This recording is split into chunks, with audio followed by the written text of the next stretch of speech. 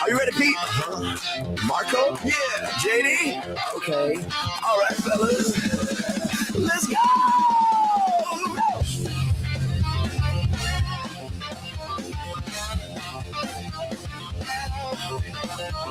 Oh, it ain't been too easy living with the other half of the states.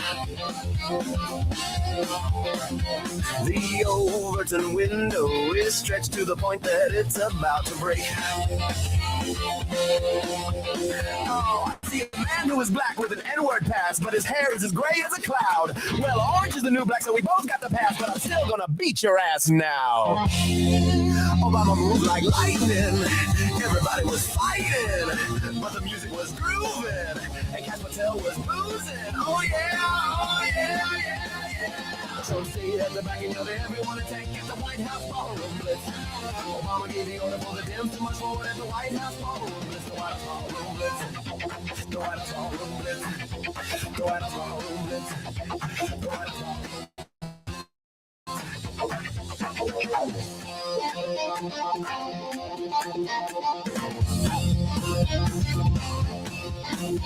AOC beats up Lauren Boebert. JD Vance doesn't know what he's supposed to do. Yeah.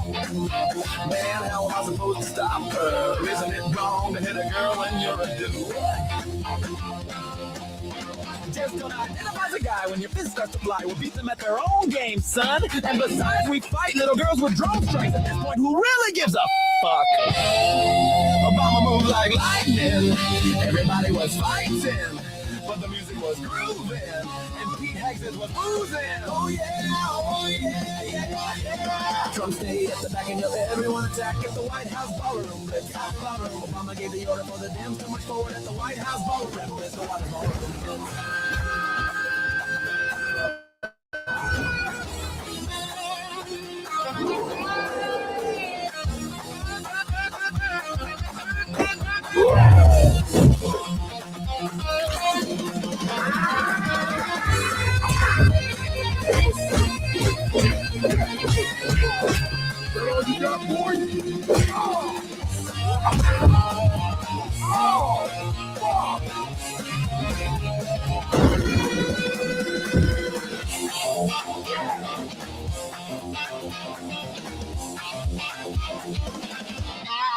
Obama moved like lightning.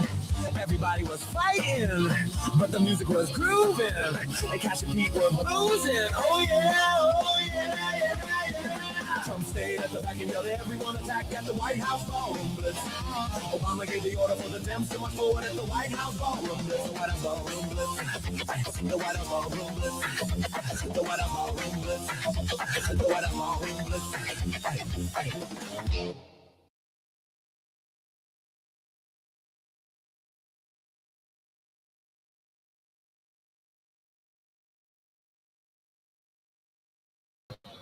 Well, hey everyone, it's I'm back drinking the juice.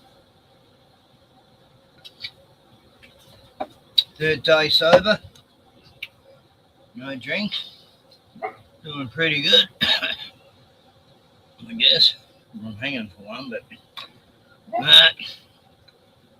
decided to give it a break, just for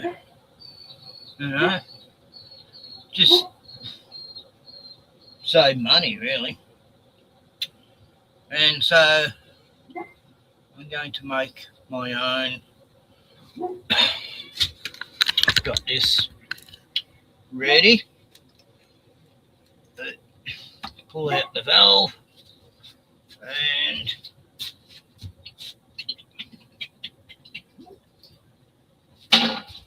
then I've got to put the as you can see, I've had to put it on a platform so you don't this thing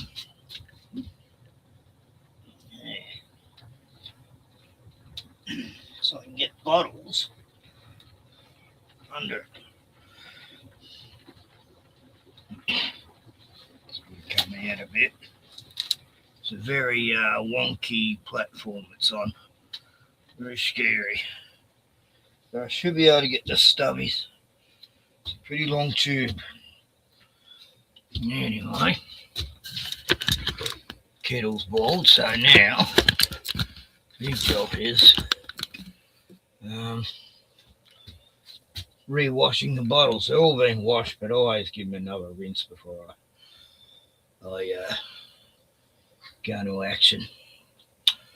There, so there's the funnel. Put the spoonful of sugar in. And that's a teaspoon. And that's 2 teaspoons. There. There's the sugar. Just got to put a teaspoon of that in each bottle to make it carbonate. So we stand up for a while. Oh God, I'm fucked already. Didn't even begin. So what's been happening in the world, eh? So it's crazy ballrooms.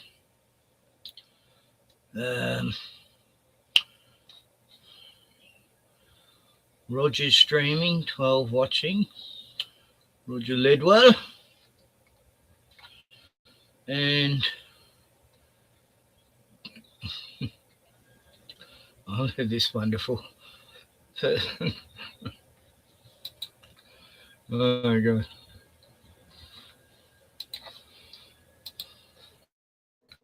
So this is a lecturer at Oxford University. I'm in the process of putting a website together, proving to be much harder than it probably should be. And the problem I'm running up against is some imposter syndrome, classic. Basically, you're running into imposter syndrome? What does it mean to be an expert in something? I cannot express. Like, this is the type of thing that makes me think that we're living in a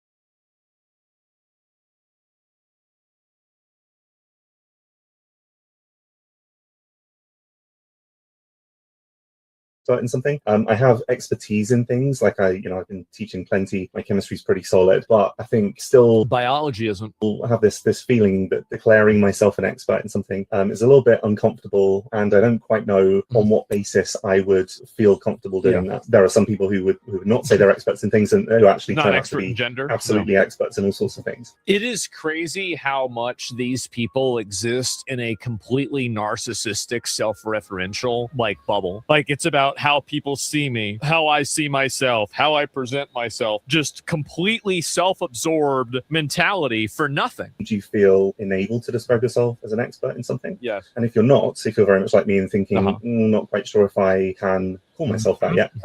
What do you think? Well, anyway, I think I don't want to listen to this anymore because it's weird. Here's the thing. I view these weird gender, things like this. I view this as what I've called before, frame indicators. The moment that a person tells me that they don't know how many genders there are, that is the moment that I stop listening to them, because there will be some things they get right. But the problem is that when you get something wrong on such a profoundly fundamental level, it indicates an impairment of judgment. It's kind of like, for example, driving drunk. 99% of drunk drivers don't crash. But would you trust that? Of course not, because they're fucking drunk. You would never trust a drunk driver, even though 99% of the time they don't crash. And so scroll away. I can't. No, Sorry. And anyway. Yeah. No, I'd say it'd be a little bit more than 99%. Don't crash. No, bullshit. There, so stack the bottles here. Well, we had a very warm day, which means we're getting rains. Thank God. Because the tank's getting low. Very low. And we need water. It's getting like Mad Max out here. No fucking water. Drought every winter and some autumn. Right, that's a start. Right. This is the cunty bit, washing the bottles.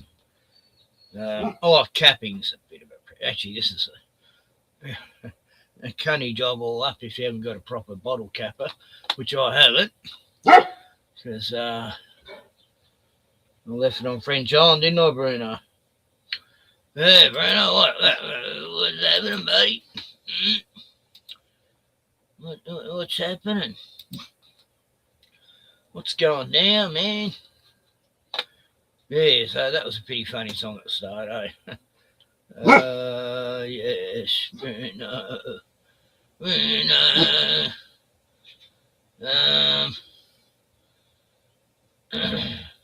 Former Premier's partner, what was her name? Franciscus or something.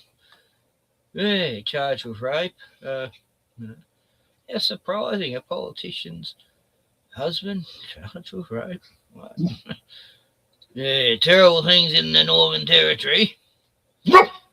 This little girl went missing the other day, and I knew it wasn't going to go well. Some lunatic got out of prison 6 days before or something. Mate, no, 4 days. And then he goes to one of the mob's campsite, and he just snatches this little girl, goes off into the bush. It took him 4 days to find the girl's body. Of course, the worst happened. And from that moment on, I go, wow, this is going to be a race between the mob and the police who catch him first, because the mob they want their justice, their blackfella justice, And they're not going to be happy if the cops get him first, but they did find him first and nearly beat him to death, as you would. But the cops rescued the guy, took him back. They should have just left it up to Blackie, blackfellas. Yeah, so now the whole of Alice Springs and all that are just going crazy, riots everywhere, cops being bashed, and they're all protesting. They want the guy to tear into pieces and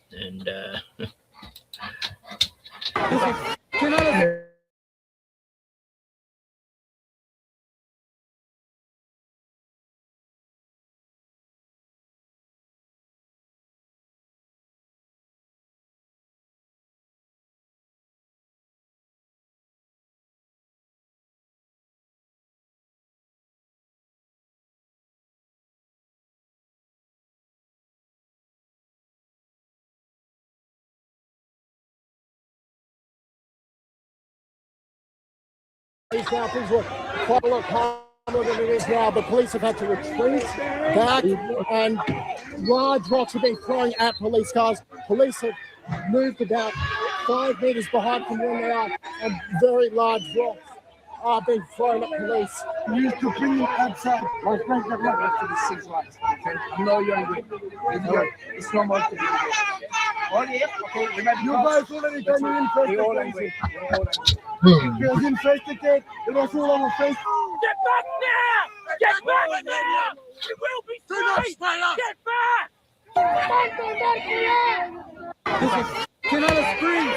They're gonna call the cops on you. Pardon?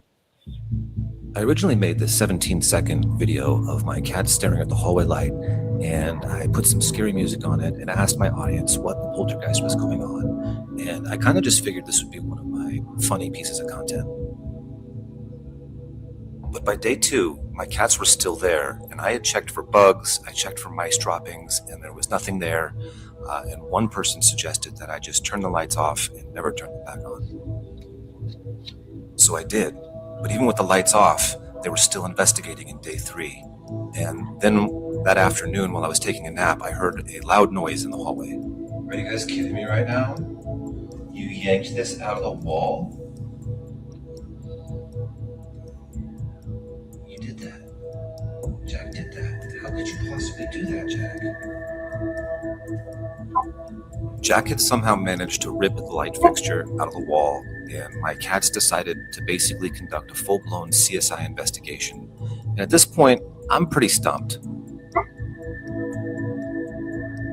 Day 4. I'm starting to consider calling an exorcist, maybe a shaman. I have lived with cats for 20 years. I have never seen them camp a light fixture for 4 days straight. Day 5. I've got my holy water and a Bible, and I've decided I'm just going to camp in the hallway with my cats, and we're going to get to the bottom of this.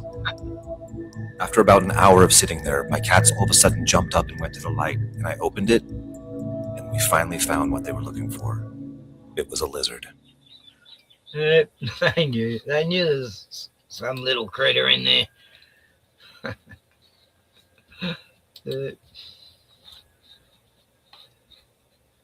It's the same with, Bruno and Annie. When I had Annie, yeah, they always told me when there's a snake around.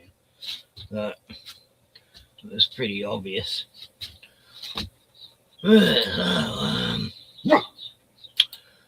Nothing to drink for 3 days now.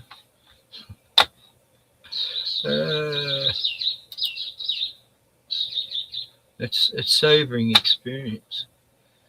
Very sobering. Shut up, Bruno!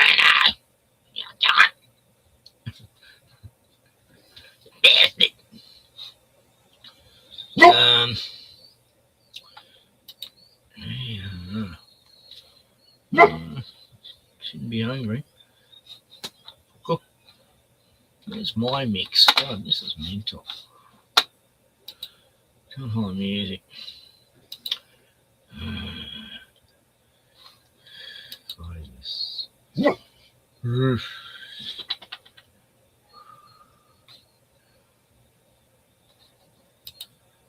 Okay. I don't want you to grieve forever. I mean, grieve a bit. I want everyone in floods at the funeral. But don't spiral, don't obsess. Keep going.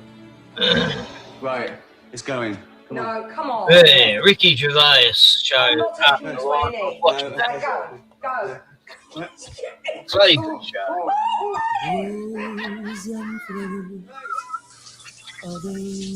I love this song. I don't know if you. I think you can hear it. Be strong. Be nice to your friends.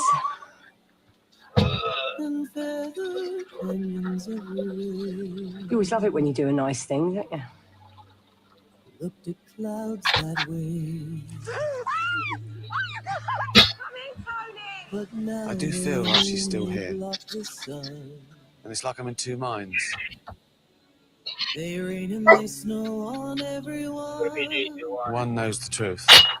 She died. So many Never done this in the caravan. I would have done. Logical. There's no heaven, no reincarnation, no ghosts. And I feel her inside me.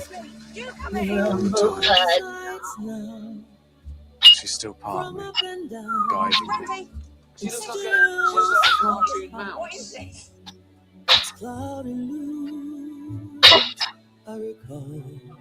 It's okay to have feelings, you know. Things that aren't logical. Science makes us understand how to stay alive longer. Silly cunt. Feelings give us the reason to want to. Oh, I still miss you so much. I don't think I'll ever get over it. So how's your day been, Sylvie?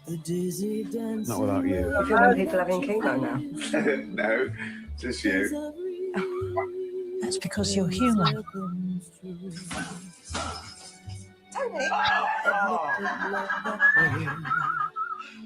If you want to be an angel, you've got to do it when you're alive. Be good, do good things. Introduce a lonely woman to a nice man. Oh, who's here? Who is here? You're my angel, Tony. Bruno's woofing away. I think that deep down, That's the line. that you still think life's worth living. It's nowhere near over for you. You're in pain. The thing you lost is the same thing that can stop that pain. Keep being funny.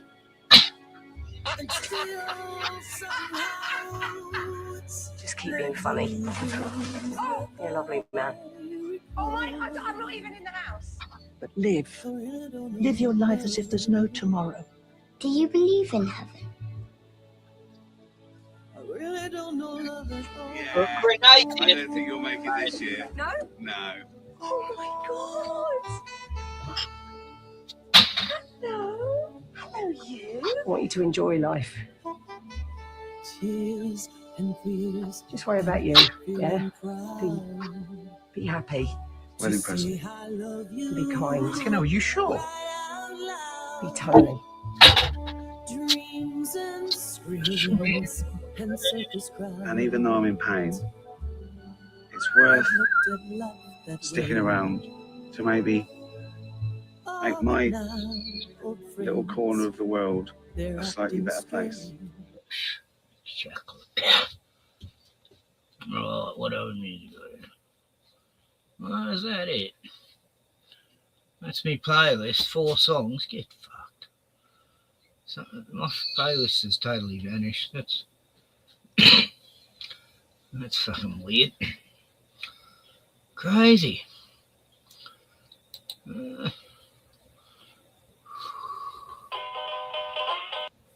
This is a terrible song by the Eels called Jehovah's Witness. There you go.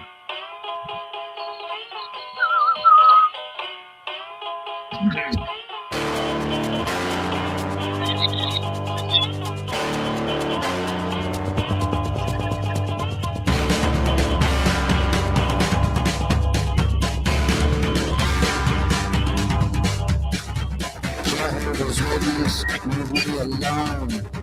Jehovah's Witness, I'm not at home. Keep on knocking and ringing the bells.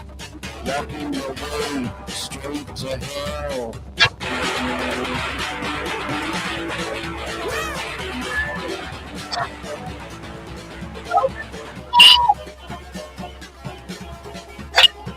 Jehovah's Witness, let's not pretend that for 1 second you are my friend. Knock on my door, man, I'll turn out for late. Close the curtains and turn in for the night.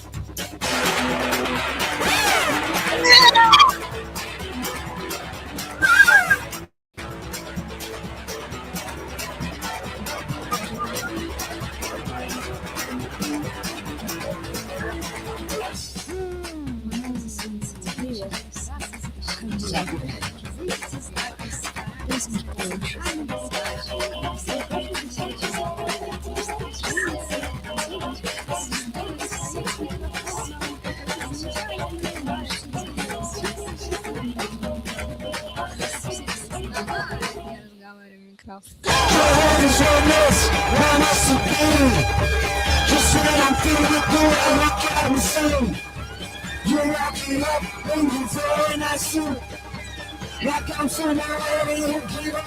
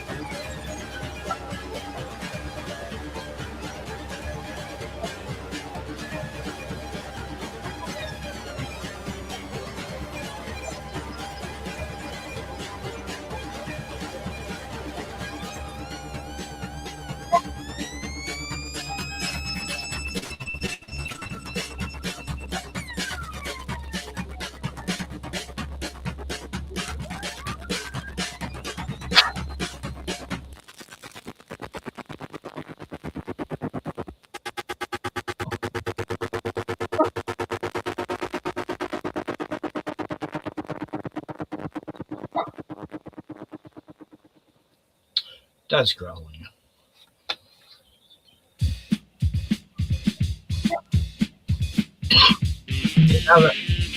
There's weakness from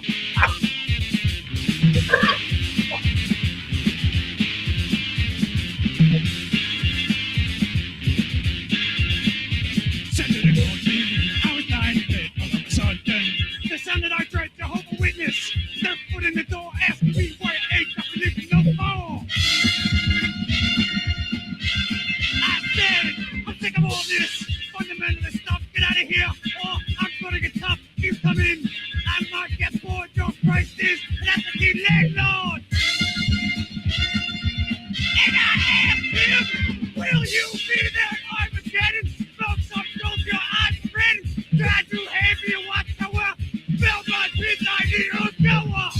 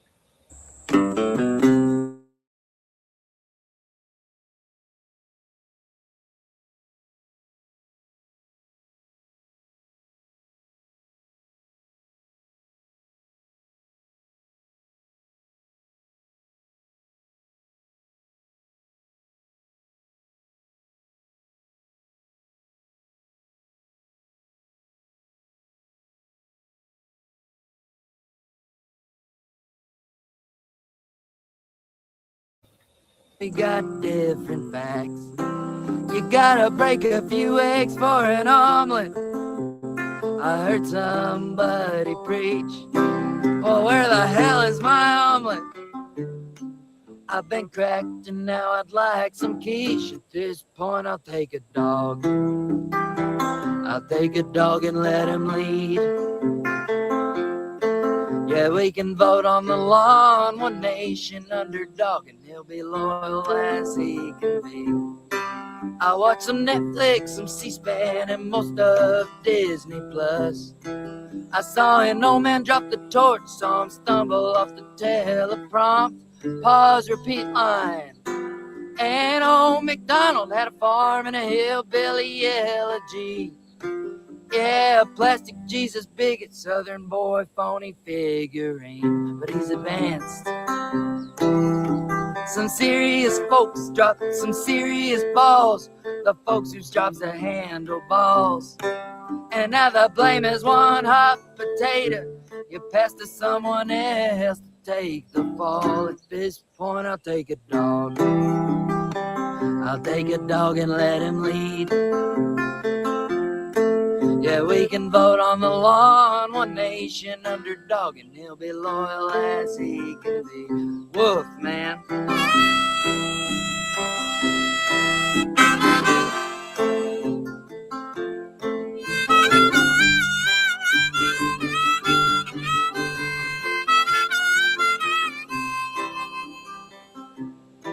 Yeah, a golden retriever ain't no great deceiver, and a Labrador don't lie. I trust a Siberian husky with all of this money. I'd even trust a pug before I trust these guys. Give the whole nation to a Dalmatian. Grant the eagle to the beagle, it don't matter what breed. And a poodle the reins. I know it sounds insane, but if we're gonna act like them, they might as well leave. At this point, I'll take a dog. I'll take a dog and let him lead. Yeah, we can vote on the lawn, one nation underdog, and he'll be loyal as he can be.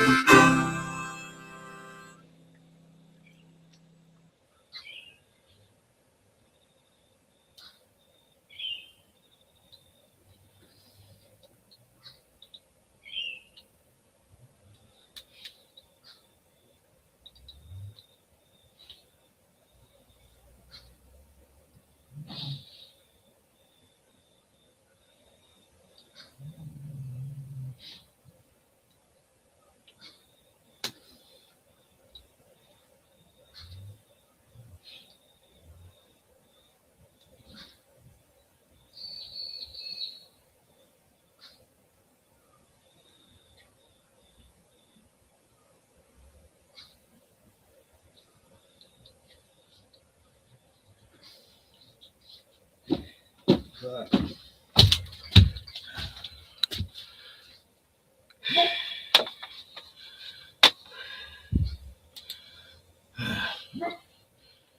Well, just been out trying to find the handheld capper, and everything's been changed around. This cleaning lady I've had, she's chucked everything in the most ridiculous. I'll never find anything. Oh, for fuck's sake. For some reason she's got me chainsaw and put it on its side on top of this tackle box of mine. All the oil's just poured over tools and all me fishing tackle box. Just fucking know what'll work for me. So I don't know how I'm gonna cap these cunts now. That's sort of fucked. Let's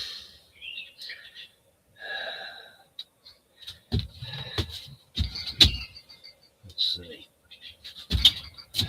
Gotta be a way around.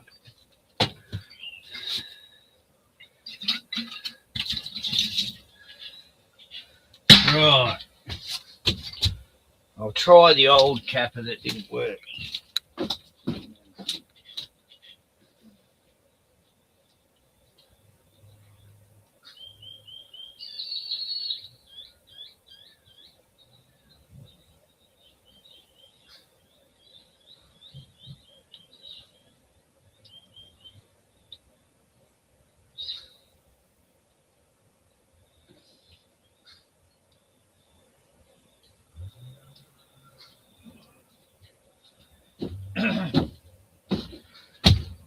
Fuck.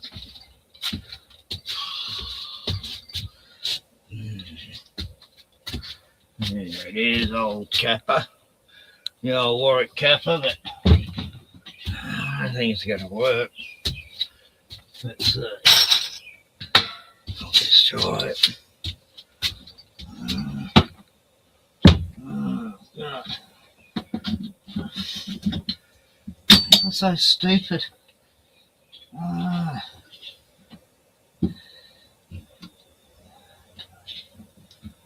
It's going to fit. It's not made for Coopers.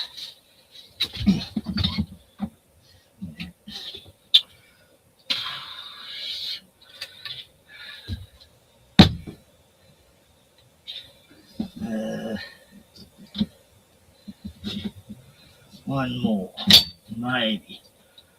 No, now it won't fit under.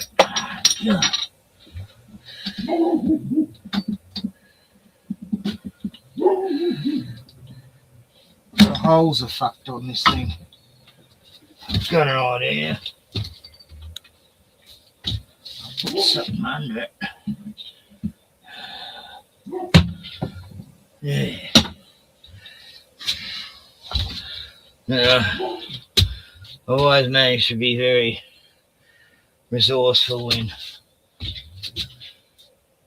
you have to be. Need something about that thick to put on the bottom.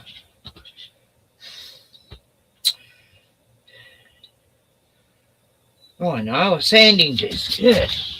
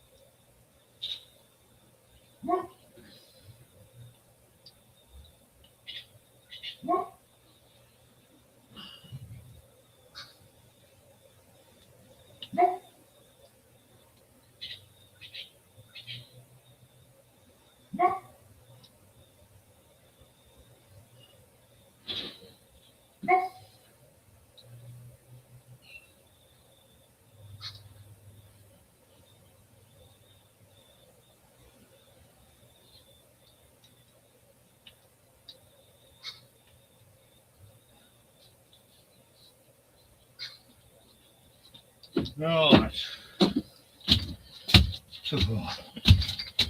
There it is. There's 3 of them. So I should be able to get the right height. And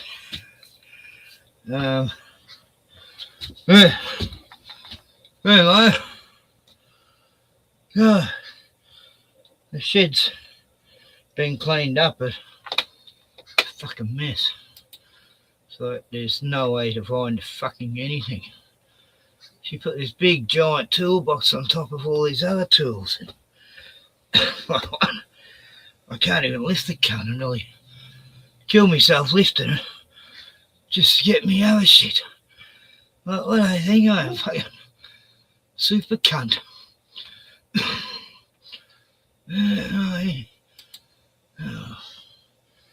Anyway, enough bitching about the cleaning lady. She's getting replaced. Her replacement come for her to show her the ropes, and this girl, she's, I don't know, 18, 22, real young, but she can't be any worse than the last one. She's got to be better. Lovely lady, the cleaning lady. Just does things weird, like, you know, when you put clothes in a washing machine, you want it to be able to move around a bit. She'd thrown three doonas, whereas I only wash one doona. You can only just get that to fit in. She chucked 3 in the other day. So I had to pull out these half wet blankets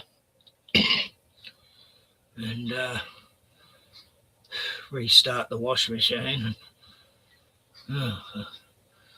Plus, you know, big bottle of, you know, laundry detergent. She's used half a bottle. It's like, you got these towels that are, yeah, they're like cardboard. I don't know how. I know, I know how to wash clothes. I know how to do dishes.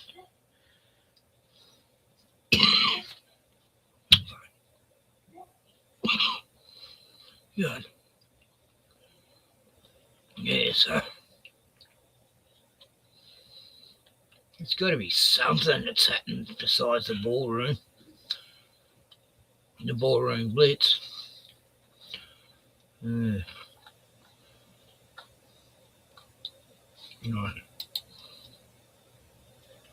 This is for everyone who loves Lego.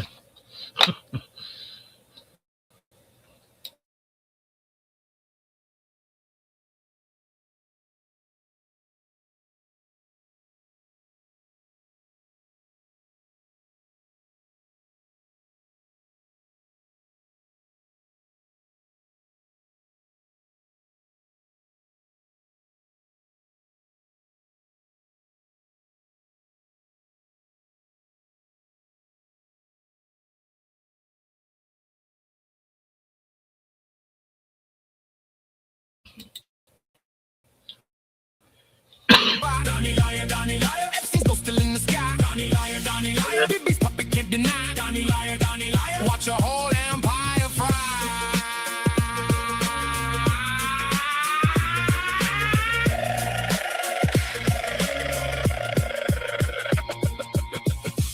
Yeah, that's more like it.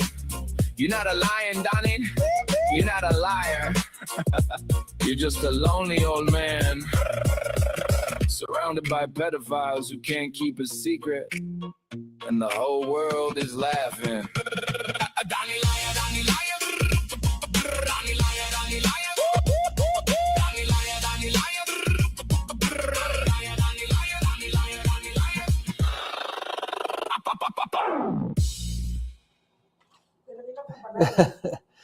liar. Keep them warm by the fire here. It is chilly out here in the land of the trailer parks, Nova Scotia. That's also really nice. All I've been eating is fish and chips. The fish and chips here are so good. It's just like when I go to Capri in Italy, all I eat, literally every meal, is linguine vongole. It's so good. And here all I eat is fish and chips. And it's so good. It's so fresh, so good. It's actually a little warmer today, so that's good. We are leaving tomorrow. We're heading back to Mexico. So we survived this energy crisis, flight problem stuff, which we usually do. Although that's going to be hitting soon, and I mean like super soon, in a couple of weeks in Europe. It's amazing how few people are even talking about it because everything's still running. This is so diabolical, and they don't put it on the news hardly at all. The average person doesn't even know that in like 2 or 3 weeks in Australia, which is where they filmed Mad Max, which is about society collapsing after there was no more oil. And that was filmed in Melbourne, by the way, in 1979. And Europe is a couple of weeks away from running out of oil, and there's nothing coming. This is going to be so wild to watch. Like I don't want any of this stuff to happen. But since it's happening, I'm so curious to see how it's going to play out. I'm going to be so glad to be back on my ranch where the solar panels, I think, are just being finished now. Just in time. I should say, too, about the intro videos we've been using lately. A lot of them have been these Lego movies, which come out hours after major events, and they're like super well produced. Like in the old days, we sometimes do like an AI video really quick for some sort of for one of our videos. But now we don't even have to do it. There's so many of them coming out. And this video is actually coming out on May 1st, which is Beltane, which is, I think, a Scottish sort of or a Celtic sort of a holiday. It's also been tied to Ball. I don't know how much it's tied to Ball. Of course, they're trying to build the ballroom right now. But it's also the season of sacrifice for the Satanic Penivore group cult. And I found it very interesting that May 1st of all days is when a 60-day deadline could pressure Trump on ending the Iran war. A decades-old law allows the president to wage war without congressional approval for 60 days, then limits his options for continuing. President Trump might seek to get around it. I'm sure he will. Yeah, very interesting timing. So we are officially at 60 full days since the initial terror attacks, killing, I think, like 100 little girls in a school, and all the other terror attacks that they did on that day and did for like weeks afterwards. It's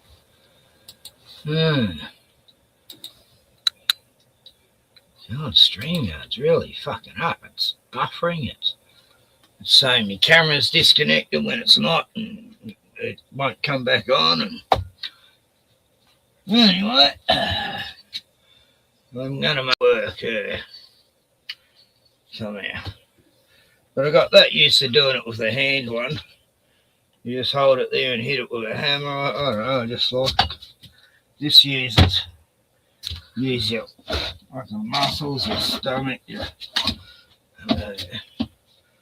this cunt. Oh yeah. This fucking thing. And you go, you put the bottle there. There, I've had to put these things in so it reaches. And then you gotta go at it right on the spot, and then you there. It's gonna be a cut. But I'll get it done. Okay. So who's here? Hi Leslie, so the Angels post anything. G'day. I don't think I'll watch this Jeff Barrett one, but sometimes he's okay, sometimes he goes on and on. And then he goes on about his Tesla machine and yeah. Oh, God. Well, this has been a mission. Had to do dishes before all this. Still got some washing to get off the line before it rains. Thank God. Haven't had rain for ages. The tank's getting low. So we need rain. Yeah. So I knew it'd be a shit show in Alice Springs when that little girl went missing, and I knew they'd catch the guy. You know, it's everyone knows everyone there. And of course, one of the mob's going to spot him, and I just wish they had got their justice before the cops come in. They wouldn't have anything to complain about. But now, the cops are just as bad as their own. This scum just got out of prison 4 days before. I mean, what's... I don't know how they didn't kill him before the cops turned up, because someone dobbed the cops in. Oh, yeah, paramedics getting stabbed every week now. There's one last week. Lunatic went on attacked the ambos while they're taking him to hospital, and yeah, they were pretty shook up. One got stabbed, and then I showed a video of a guy putting his head through an ambulance while they're driving along, and yeah, well,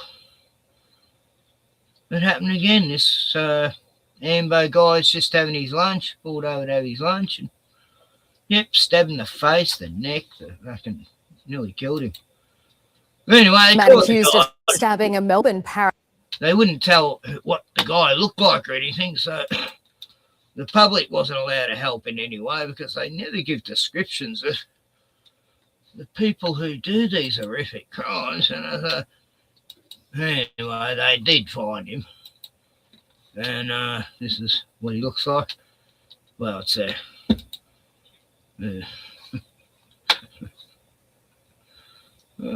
no surprise.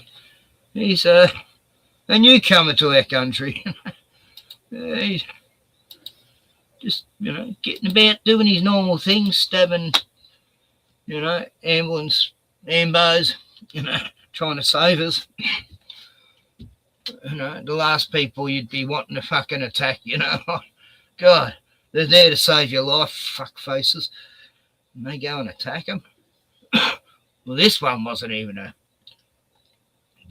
he's just walking past and decided to go to stabbing spree. A medic in a daylight ambush has faced court charged with attempted murder. The incident has exposed a legal loophole that could allow the alleged attacker to avoid mandatory jail time. This is Muhammad Ali, accused of repeatedly stabbing a Micah paramedic, the 32-year-old charged with attempted murder. I think that goes to the weight of what's happened, the severity of the attack on this occasion. The paramedic had just arrived to meet with a colleague for coffee, but once he got out of his vehicle, he was allegedly attacked from behind. The incident has sparked widespread outrage over laws designed to protect emergency workers. Just because they're on a coffee break doesn't mean that legislation shouldn't apply. Under Victorian law, assaulting an emergency worker carries a mandatory jail term, only if the worker is on duty or providing or attempting to provide treatment to a patient. The paramedic yesterday was in uniform, but on his break, meaning those sentencing laws don't apply. If they are on shift, they are on duty, and therefore those laws should apply. The state government today promising to order a review of the laws to shut that legal loophole. We need to change the laws. But what does it matter whether he's on his lunch break or not, or whether he's just any person that can't stab and attack someone? Like, why should that make any difference in anything? The guy's been brutally attacked and nearly murdered by this fucking maniac. Doesn't matter whether he's on his lunch break or not. What? So they're saying if it's a civilian, nothing we can do about it. What fuckery is this? And make sure this never occurs again. And we've been very clear that we are committed to fixing this loophole. The 35-year-old father, who has been a paramedic for more than a decade, is incredibly lucky his injuries weren't fatal. When the knife was plunged into his neck here yesterday, it narrowly missed his main artery and spine. I think it'll be something that he and all of his colleagues will carry for some time. Geordie Wright, 7 News.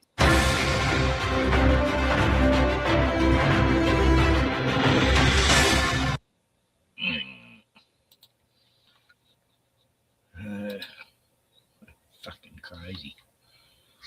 I mean, we get so many of them every fucking night, every day in Melbourne.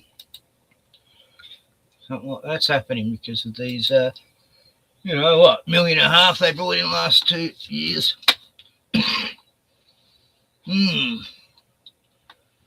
Yeah. And I don't even blame the immigrants. I blame the government. They know what they're doing. They're bringing in the worst fuckers they can find. Go to Africa. Let's see, what's the worst pack of bastards here? We'll get them to come over. Oh, you're an engineer. Nah, forget you.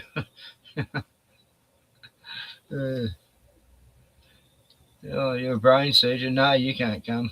We want people who get around machetes and shit to come.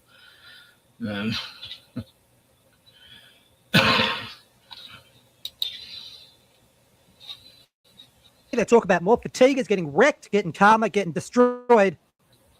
Got great examples here. We've got a comedian causing a fatiguer to lash out because he can't take a bloody joke. We'll check that one out. Plus, I've also chucked in, I know you like these, a tasing, but not from the US this time. This is from the UK. Plus, in the US, we got a cop body slamming out of control fatiguer. Plus, we've got lots more examples of fails, foolishness, and just downright dumb fuckery from the usual suspects, as we always talk about. But as I always say first up, hit the like button right now. And if you're new here, hit that subscribe button as well. Help me get to 320K, because I'm struggling here. But not as much as you watching this, trying to work out what the fuck that is on your screen. Well, let me help you out. Oh, wow. Hakuna Matata! Okay, so it's just an African going full tard. But let's kick it off with the tasing from the UK. And for the record, this guy has a knife on him and has already committed a crime.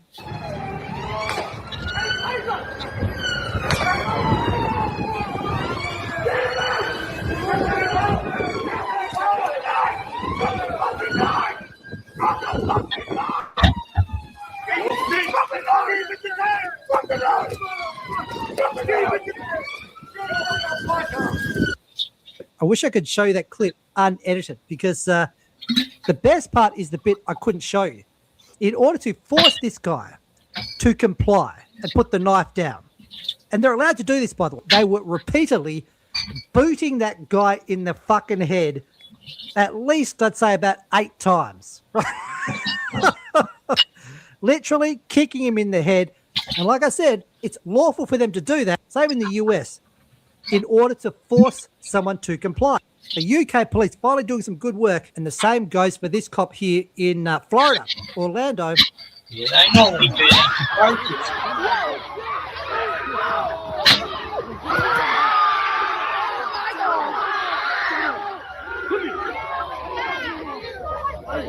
Chuck him in a bit.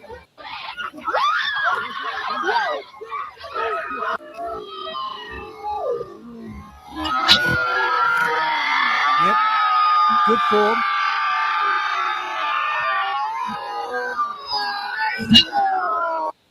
Yep, good form there. You got the wrong one.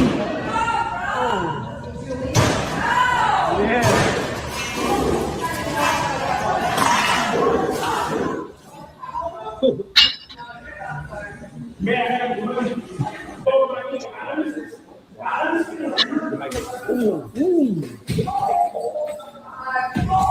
Ooh.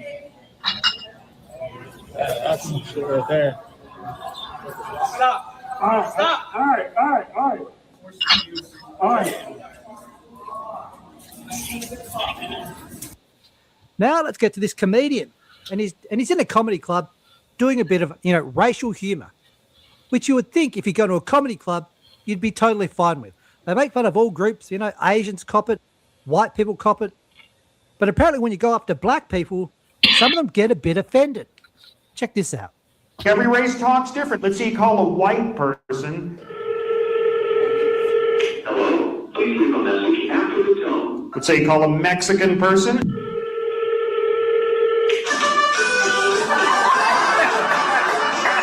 Let's say you call a black person.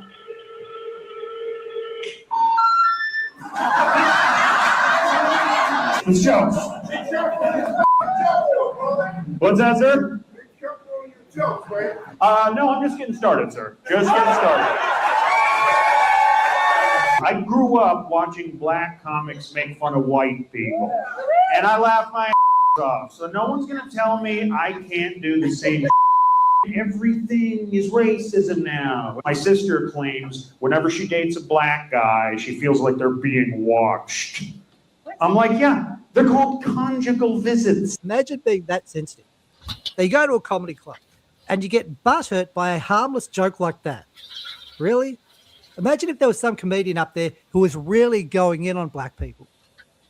That person would have had an absolute meltdown if they can't take this.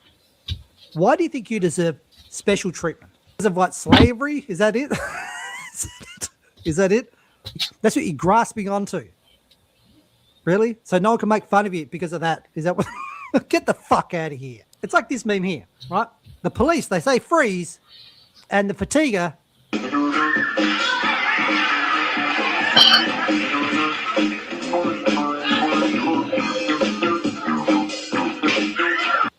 And then they're like, didn't do nothing. Case in point.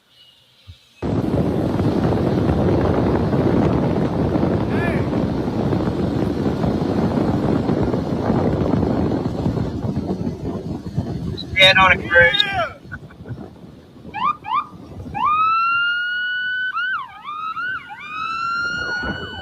Hey, they got me, y'all. Got me, y'all. Get a lot of creeks, right?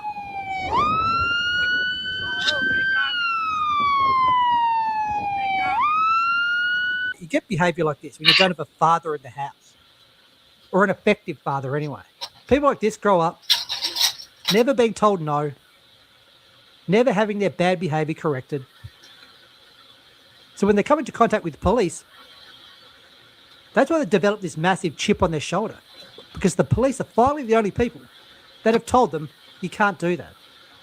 Taking a piss in the middle of the cinema, in front of everyone. That's why I'm not going to play it. So you have people doing this, and then the people of that group wonder, why are we treated differently? When you see some of the stuff that's going on in this community, like how degenerate it is, like I genuinely feel bad for the kids here. Like, what the fuck are the parents thinking?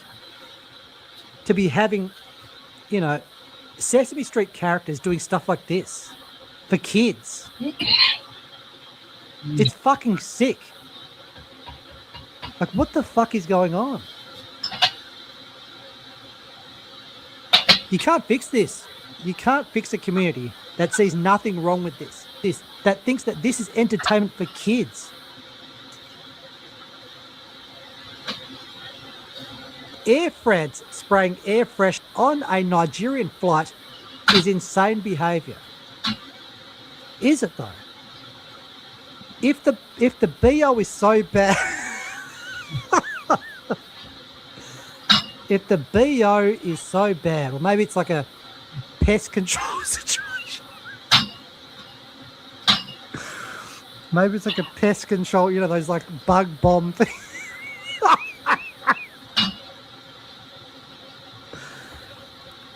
Can we blame them? Okay. Who are we to judge how bad the air is smelling in that confined area? That's what's going on. Hope you're having a good day as always.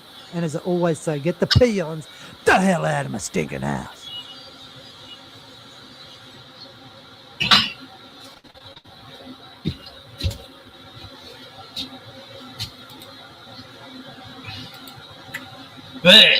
There you go. What else is there? No, I'll put all the sugar in the sponge. And right. Now I just fill it up. Oh shit.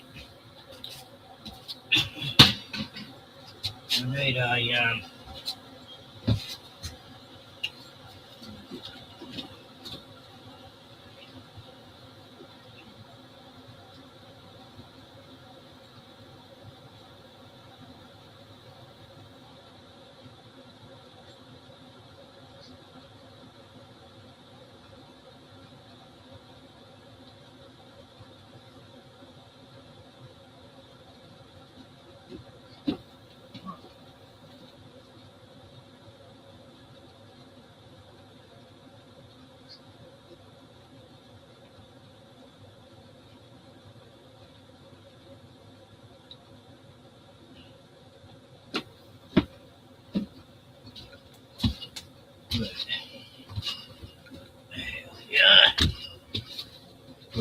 rag on the floor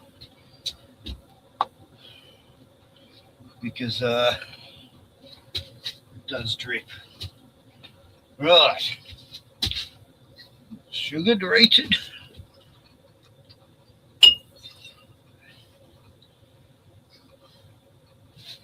There. You can just see it. It's getting dark. Perfect.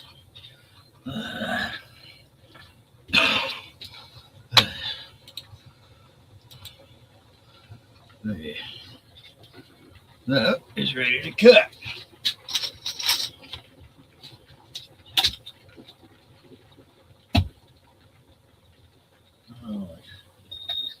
Oh, this is going to be tedious as fuck. And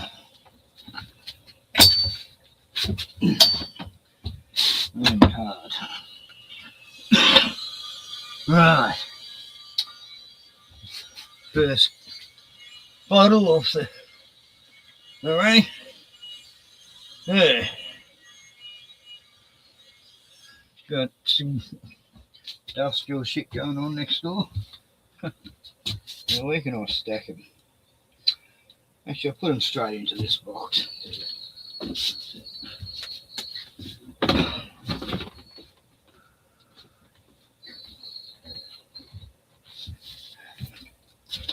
All right.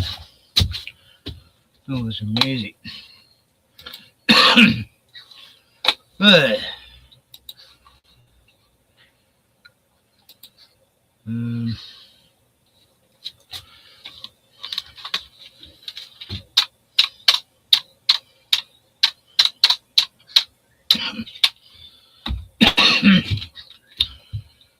But, this, I don't know. Yeah. Pissed off over about 50 cents. I've been selling my soul, working all day, overtime hours, bullshit pay, so I can sit out here and waste my life away, drag back home and drown my troubles away. It's a damn shame what the world's gotten to for people like me, people like you. Wish I could just wake up and it not be true, but it is. Oh, it is living in the new world with an whole soul. These rich men north of Richmond, Lord knows they all just wanna have total control. Wanna know what you think, wanna know what you do, and they don't think you know, but I know that you do. 'Cause your dollar ain't shit, and it's taxed to no end. Cause the rich men, cause the rich men.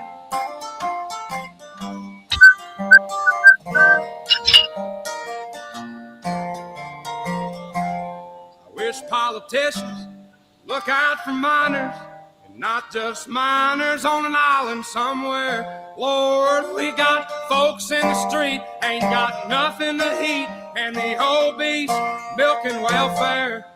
God, if you're 5'3" and you're 300 pounds, taxes ought not to pay for your bags of fudge rounds. Young men are putting themselves 6 feet in the ground, 'cause all this damn country does is keep on kicking them down. Lord, it's a damn shame what the world's gotten to for people like me, people like you. Wish I could just wake up and it not be true, but it is. Oh, it is living in the new world with an whole soul.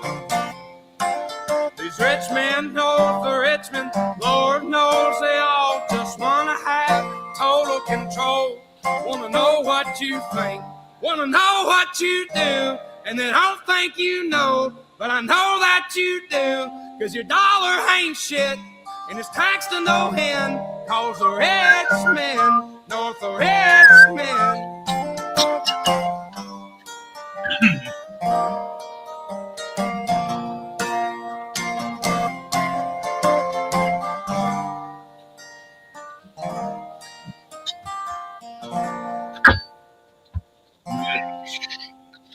I've been selling my soul, working all day, overtime hours for bullshit pay.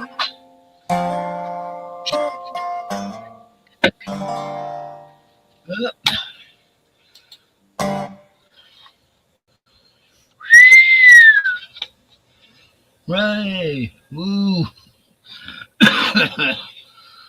Okay.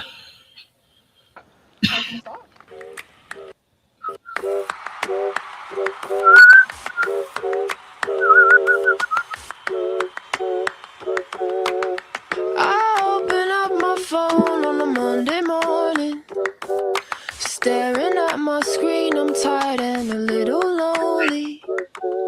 Mr. Muskie says some shit that left so angry. Twitter wars and Gaza, man, it's overwhelming. Maybe that's how life becomes when people less important than a profit line. No one cares about your dreams, just pay your tax on time. Keep scrolling, hold me near to you now. Gender, guns, religion, and abortion rights. You better pick a tribe and ain't the other side. Keep scrolling. Did you see Taylor live? Man-made virus, watch some millions die. Biggest profit of their lives. Here's inflation, that's your prize. This is Carmageddon. Turn on the news and eat the lies. Kim or Kanye, pick a side. Cancel culture, what a vibe. This is Carmageddon. Corporations swear they never lie. Politicians bribe for life. More and war, it's genocide. This is Carmageddon. Welcome to the chaos of the times. If you go left and I go right, pray we make it out alive. This is Carmageddon.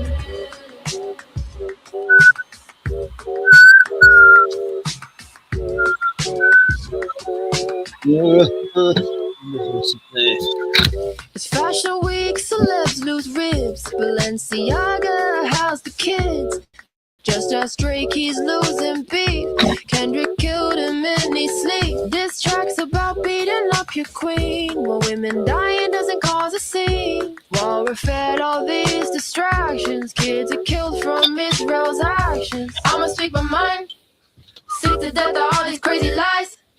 A circus for humanity's decline. We just want a peaceful life, give the people back their rights. And I still gotta be, cause Fauci's laughing and we've been asleep. And who's a liar and it's running deep. Big pharma finna eat, they a devil make 'em weak. Man-made virus, watch some millions die. Biggest profit of their lives. Here's inflation, that's your prize. This is Carmageddon. Turn on the news and eat the lies. Kim or Kanye, pick a side. Cancel culture, what a vibe. This is Carmageddon. Corporations swear they never lie. Politicians bribe for life. More and war, it's genocide. This is Carmageddon. Welcome to the chaos of the times. If you go left and I go right, pray we make it out alive. This is Carmageddon.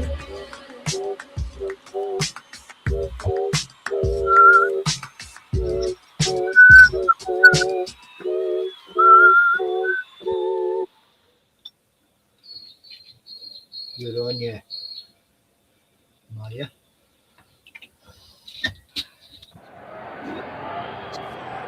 Gord's could he roll it through? He can! Cometh the moment, cometh the champion!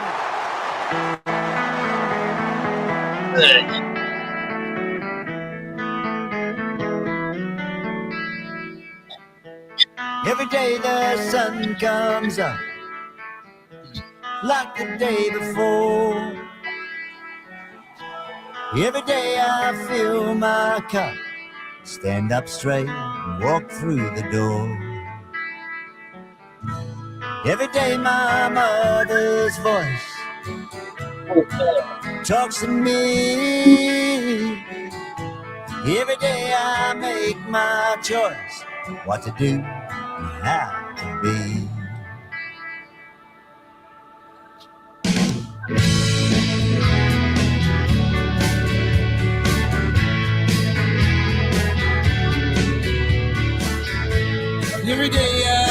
put my life on her sacrifice. And every day I face my strife, but I know where to go for advice. Ooh, many roads I could have walked down, many, many ways to disappear. That's the problem, and every day I hear the sound of her voice right by my ear. So clear, so clear. She taught me to be strong. I guess I got lucky. Now I gotta dance and I got a song. They can't take that away from me. Every day, every day, every day I hear my mother.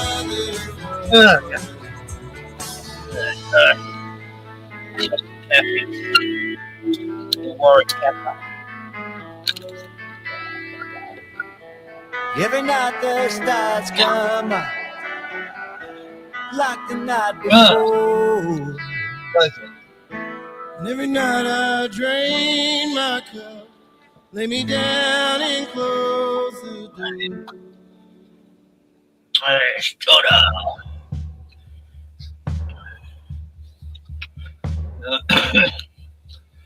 I'm just making our bird. The Australian of the Year for 2014 is Adam Goods.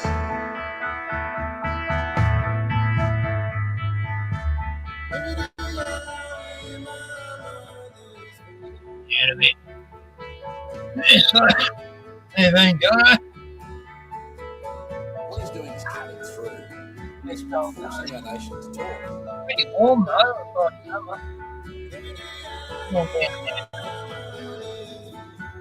He's a proud Indigenous man that called out racism. Adam, good to be watching. This is for you. Everybody watching back the football.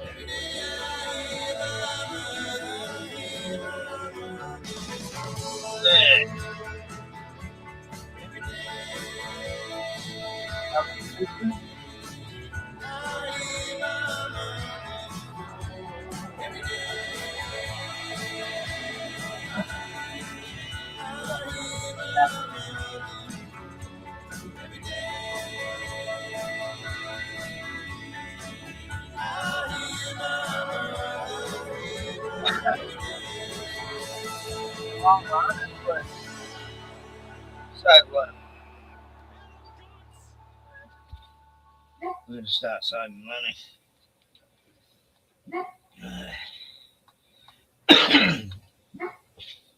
Saver. Go to Antarctica.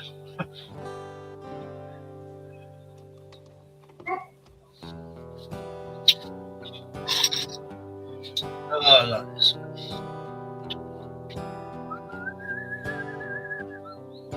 You opened up your door. I couldn't believe my luck. You and your new blue dress, taking away my breath. The cradle is soft and warm. Couldn't do me no harm. You showed me how to give into temptation, knowing full well the earth will rebel. Into temptation, a muddle of nervous words.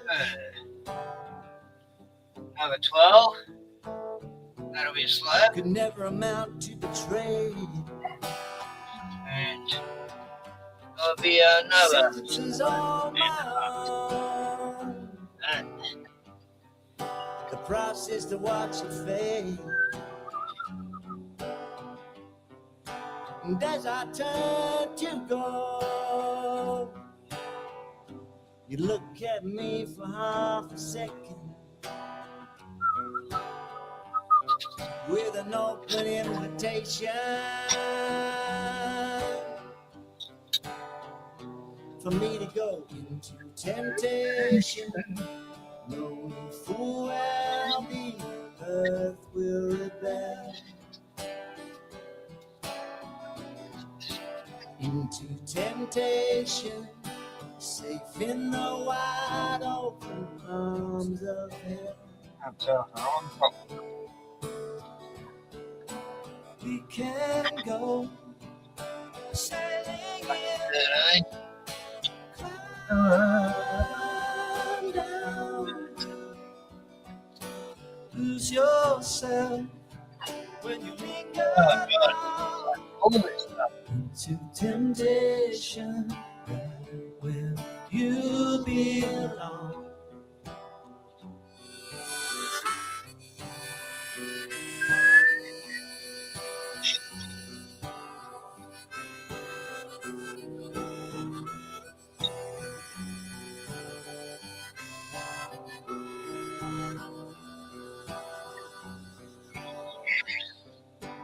You can never sleep.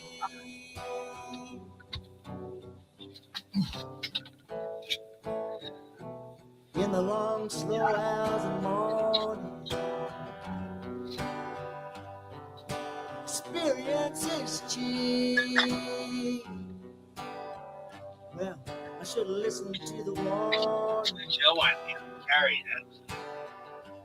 The cradle is soft and warm. I'm glad.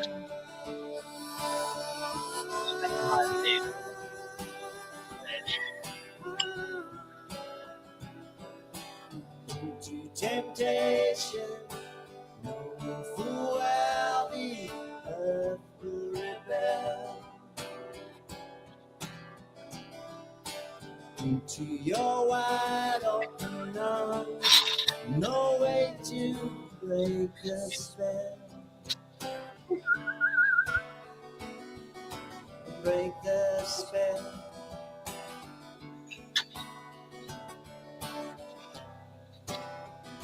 Don't tell.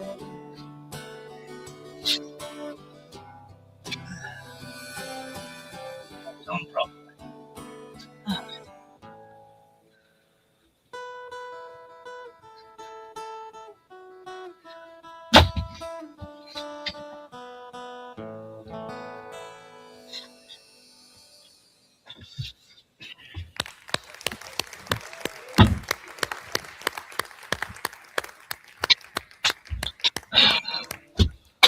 Well,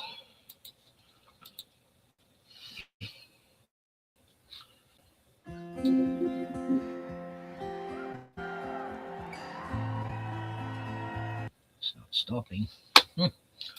Righty. Hey, so this is going to take forever. Ah. Back some more. Get some more bottles. And Bob's your uncle. Yeah, so we've had some fun, haven't we? Get to watch all these crazy, ridiculous psyops. Obviously fake. The ballroom, oh god. The ballroom thing. That was hilarious. Can't believe. You know, this is 3 times now, come on. You know, 3 attempted assassinations. Oh, they're ridiculous.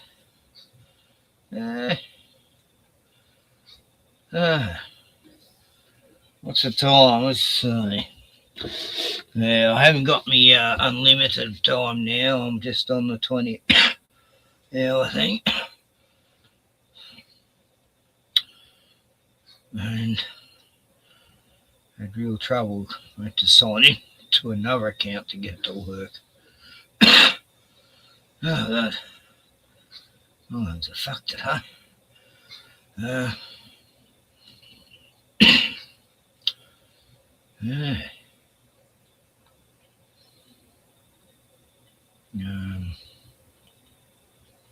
What was the story I wanted to show?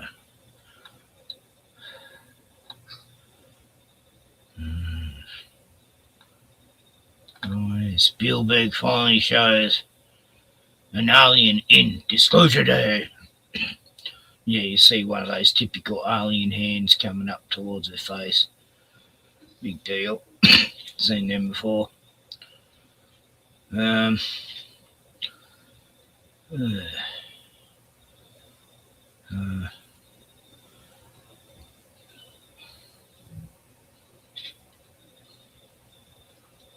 there's an interesting story in India. This guy goes to the bank and says, my sister has died and I want to get her money out. And I said, nah, she has to come here. So he went and dug up her grave and brought her body to the bank to prove.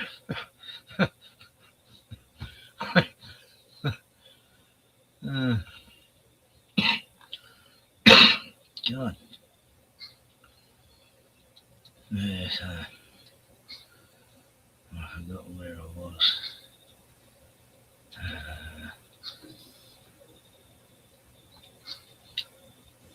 Cash Patel doing nothing during the White House ballroom thing.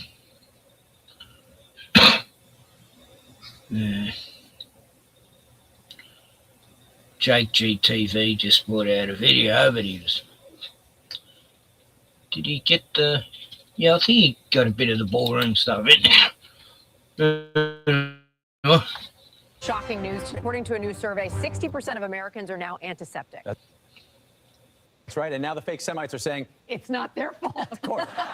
Chloe and Michael, good morning. We're here with Rabbi Foreskins, who has an interesting method for circumcision. It's just Metz eats a beeper. Stop noticing.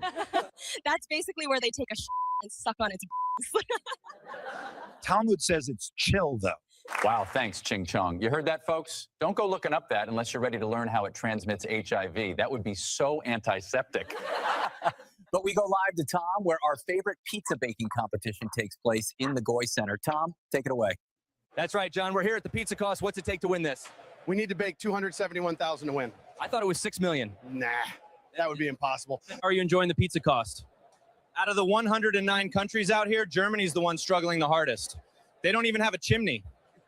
That sounds a bit antiseptic. Hope that doesn't get us canceled. Well, Producer Berg does love his pizza and grape soda. Shut it down. Fine, over 80% of the Epstein list was and 0% of the victims were, but that doesn't mean we aren't victims. My grandparents were in the Pizza Cost. Jeez, Producer Berg, chill. He's so cute when he shuts it down. Anyway. Did you see that fat congressman tampering with the votes? Yep, show the normies.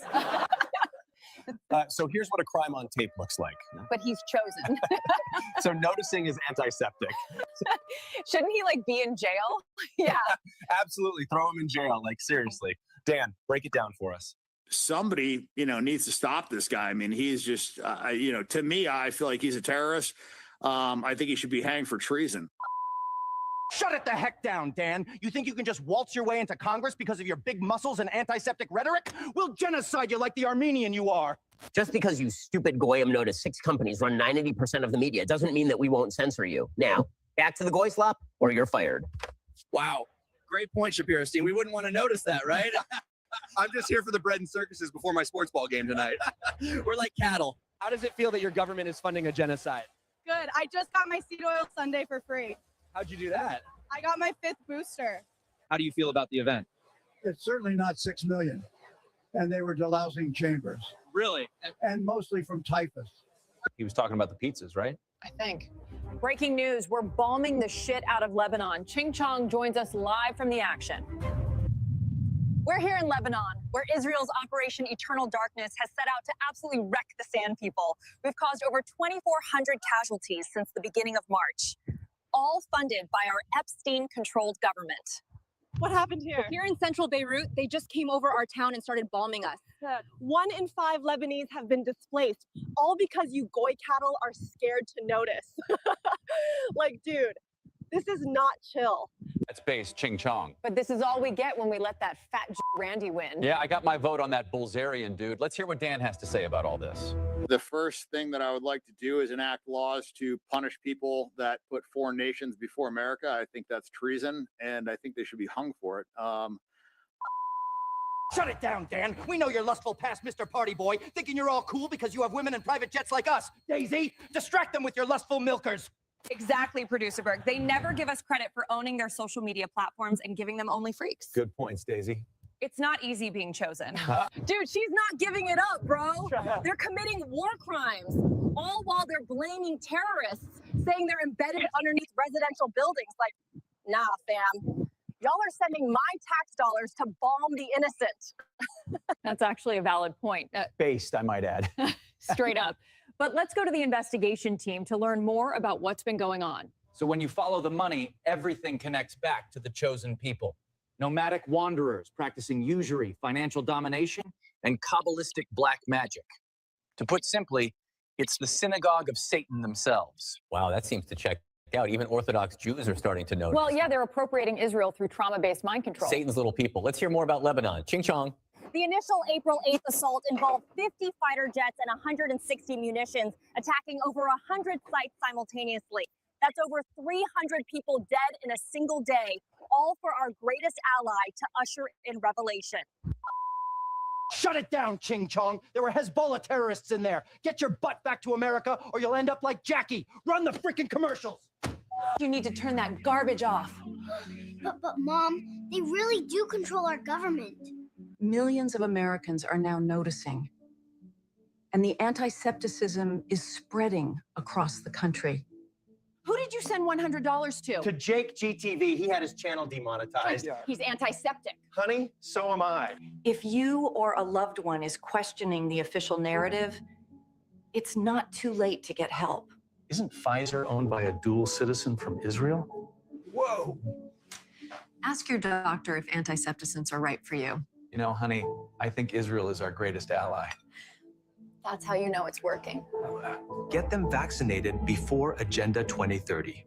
Wow, don't they own all the pharmaceutical companies? Yeah, but careful, or Producer Berg's going to force you to vaccinate I'll just them. use a fake QR code. Let's go back to Ching Chong to see what the fake Semites are up to in Lebanon.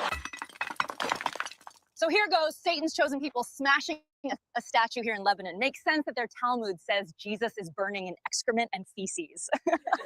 Talk about Talmudic tribesmen, am I right?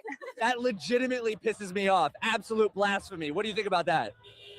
We should still support them. So you're retarded. Got it. It's 4D chess, bud. Let's hear more from Dan Bilzerian. They got kicked out of 109 countries, but they got expelled 1,030 times, which means they got accepted back in the country, kicked out again, accepted back in, kicked the fuck out again. Yeah. Right. So like, this is not totally opposite of the blacks. Everybody wants the blacks. They're taking them as slave labor. Well, yeah. Speaking of which, I mean, I'm sure you guys know who is behind that. Yeah.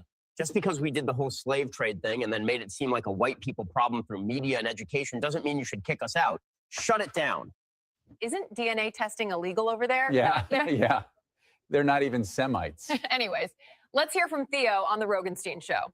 They haven't been helping anybody forever. They're letting fucking politicians slurp on kids. All of our fucking money goes to Israel and they're using it to fucking genocide people. It's like, it's a time where it's like Satan is amongst us and our religious leaders are fucking talking about bullshit at the poll. It's just like, what is going, I don't know, man. We got to get you off those antidepressants, son. You're losing your fucking marbles. Good job, Joe. Let's get him vaccinated. He needs his antiseptic. That's so true, Daisy. Joe knows what it's like to be chosen. His wife is one of us. I just joined your Only Freaks. Consider me your greatest ally. Good goyim. Let's hear how we can censor them on social media. I can't wait. Over the course of 2024, we tripled the amount of accounts that we were banning for hateful activity. Oh, that's why we got canceled. The frickin' Jews. That's right. Yeah. So much for them not censoring our speech. That's antiseptic. Let's hear what the ADL is doing.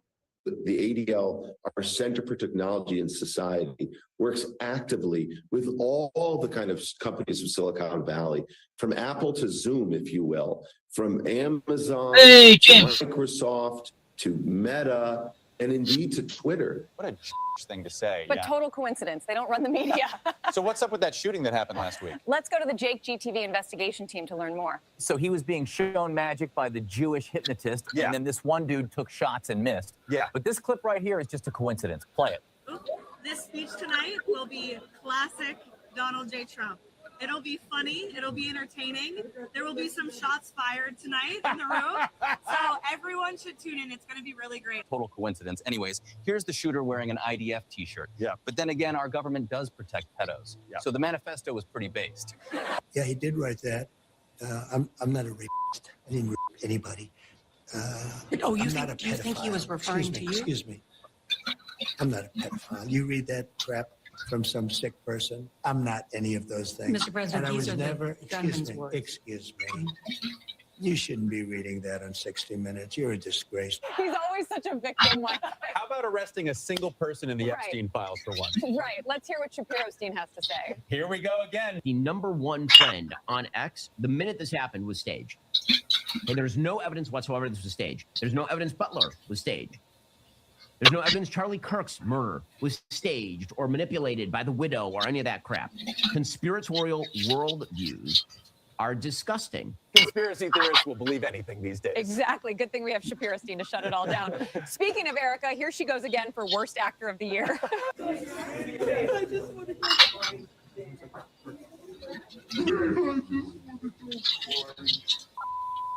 Shut it the heck down!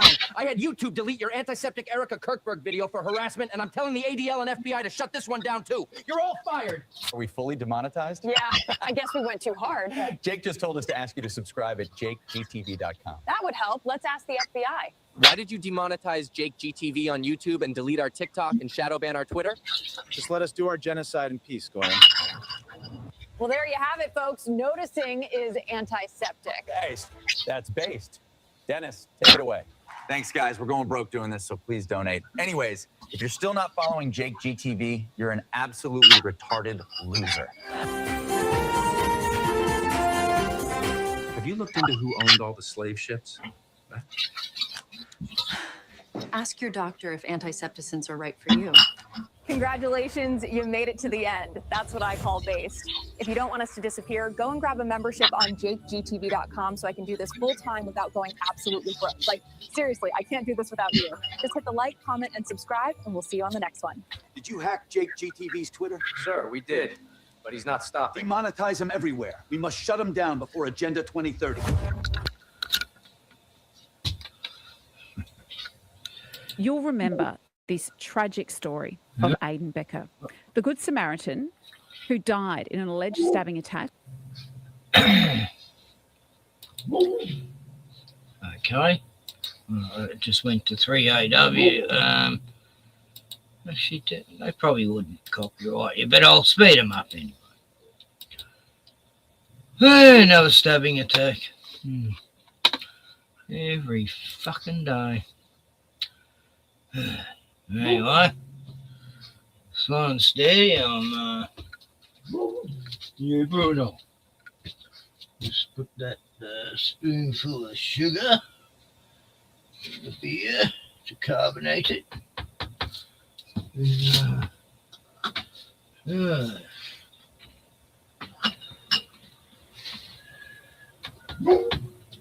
Look, Bruno. Bruno's barking at something out there.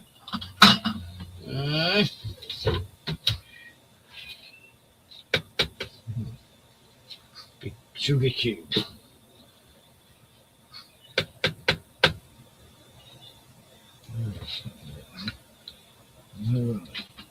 Yeah, which end did I start at? Damn it. That end.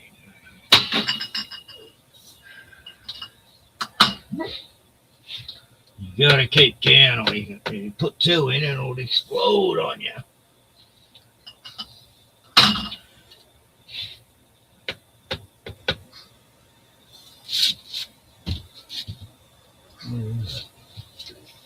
This is some play machine. Make a hell of a racket. Yes. Yeah, fuck paying $75 for a slab when you can make 2.5 slabs for $25.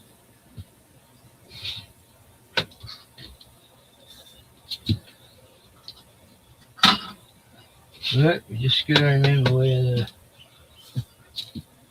always move the funnel on. Never leave it in. Always. I've been doing this so long now. It's pretty much instinct. Yeah, 30 years I've been making home brew.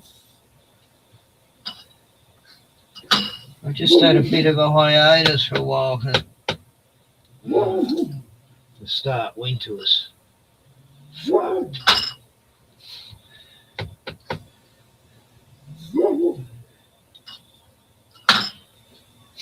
colder it is, the longer it takes to brew.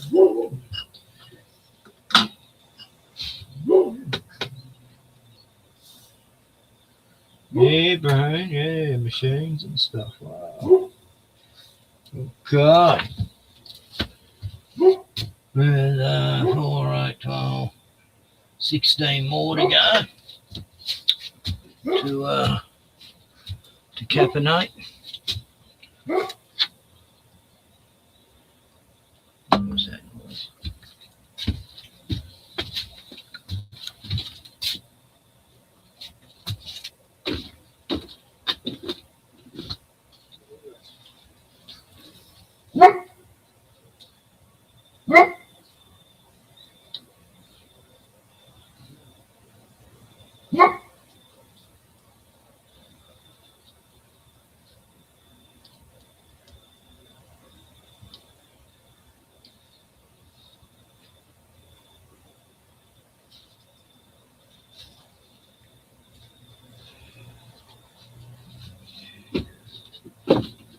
I don't know what it is, whatever it is, it's stuff. Anyway, one more. Doing a cover to put in the cover.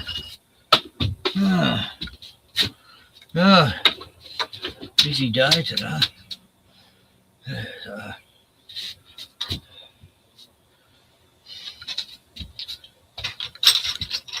Can you get up?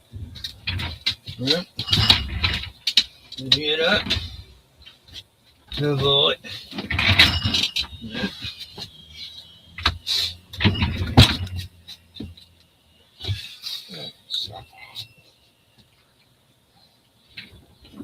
Noisy cunt. I can decide to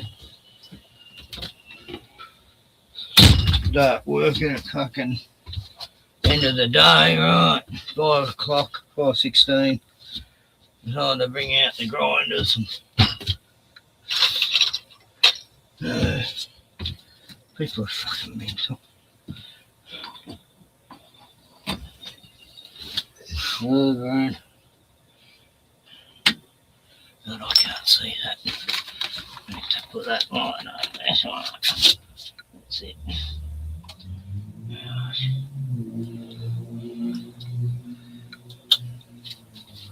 And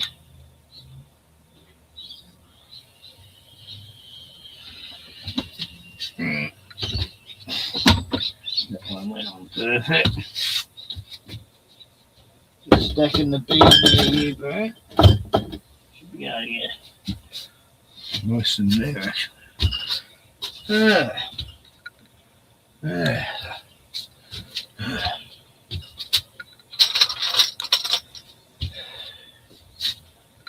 Australia's fucked. Every day they're arresting people for anti-Semitic stuff. Like this.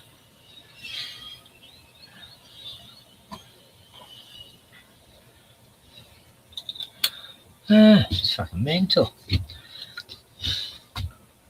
Just pick up tools at 5 o'clock, Saturday night. Let's start working.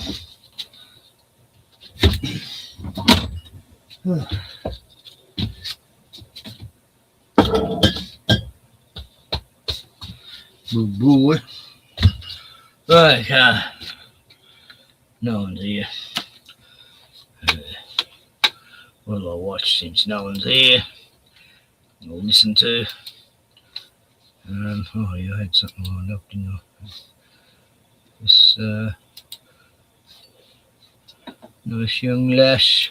Or trying to protect a 14-year-old boy at Mernda railway station on March the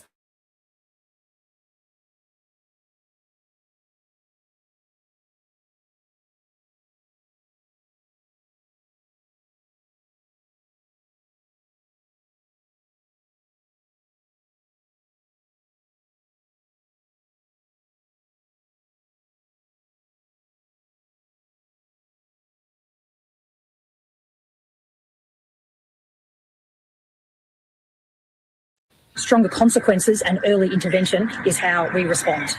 So this next story will no doubt be very distressing to Aiden Becker's family. And what I would say is it's very easy to pay lip service after a violent tragedy. But what is harder is to ensure that when politicians promise something, it happens, especially when it comes to the safety of our children.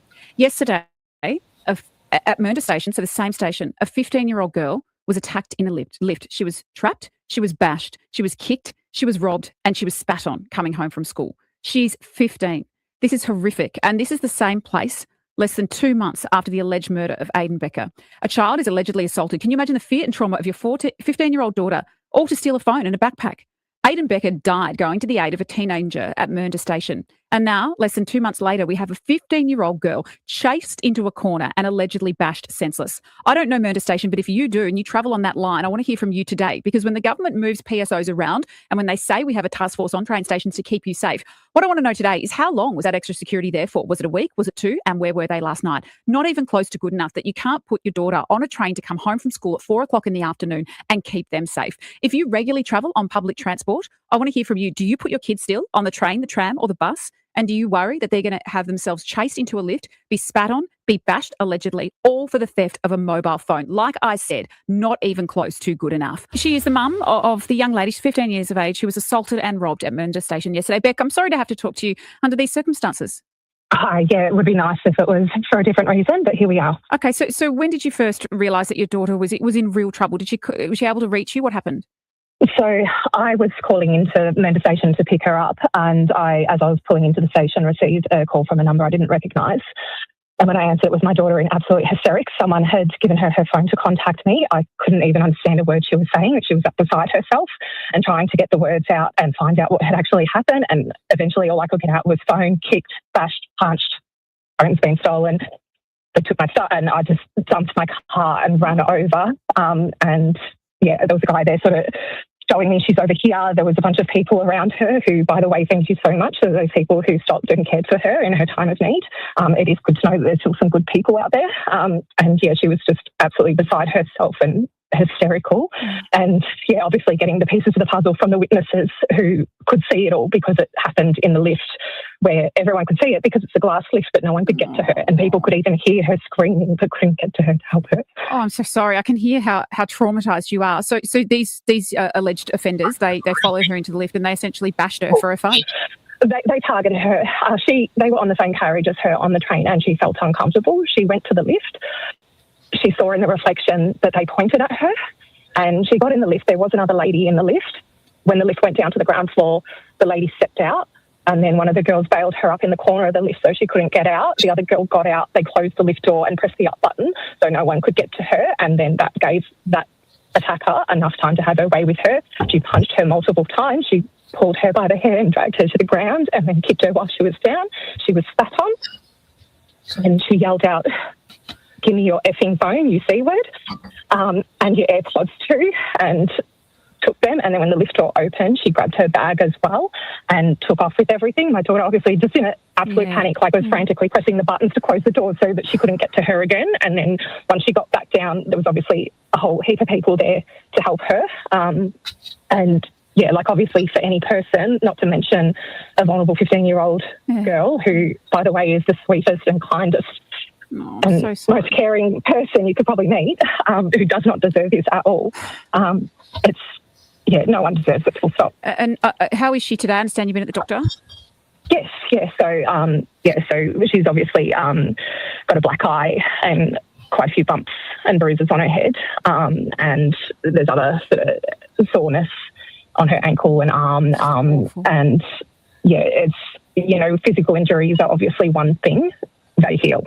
It's the injuries you can't see that are the most concerning, and, you know, obviously our priority is with her well-being moving forward.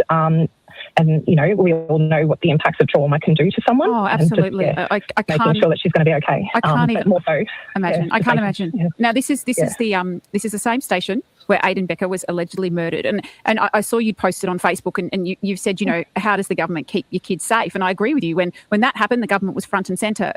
Do you feel you obviously now would never want your daughter to go on the train again? I'd imagine. 100%, 100%. Like, even walking down to the local shops, there's all these little echet punks hanging around, and there's no one there escorting them off. Like, there's not enough police presence anywhere. The police couldn't come. They weren't available. They were tied up with other jobs. There's not enough resources. There's not enough police. They're not there when you need them. Like, if I wasn't there, who was going to be there? Every single caller who has rung in about this in the first half an hour has said there is a significant problem out in this Mernda corridor with crime, particularly youth crime, but also that all the police stations are closed. Wayne Gatt is the Secretary of the Police Association. Wayne, thanks for coming on. G'day, how are you? Well, look, I find it just very distressing to have a mother in tears on this program saying, we called the police, they could not come because all of the stations are closed. I mean, you find it distressing. I mean, angry is probably not the word, because can you imagine? I mean, I heard Beck talk about that, and you can hear her voice shaking. Can you imagine if that was your kid? Imagine if it was my kid, how angry you would be. I mean, we are good at telling people to ring 000, but what we're not able to do anymore is guarantee a response, and that is clear from what she's saying. Now, I don't know what Victoria Police's position is on this, and I'm not necessarily blaming them, but I can tell you this: we can't guarantee that response anymore, and situations like this prove it. And they haven't happened overnight. It's because of this. It's our inability to address, government's inability to address this significant resource shortage in Victoria Police that means we simply don't have enough police in our stations on patrol to deal with emerging crime trends in Victoria, and the community is now paying for it. And I'm sorry to her. I'm sorry my members have to put up with this, because imagine how traumatic it is for them holding those jobs going. We need to send someone and we don't have anyone to go. Now, can you talk to me about station closures in that area, Wayne? Because everyone is calling in and saying, hey, I live in Mernda, I live in Doreen. The closest station that's open for any length of time is Mill Park. And in fact, there's one quite near the station, the train station. Look, indeed. I mean, I think you know our position, Jackie. We have a view that stations should be open too, and our police force should be accessible to the community. And indeed, whenever this debate is had by Victoria Police Command or by the government, they talk about getting people out from behind desks and into the community. Well, I say to that, how's that working for you today? Because it wasn't working for this young woman, and it wasn't working for her parents, and it's not working for the community. We might have that conversation about closing the doors if we can guarantee a police response. But at this point, I don't think that's working out too well for the community. And are you worried that at the end of the day is going to leave people? Like, you've got a child who, in the end, they don't even turn up and they say it's going to be an hour, and then they say, sorry, you're going to have to drive yourself. But maybe you've got someone who's in even more desperate need, which would be even worse, and the police cannot come. Well, all I can say is thank God for the Good Samaritans at that location. But I'll say that's not exactly without risk too. I mean, a young man found himself being a Good Samaritan at that same location, and look how that ended in his death. And I mean, this is why this is not a joke. This is why this is not something that we should just dismiss with, you know, political backwards and forward. And it's not being alarmist, and it's not trying to put fear in people, but it is trying to be realistic and reasonable. It's natural when you are holding that number of vacancies that you are not going to be able to put out the services that you once could have. And as I say again, the community ends up paying for that. A business as usual approach from governments to a crisis of this size is insufficient. It's unacceptable. And so we have not heard from government about what they will do over and above business as usual to address the issue. Telling the community of Mernda and that area of Victoria, and indeed the rest of the state, that it needs to wait another 5 to 6 years to catch up to the numbers that were promised to the community 6 years ago is disgraceful. And can I just, final question, PSOs, so are there fewer of them now on the train network because of the way the government's moving them around to other locations? Like, are you worried about that too? There aren't fewer on the network. They'll be in different places. They'll be, I suppose, less predictable from a community's perspective in terms of where they'll see them, but there'll be the same number on the network.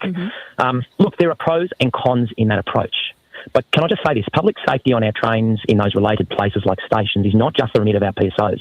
It's our entire force working together. All right, Shadow Police Minister Brad Batten's on the line. Brad, good afternoon. Good afternoon, Jackie. How are you going? Good. Obviously, a really upsetting case that Beck has told us about her daughter, and the fact that police just couldn't come. Yeah, any person sitting at home, you can hear the emotion in a mum's voice when they hear about their own kids and, the footage will be of this and the fact that kids are getting targeted at this train station.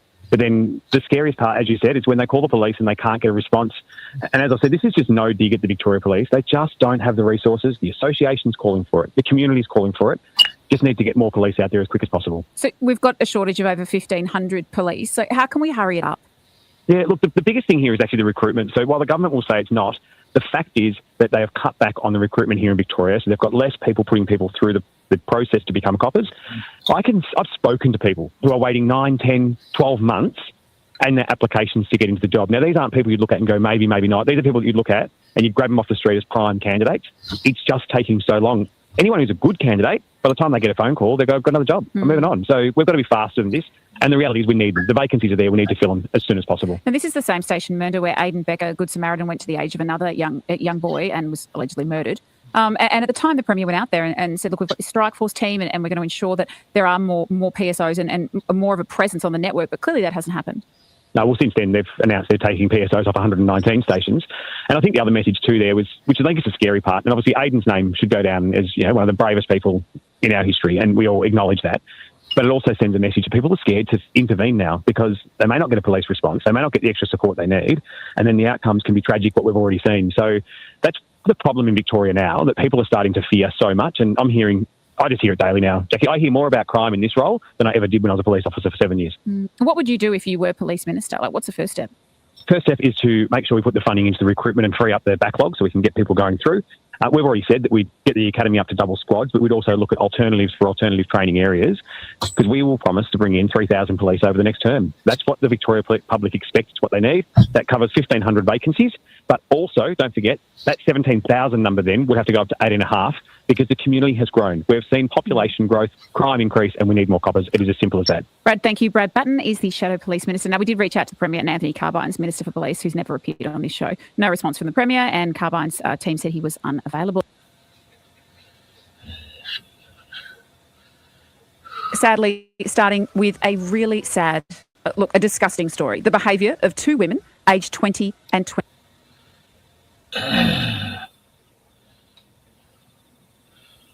Oh, he's Dave vandalism. Okay. 22. I really don't know what to say. But what I can tell you is you would have seen over the weekend on social media, on this station, how in the lead up to Anzac Day overnight, two women were charged after they were caught defacing the Heidelberg RSL. They were charged with criminal damage, with marked graffiti on property without consent, and possessed graffiti implement.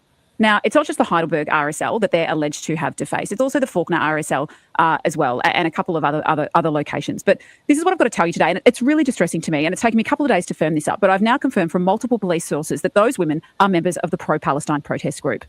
We have reached out to Students for Palestine who have denied that those two women are members of Students for Palestine, but I have confirmed from multiple sources that they are well-known members of a pro-Palestine protest group. So they are professional protesters. And my question for you today is, those women got bail, right? So I want to name and shame them. I don't know who they are, but I wish I did.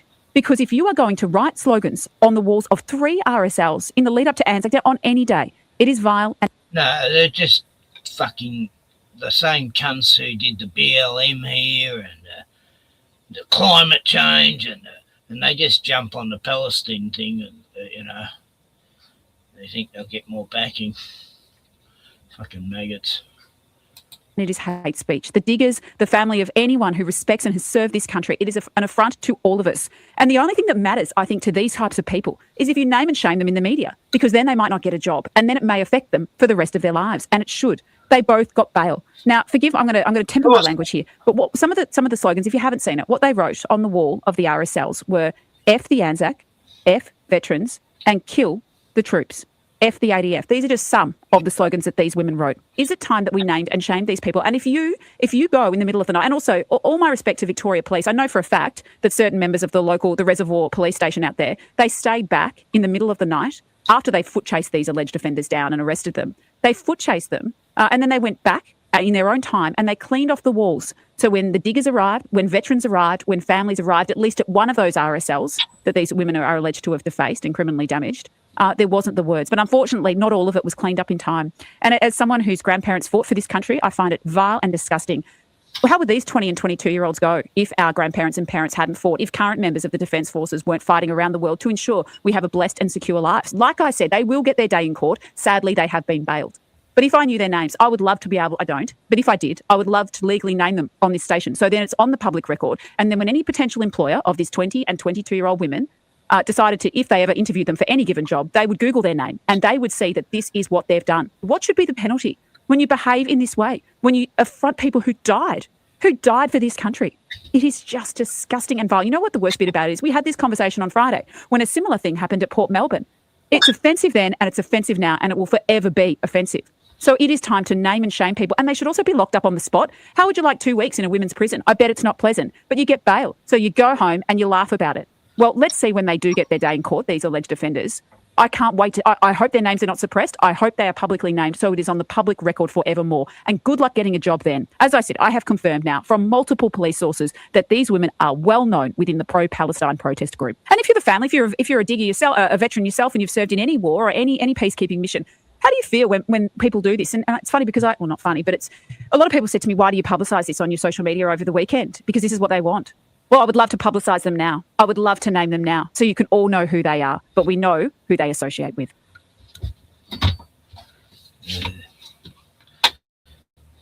On my little holiday, I sat back over the last 2 weeks and I watched and I listened. And I tell you what.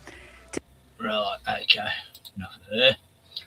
She's, it's all about Palestine. It's not. These maggots just jump on any old fucking activist thing. But yeah, they've been doing it every year, vandalising statues. Oh, wow. Yes. 3, 6, 9, 12, 18, 20 bottles I just done. And another 12, 13, 14, 15. Getting there. That's your tough. Tub's down a half. Hard fucking yakka. This fucking thing popping up. Hey, angels. I'm just doing home brew. Home beer. And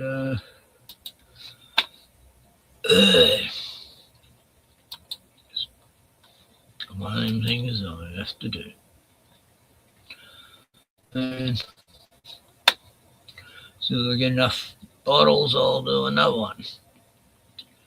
I think I only need another slab really. And I'll probably have enough to do another home brew next week. Yes. So I'll at least have 2 going at a time. Well, as soon as you finish doing one, do another one, and then you never run out. So, what have I watched the last couple of days? Not much, really. Not much. Okay.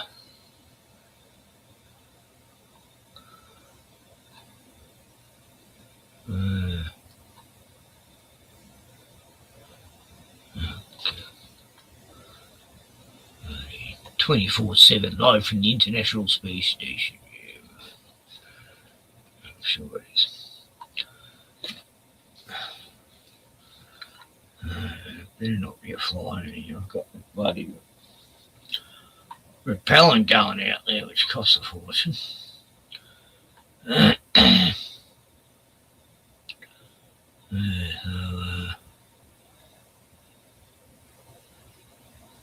Yeah, the flotilla, another flotilla, yeah, all been fucked with in international waters, 600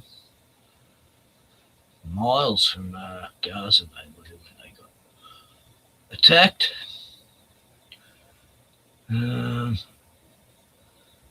What's this fucking Jack Doherty doing? Oh, God.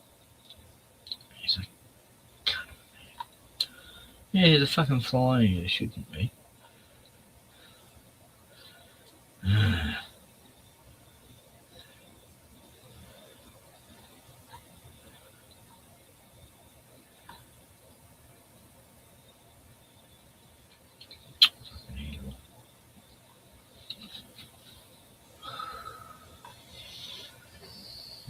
God, I've watched some shit lately.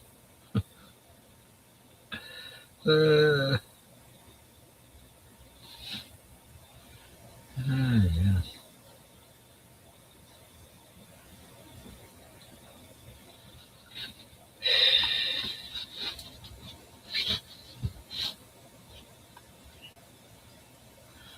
Oh, yeah, people are starting to discover Arnie C that I've been showing for ages. Yeah, people just find out about it. You know how I show Arnie C, say, in a couple of things. Anyway, Bearing's done a bit about it. Yeah, right. Him and his missus have just found out about Arnie C. Okay, we're finally going to do it. We're going to talk about an emerging Australian folk hero. Anti-Aboriginal. Yeah, anti-Aboriginal. I know you were going to do a slur then, but you caught yourself. I know, you're very prone to censoring me on this channel, so I did my best. Well, you're getting strucks all the time, so I kind of like to keep my channel active kind of thing. Fair call. So Auntie C, now we're not being mean to Auntie C, okay? We like Auntie C. Do we? She says some crazy shit lately. She says the craziest shit, and that's kind of why I like it. So Auntie C is an opinionated Aboriginal Australian woman. Very opinionated. And I mean, I don't even know how to describe her. She's just like loud. Brash. Loud, rude, straight to the point. I think we've just got to show you. So here's an introduction to Auntie C. Now, I'm going to have to do a lot, and I mean a lot of bleeping and quite possibly some blurring in this video. So you're going to have to sort of bear with us. Blurring? Yeah, you'll see. But here is Auntie C. I am an Indigenous of this country. So anybody who's telling anything different, you can go and get fucked because you don't know shit. This mole on my head is not Indian. I'm not fucking Indian. It's a mole from birth. It's not a fucking red dot like the Indians. It's a mole from birth. Smack in the middle of my forehead. You got that? Yeah, well, you fucking better. So she's very, how do I say this? She's very, she does not like the immigrants. So she was rather perturbed when people thought she was an Indian, and she had to just make that very, very clear. Yeah, look, and if there's any kind of person that you can't be mad at for hating immigrants, it's Aboriginals. Yeah, fair enough. Anyway, we've got a lot more Auntie C. Let's have a look. Let's go!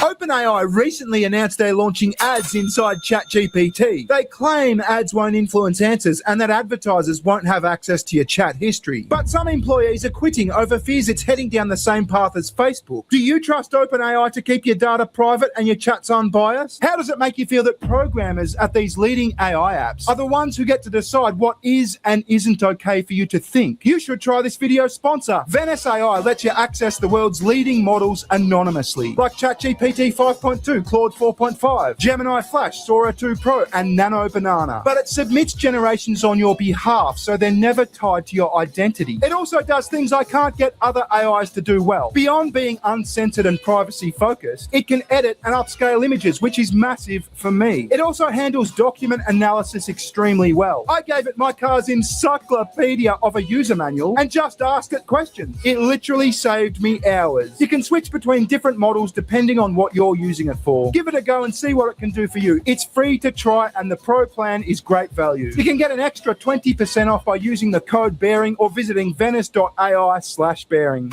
So let's treat this as a bit of a watch party. I've got this broken down into various themes, into various segments. What's Auntie C's opinions on various topics? So here's Auntie C's eloquent thoughts on the government. The Australian government is a fucking joke. What the fuck are they doing in office? Get out, you cunts. F*** off. Okay, so she continues about the government. I mean, she is the voice of every Australian at the moment, I think. Yeah, I mean, they had that referendum, the voice. Auntie C is the voice in reality. Yeah. There's no referendum, there's no need. Auntie C is already the voice. Yeah. So here's Auntie C's opinion on immigrants. Prime Minister Albanese, There's too many fucking immigrants here in this country, Australia. There's too fucking many of them. They come over here, think they fucking own the place. Fucking stop it. Stop the immigration, you cunt. It's the last little bit. Oh, and she's so deadpan. She's so serious. I know. It's not even comedy. It's just her. I know. So she continues on her tirade at the government. This is just recent. This is her take on fuel prices. Prime Minister Albanese, what the fuck are you doing with the fuel prices? I thought you were all about the people. Well, at the moment you're showing the people are shit show by increasing the fuel price. You can't. Do something. I don't give a fuck about the global economic system. You fucking do something with the fuel, you can't. Fuel prices. You're supposed to be all about the people. You're showing them a shit show, you can't. You. Well said, Auntie C. Well said. Let's send that straight to Parliament. Oh, no, we just did a video on Smurf Cake, but if Auntie C ever had a comedy show, see, that's a comedy show I would go to. I would, see, now I'm confused about ironic and unironic. Yeah, I would unironically go see that, I suppose, if you came to me with like, tits, I got Auntie C comedy show tickets tonight. Yeah. I'm like, yeah, fuck yeah, you I just want to hear Auntie C's take on everything, just the encyclopedia of Auntie C. I think it would be brilliant. You'd be like, abuse me, Auntie C. Call me a come on. Yeah, so now she gets into the rising cost of living. Oh, no. Now we know everyone is a bit sore with this at the moment. Yeah. Why are things so expensive? You know, I think there's something shifty going on.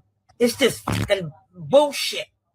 It really is bullshit. I think it's just bullshit. Somebody's just a greedy cunt who wants money. So you better sort your fucking prices out on everything. Okay? You can't. I put it to you that no other accent on earth can say cunt the way an Australian can. Yeah, I know. It's correct. It just feels natural. It just feels at home. Yeah, it's very, very, it rolls off the tongue. It almost sounds beautiful coming from an Australian. So she sort of sticks with the theme, but she's more generalized now. Here she is talking about large corporations in general and how they're going to be smitten or smited? Smoted by the spirit world. The spirit world. Yeah. All you fucking big corporations in this fucking world, you better get your fucking shit together because the spirit world is going to fucking come down hard on you. Mark my words. You better get your fucking shit together because there's more population in the spirit world than there is in the fucking physical world. Everything has to end with cunt. So there we have it. Auntie C on big corporations and their comeuppance in the spirit world. I put it to you that we should start using Auntie C for welcome to countries. Yeah. Welcome to countries. Yeah. So anyway, next we've got Auntie C showing her frustration, demonstrating her ire. Oh, yeah.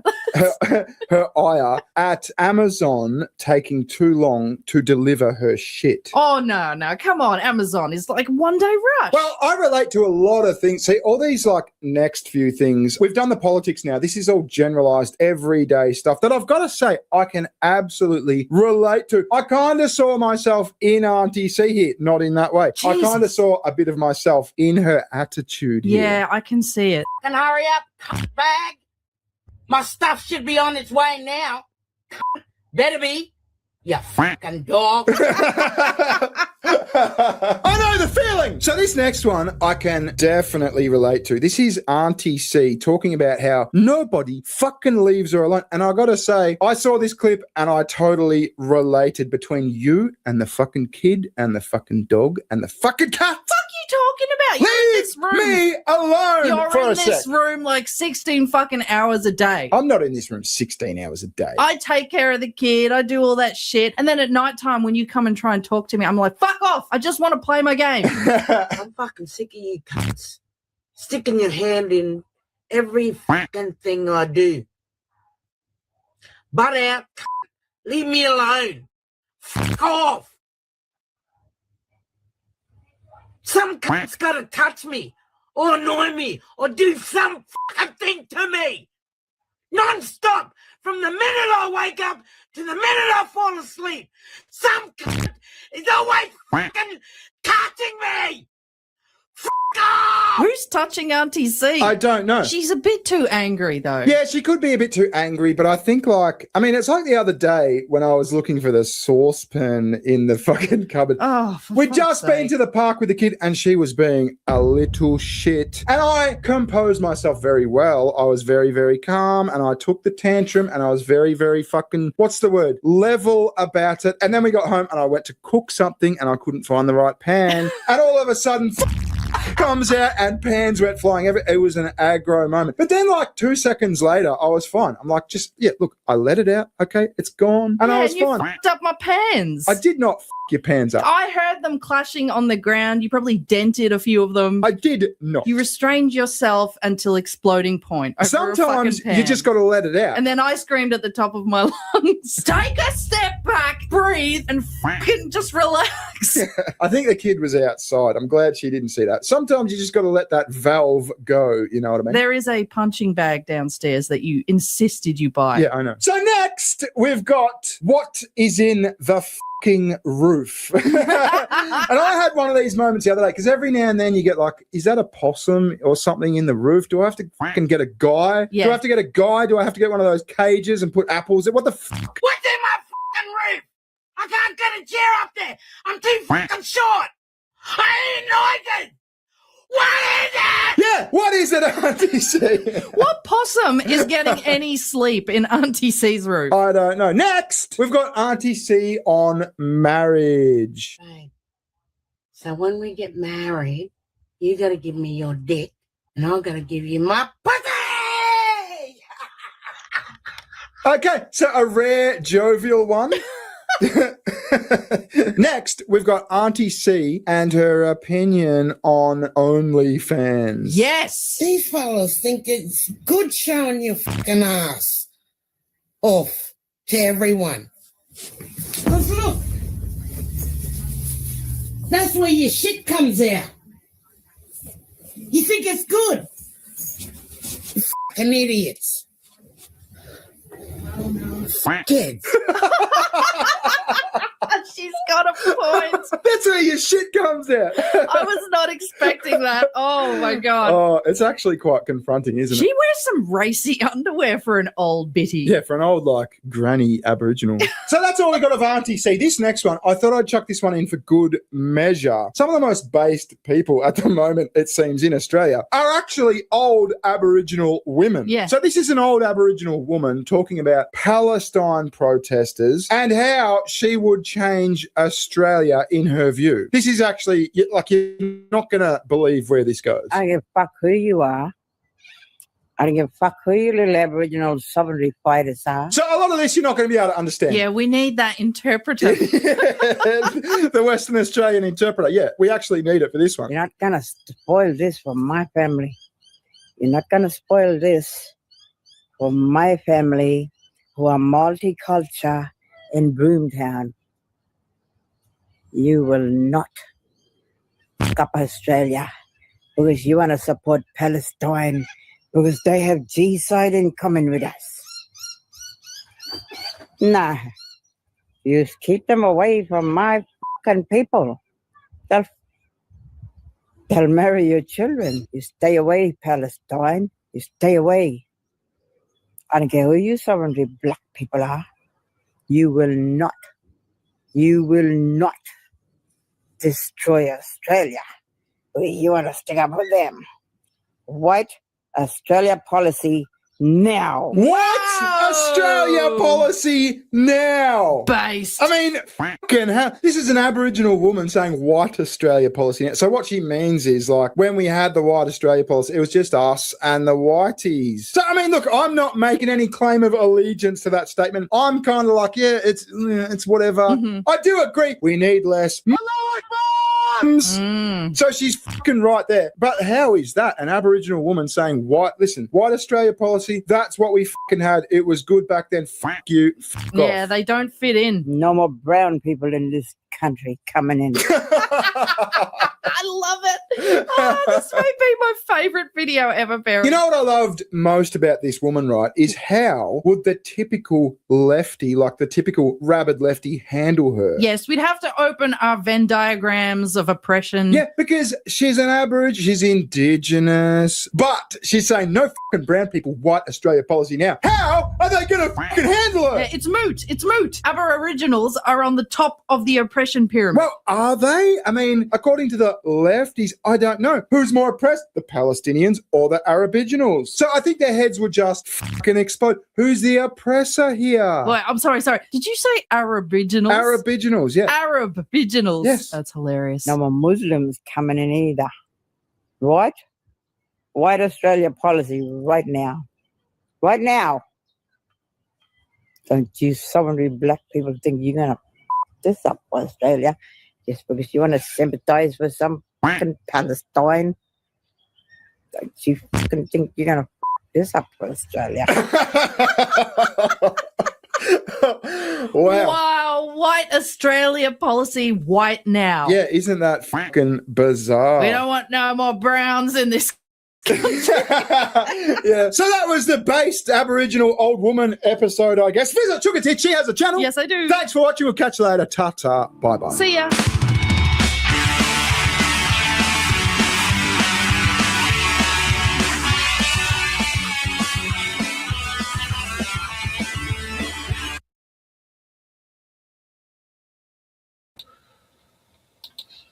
Yes, bearing knees. What is it? He's not as funny as he used to be when before he allowed his wife on his show. Sometimes the women partners can ruin the flow of the comedy. Alright. Yes. Sugar Tits has her own channel. Alright.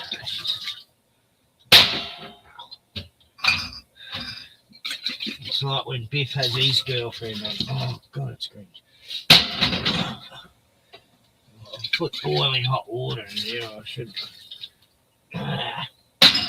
It's burning down my hands.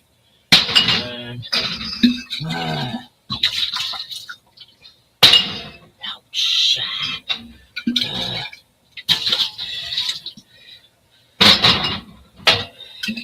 Yeah, my fingers used to be able to take the burning hot boiling water bottles, but because they've been around fire all the time, your fingers get tough from fire. That one's hot. There, sorry.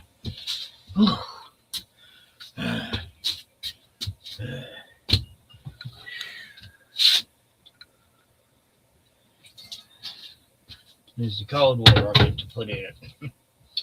Okay, another 4, 12, 13 to do. Fucking hell. What's the time now? Only 6. This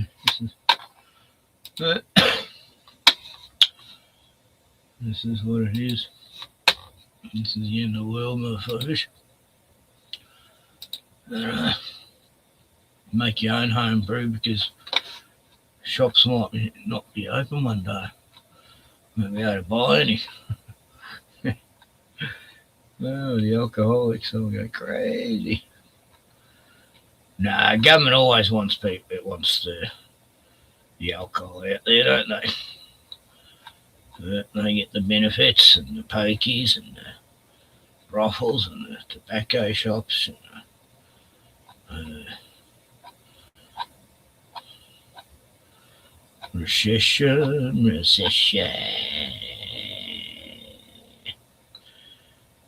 There's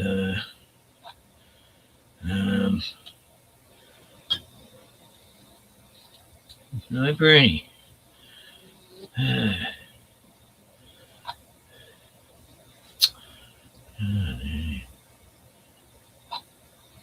There's stuff here I've never seen before. I don't know what the fuck. Shit I never watch.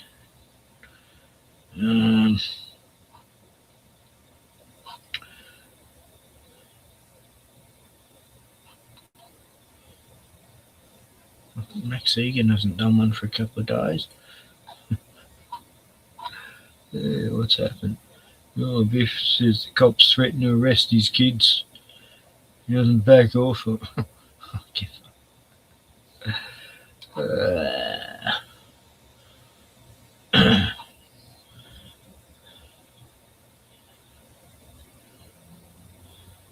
No, that was great. Russell Brand trying to find the scripture in Isaiah I showed last time.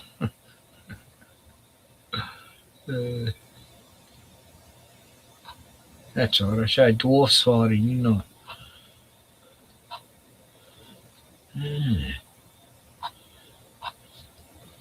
There was a good one on, what was it? Moments of Horror, Seconds of Horror. Where was it? Some great UFO stuff.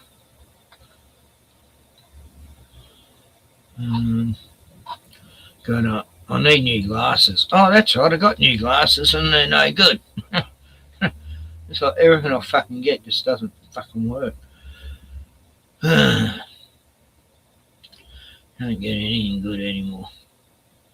Like we're living in this junk culture society. Everything just breaks. But yeah, $88 for a dog ramp, and as soon as Bruno stood on it, snap. So it literally didn't even last a second. Snapped in half a second. And what's people going to Sheila Florence's grave for?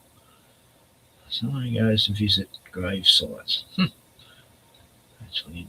Yeah, Sheila Florence, she was in the show Prisoner. She was the old granny in the prison. She was great.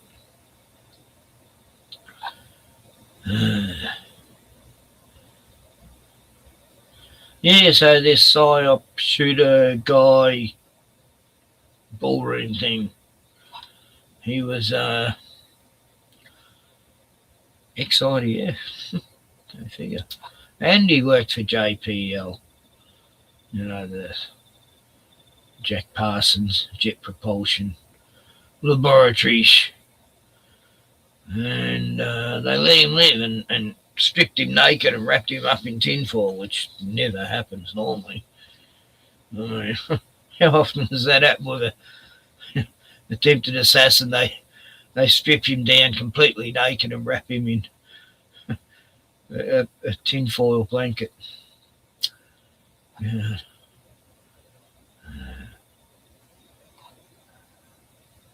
Seconds of Horror. Here it is. Or is it?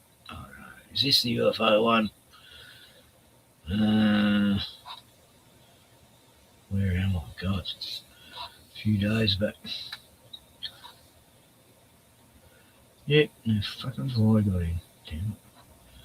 It's really bothering me. Okay. Where are we? Where was it? Never can't find it. Okay.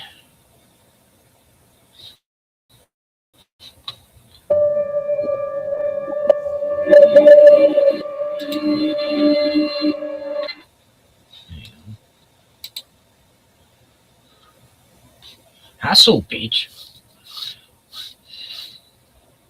That wasn't the one. Why did it go to that? No, I'll show it anyway because it's some interesting ballroom blitz stuff.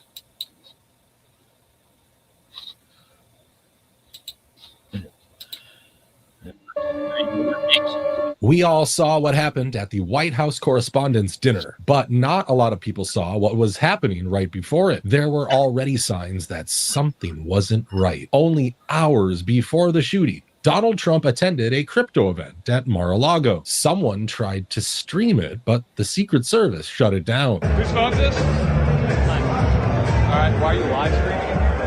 Sorry, I didn't know. I think everyone was told not to video.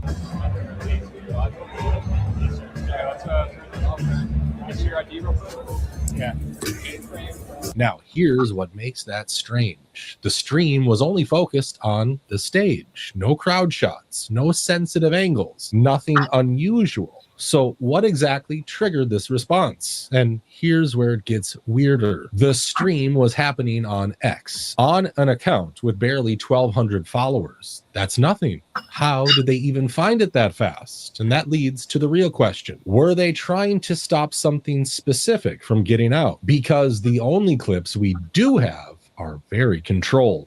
Like Trump talking about how much support he has in the crypto space. But they went after you, and they noticed that I was doing so well. I had a followers almost at 100% with all of the crypto. And I'm proud I was able to help. I only help for one reason. I want to make sure that our country is the leader in everything. And one of those things is crypto. One of those things is AI. Of course, we know things got much crazier as the day went on. I've seen people compare this shooting to Butler, but this one is way more bizarre. Right before the incident, Caroline Leavitt made a strange hand signal and a statement that people are now calling a strange coincidence. This speech tonight will be classic Donald J. Trump. Classic Donald J. Trump. It'll be funny. It'll be entertaining. There will be some shots fired tonight in the room. So everyone should tune in. It's going to be really great. A lot of people saw what she said, but not a lot of people know what her husband revealed to a reporter because Fox News cut off their reporter before she could finish. I want to just quickly tell you, I was sitting next to Caroline Leavitt, the press secretary's husband. He was one of our guests. He was seated right next to me. And, right as the dinner was starting, the national anthem happened. And then he kind of leaned over and said, I watched you on TV. You do a great job. You need to be very safe. And he was just very serious when he said that to me. And he kind of looked around the room and he said, there are some... Just cut off. Sounds like we lost Aisha's phone there. And this happens, by the way, especially when you have so many people attempting to utilize the same cell service at the same time. Of course, it's not surprising that Caroline Leavitt was also the reason why Oz Perlman was on stage, right next to First Lady Melania when the shooting took place.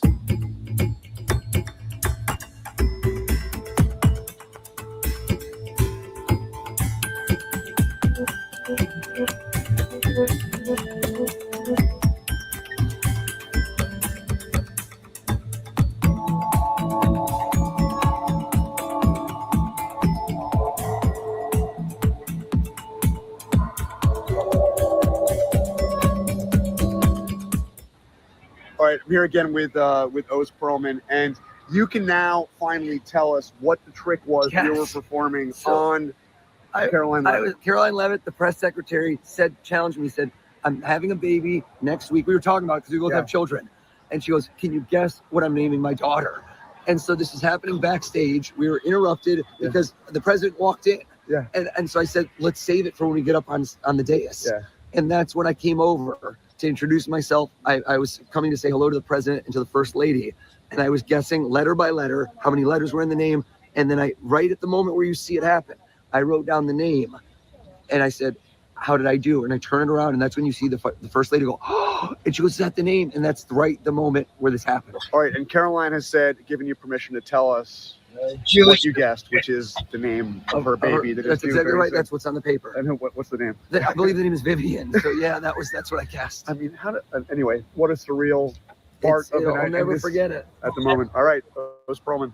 It's kind of insane that we are allowing him to be that close to the president and the first lady when this guy is known for figuring out people's ATM codes. I think the first number of your code's a 1, isn't it? Your real PIN code.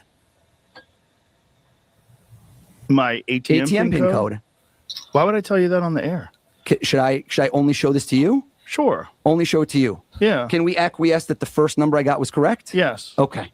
Now, you did repetition. So yeah, I like the fact when people always say to me it's fake when they watch the videos. They're like, you must have set up. Joe doesn't even want this to happen right now. He had no idea this was going to happen. You used two numbers in repeats. What that means is you probably did the same thing. You also didn't use any of the same numbers. I know there's not a 2, a 0, or a 2 in it. I don't think so either. Mm-hmm. Mm-hmm. And I'm watching you while I say it. You put the hand up. You might as well have said yes to me out loud. So now I know. Think of the second number, third number, fourth number. Every time you did it, it's a data point. Okay. I'm only going to ask you one more question. I'm not looking for answers. The last number is the biggest, isn't it? Yeah. Yeah. I'm showing this to you. Is there a camera behind me? I don't want to make sure. I'm only going to show it to you. It's not 2020. How'd I do, Joe? Is that your ATM pin code? Yeah. That's weird. And if that wasn't wild enough, Oz Perlman also made a very interesting... No, he's a wizard and he's Jewish and he's probably in on that Palantir stuff where they can gather any information they want about you. This is just like the preachers used to do, gather information on the people they were going to pray over and fucking make it. Prediction about the event. You've had some big shows, you've had some big TV appearances, but how do you rate this one? It doesn't get any bigger than this. And for the biggest person in the world who is notoriously hard to read, does not telegraph his next move. And so for them to kind of take an unprecedented choice this year, no comedy, they wanted to say, can we get President Trump to attend? I said to them, yes, to the White House Correspondents' Dinner. They made a bold choice, and I think it's going to be a night that is going to be talked about for years to come. When you show those highlights reel, in years to come, I promise you, one of the moments will be from tomorrow. People are also questioning why J.D. Vance was physically removed from the ballroom before the president.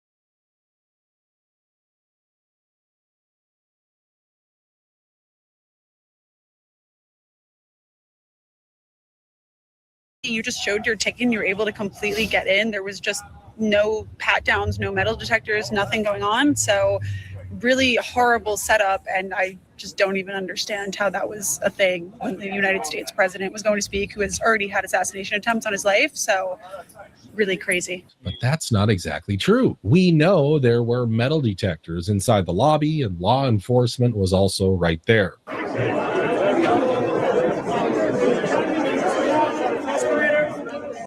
So this is the security area that people have to go through to enter into the dinner, metal detectors, and then walking here into the main conference. Now, this same person didn't just give wrong information about security. She also posted that the shooter was dead. She later deleted that post, but only after we started seeing footage of the shooter getting arrested.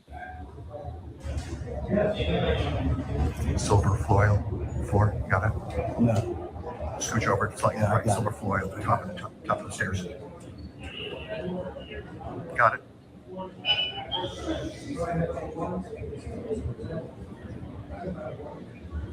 Jesus Christ. Sorry.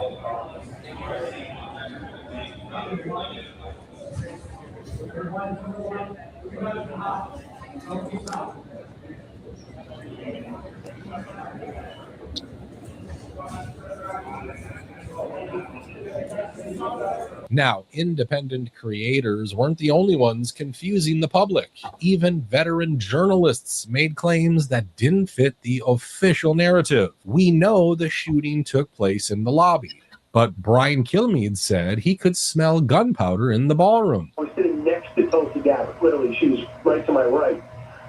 Immediately after I smell the gunpowder, I see the frantic running up the center aisle.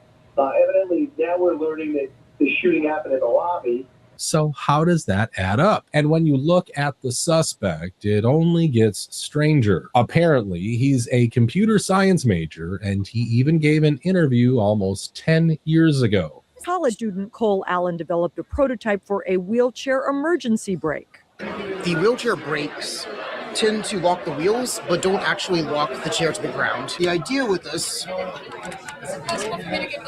is to prevent it from moving at all. But here's the part people are focusing on. He worked as an intern at NASA back in 2014.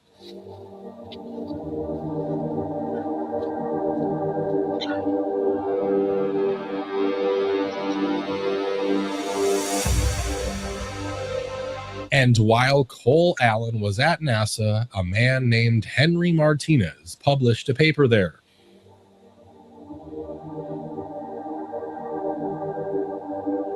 Now, what's crazy is that an ex-account named Henry Martinez made a very unique post in December 2023 with the shooter's name, and they never posted again.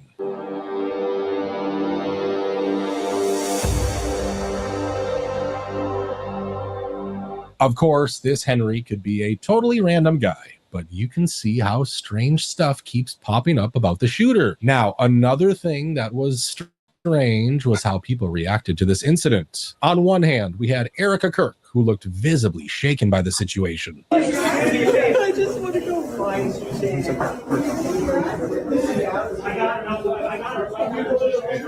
On the other hand, some reporters kept eating while the Secret Service was sweeping the ballroom. Who's in the room? Secretary Pete Hegseth is in that room. You've got Scott Bessent in that room.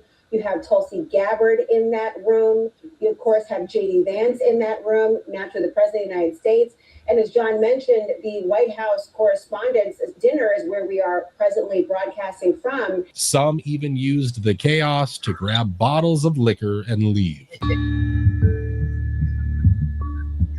Oil. Chambers.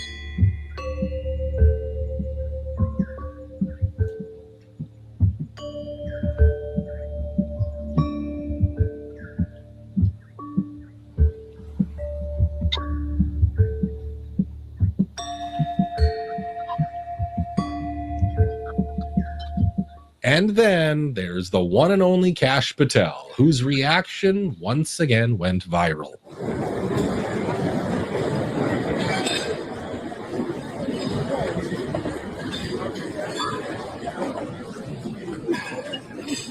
Now here's what raised the biggest red flag for a lot of people. A man was able to open fire in a lobby so close to the president and the entire cabinet. The first question should have been, how did this happen? But a lot of political influencers immediately shifted the conversation. Instead of asking questions, they kept reminding us that all of this could be solved with a ballroom.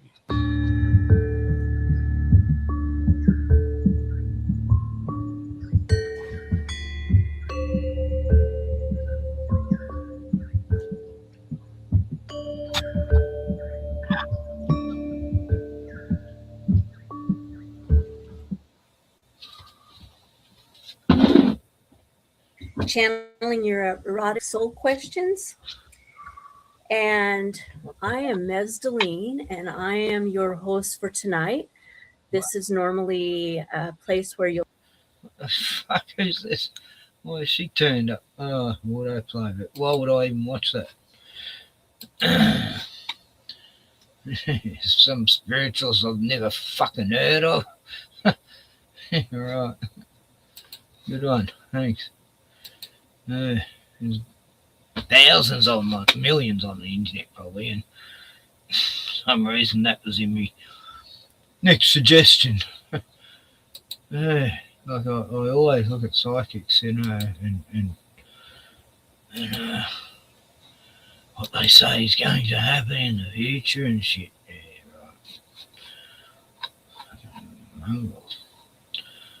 Yeah, right. Well, phew. Probably got about another 20 stubbies left to go.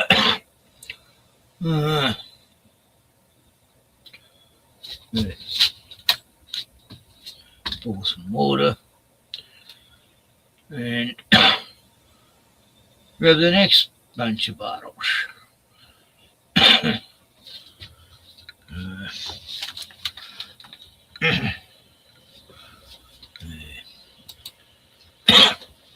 As you can see, Bruno's looking after me bottles there that I've stacked next to him. There's 3 rows there.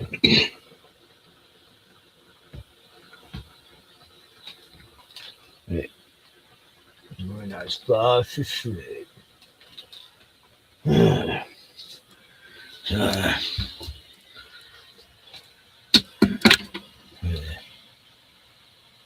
He ended up eating early. He's hungry. Oh, well, almost out of juice.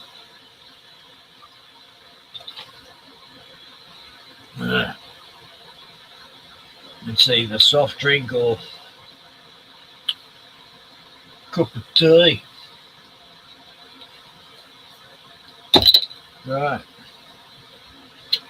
Well, I've got to, oh, I've still got 2 left, right. So I'll wash out the next one. So,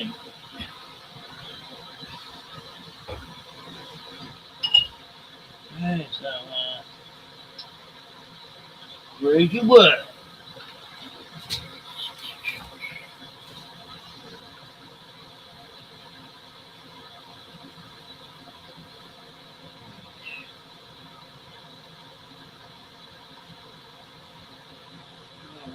Too much longer to go. What, not even be 10.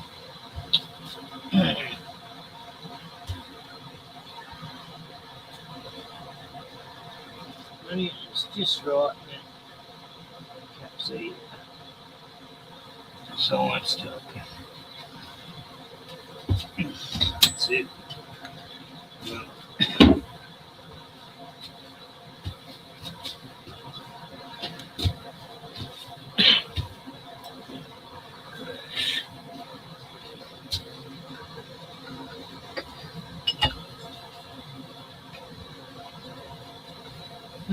Wow.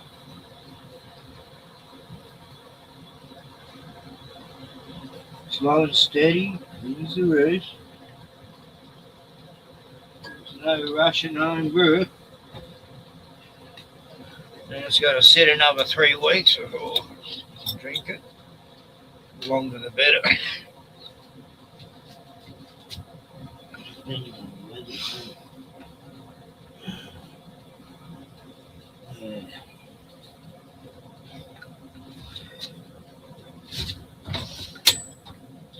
Right. That's that. So I just got to get some more bottles, water, and keep the production going.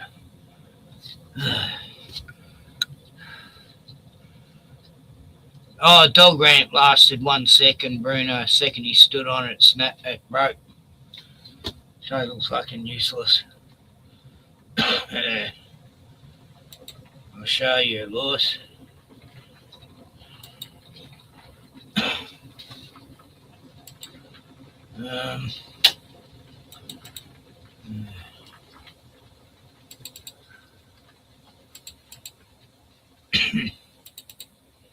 Here it is.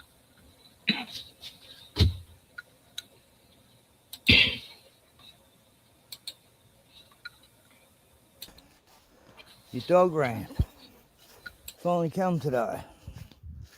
Yeah. Yeah.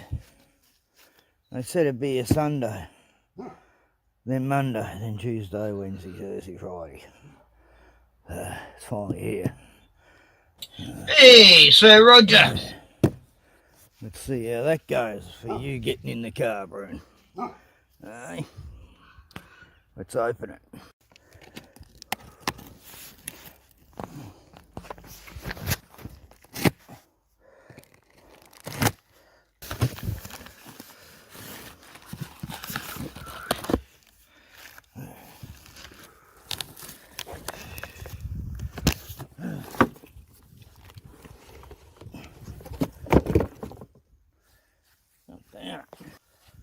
God.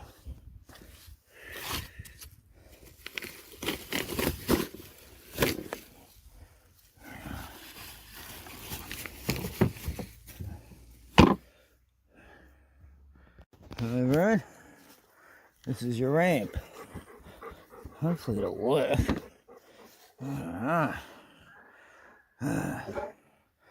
Fucking $88. Better. Yeah, as soon as I saw that pine, I thought we that go. was pretty shit pine. Hop in. No, What's Bruno, this? here. There we go. Hey. In here. Look. Not yet. Bruno. No. Out of the way. There.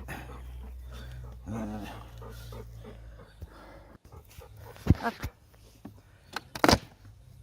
Oh, There you go. God. Snap. Wood just broke. Broke in seconds. Right. Look at that. That bit of wood there just broke. It's meant to hold 60 kilograms. Bruno's only about 55. 54. Snap straight away. First go. Fucking hell. Just can't fucking find anything. Well, Bruno, that was a total failure of $88. Cheap fucking shit. God damn it. Yeah, so much for this, eh? Really solid. Broken second. Just cheap, shitty fucking wood. Oh well. Fuck it.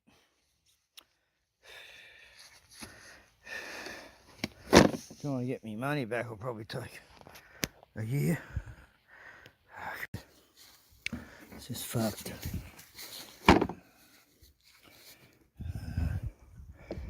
You can tell these shitty fucking pine.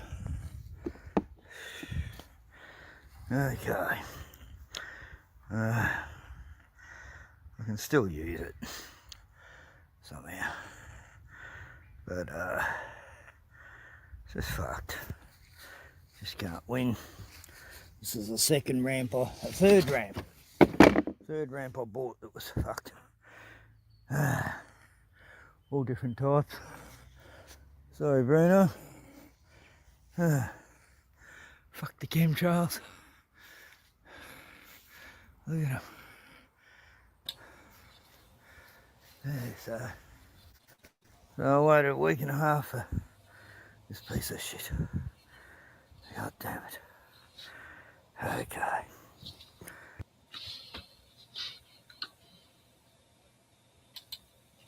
Yeah, so there you have it. No, I should have known. It's the third ramp I've bought. It was no good. I had made my own one anyway. Still, it's a bit of trouble, but it's better than nothing.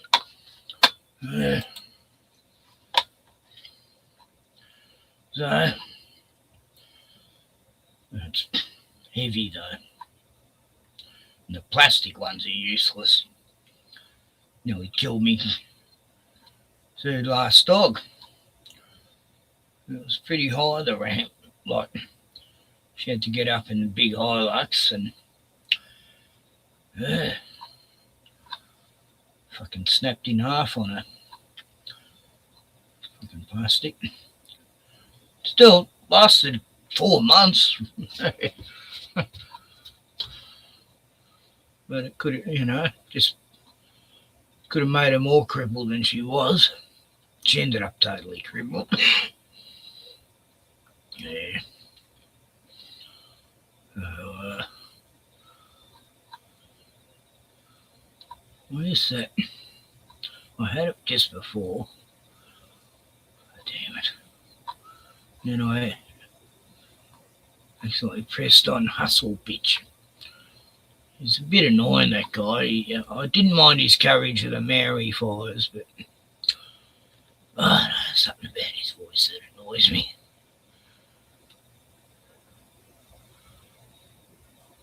Yeah, that was fucking weird. It was weird shit falling from the sky. Okay,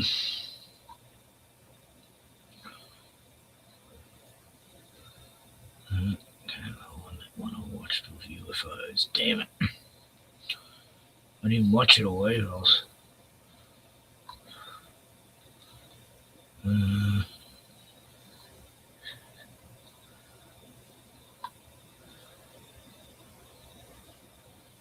So I don't get a lot of channels suggested that I'd never heard of.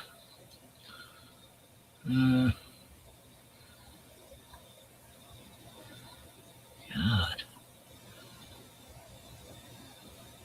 Sometimes I don't think they show you all your history either. I mean, there's stuff here I've never watched in my history. So I never watched that. What the fuck?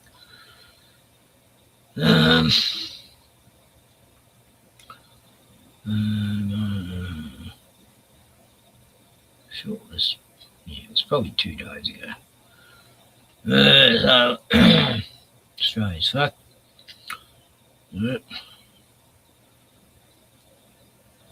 Arresting people left, right, and centre for these new anti-Semitic laws. Oh, yeah, they're having fun with that.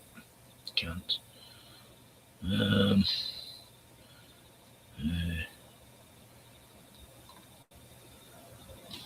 Okay, this one was interesting.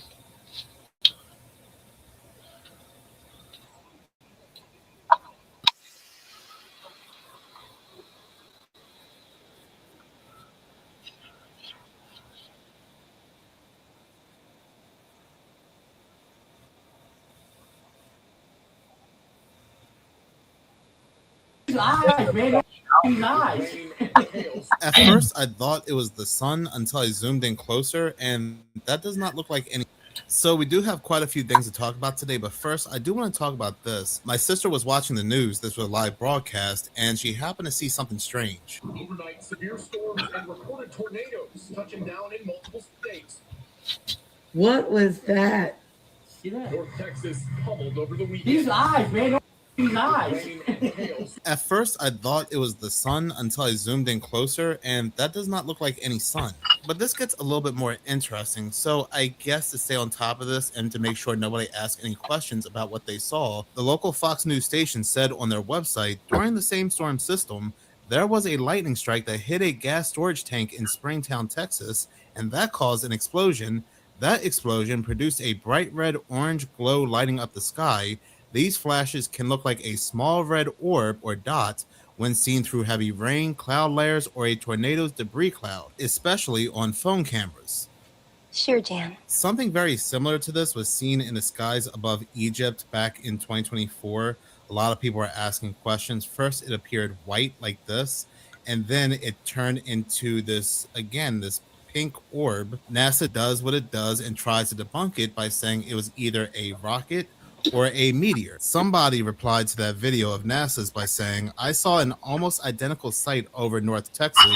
It was a just Starlink rocket, bro, in a low orbit unloading its payload of satellites. It looked exactly like this video 3 minutes and 15 seconds in. So when these things appear, they can be anything from Starlink to a meteor to a rocket to even lightning hitting a gas tank causing an explosion. The BS that we are constantly fed on a daily basis is mind-blowing, but given the fact that it appeared right next to a tornado, I wouldn't take any manipulation off the table either. But moving on to this next segment, take a look at this. We have one of the very first Democrats coming out, Representative Jamie Raskin, talking to news about what happened at Trump's correspondence dinner, and let me know if you see anything suspicious.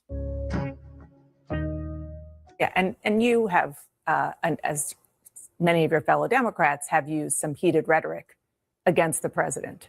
And do you think twice about that when something like this happens? What rhetoric do you have in mind? Just talking about some of the fact that he, is terrible for this country and so on and so forth. I understand that that's your democratic right, but overall, do you I have a no responsibility? personal problem with Donald Trump at all. I mean, I talk about the policies of this administration, the authoritarianism like we saw on display in Minneapolis. Now, he did have cancer at one point, and I am sympathetic to that. He was free of it back in 2023. But this is the same thing we have been seeing time and time again. It is always the eyes when it comes to these people. Sometimes they'll get like a strange bruise around the eye, and they'll give a very weird story how they received it. I got up in the middle of the night to pee and didn't know where I was and smacked my face on the marble. No, nobody did anything to me. And yes, I'm just fine. And it's getting better, but it really is a good looking shiner. You should see what I did to that marble floor.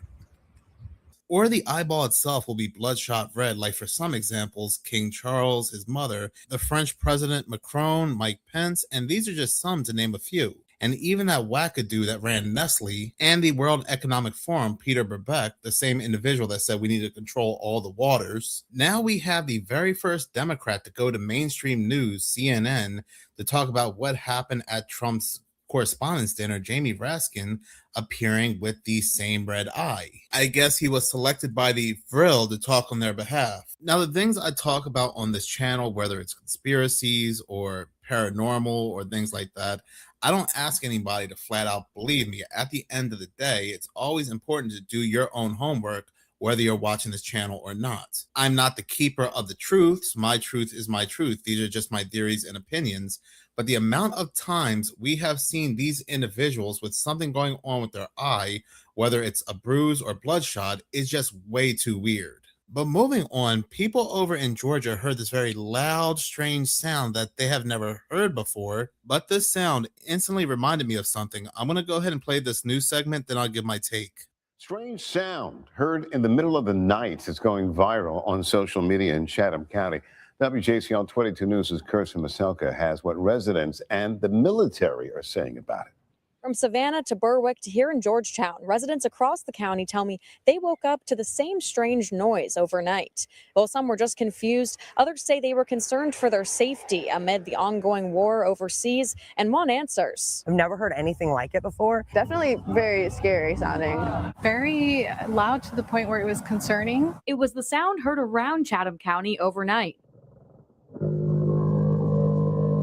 Sounded really piercing, like a leaf blower times 100. Locals say it woke them up and continued for as long as 20 minutes. I have no idea what it could have been, but something other than just guns. And they're not alone. Dozens of residents took to social media, sharing videos from Savannah, Georgetown, and Berwick of the peculiar noise. Theories ranged from gunfire to an invasion to something supernatural. Anyone could think, are we under attack? It made me uncomfortable because I didn't know what it was. One of the most common guesses, military operations. All three locations where the noise was reported surround Hunter Army Airfield. However, we reached out to the base. They denied any involvement or knowledge of the noise. And a statement Friday saying, quote, "We can confirm there were no reported training activities in the area early this morning," including that they even checked with service members and their families, saying, quote, "None reported hearing anything like the sounds." Either way, at least give people a warning so we can put some earplugs in, okay? If it is involving training, that they should tell the public, especially in today's political climate. We just never know. So was it aliens, the military, or something else? For now, your neighbor's guess is as good as anyone's because it's a mystery. Some of the residents I talked to say they've lived in the area for years and have grown used to the usual sounds they'll hear from nearby military bases. But they say this case was completely different, unlike anything they've heard before. I saw a longer clip of the sound on the Paranormal Chicks channel, and the scope of this is insane. What's going on? That sounds like an 810 alarm. Okay. plane, small plane. It should be a military base in that distance. Do you think that Iran wanted it? I don't know.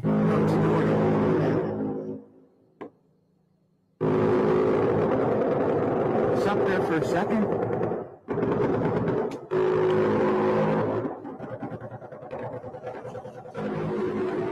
It's getting louder.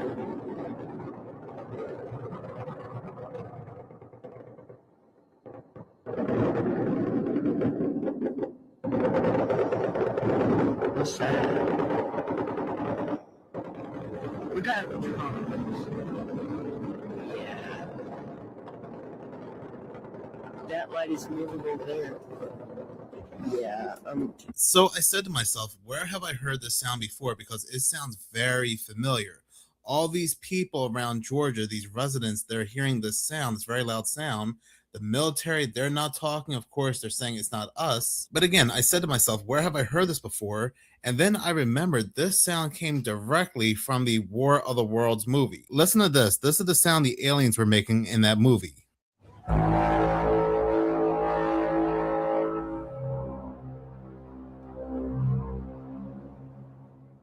That sound came directly from a movie about aliens invading Earth. It is very evident that we are in the midst of Project Bluebeam, or something far more advanced than Project Bluebeam. Of course, it'll be far more advanced, given the time of when people started to first talk about Project Bluebeam to today. It seemed like what these people were hearing was some sort of test, them testing these sounds before the big event. It makes a lot of sense. They are getting ready and preparing. We have this whole disclosure with Trump when it comes to quote unquote aliens and UFOs. Then around the same time, we have this Disclosure Day movie with Steven Spielberg. There were already a bunch of people in the news, multiple news segments, telling them how scared they were when it came to this sound. Imagine when they release what they're about to release, men's hearts will really fail them to fear. And I've said this once before, when it comes to Project Bluebeam, the fake part is them telling us that these things come from another planet. The so-called powers that be also telling us we have to unite together to fight against them when they're really working with these things. There will be things that they have made in the lab and the deep underground military bases, chimeras and things like that. But there will indeed be real entities, which I will go ahead and get into in this next segment. So I found this video to be very interesting. These are plasmoids captured on camera by NASA themselves. Now, NASA says they filmed these in outer space, but we have to remember that this is NASA we're talking about, so it's possible they even filmed this inside their toilet. I don't trust NASA with one iota, one fiber of my being, so we really don't know where they filmed these. But when I saw this, I was instantly reminded of those black and white flying things that I've been talking about for quite some time on all my channels, even right down to the slithering serpent-like movements. And one of the very first times we would see these black serpent-like flying things in the sky was during the April 8th solar eclipse, when NASA was firing off 3 rockets suspiciously called Apep or Apophis, or also known as the Serpent, which was basically ancient Egypt's equivalent of Satan. And I go back to these plasma scientists and what they may have been working on, because they were working on these plasmoids. General McCaslin alluded multiple times in his ex-post that these were demons. These were being tested and fired from Navy ships. Is it very possible that these are the entities or demons that will be used in Project Bluebeam, or one of them anyway? They're a very good candidate. They're hypothesized to have a form of intelligence. They can change shape. They can even act like UFOs, meteors, or even turn into non-humanoid beings. But moving on, take a look at this video. This has happened twice in a span of a month. The woman you see in this picture is the woman driving the semi-truck.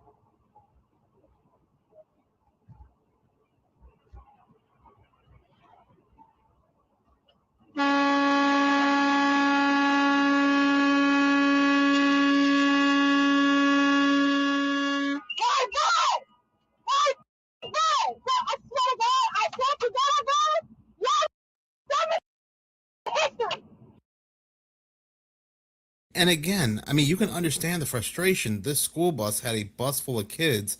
Some people are even blaming her for not slowing down, but yet she had the green light and this bus clearly was still going in the path of the semi. But again, I made a video in less than a month where we had a school bus driver that was crossing the train tracks even though there were alarms going off and there was clearly a train coming, and it nearly missed them with a bus full of kids on board. I just hope we're not seeing a new false flag involving children to give people the idea to stop saying they're children on the school bus, while there's some shadowy agenda once again in the background controlling how people travel, even children. I mean, I guess we can just chalk these two events as a coincidence, but if more come out, I do have a big feeling we're looking at an agenda here.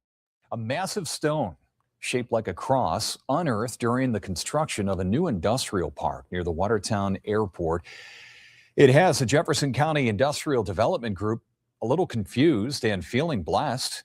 This is it here. It's a 12 feet tall, visible from State Route 12F. Where it came from, how it was made, and why it's here. All questions Marshall Weir, CEO of the Jefferson County Industrial Development Agency, is asking. Weir says it looks like it's made of cement, indicating that it would be man-made. There also appears to be a large metal pipe near the center of it and several pieces of rebar and tar sticking out of the back. We're not sure what they'll be doing next with the cross-shaped stone. I would say we're kind of excited about it, blessing infrastructure projects in Jefferson County. I think at some point it will be moved, depending on the build out of this park, but I have no idea what the plans are long term for this historical biblical artifact. It is getting a lot of attention as people drive by. For right now, it will stay there until they can decide on where to put it and, of course, learn more about what it is. It's very possible that what once sat there was some kind of church, but this looks like every horror movie in existence ever. We have the people find some kind of artifact, they move it, and the whole thing becomes cursed, or they release whatever this artifact is containing. The other day, we talked about one of the scariest things in the ocean, and it's the fact that there is a species of whale that we can hear that's so far down there, we can't see it. We can't get to it. It's called the Blue 52 whale. And you all brought up an interesting point that I've been looking further into. Whales breathe air. We can hear it and we know it's down there. Why is it not coming up? Why can't we track it until it gets to the surface so we can see this new species of whale that we know exists but can't see?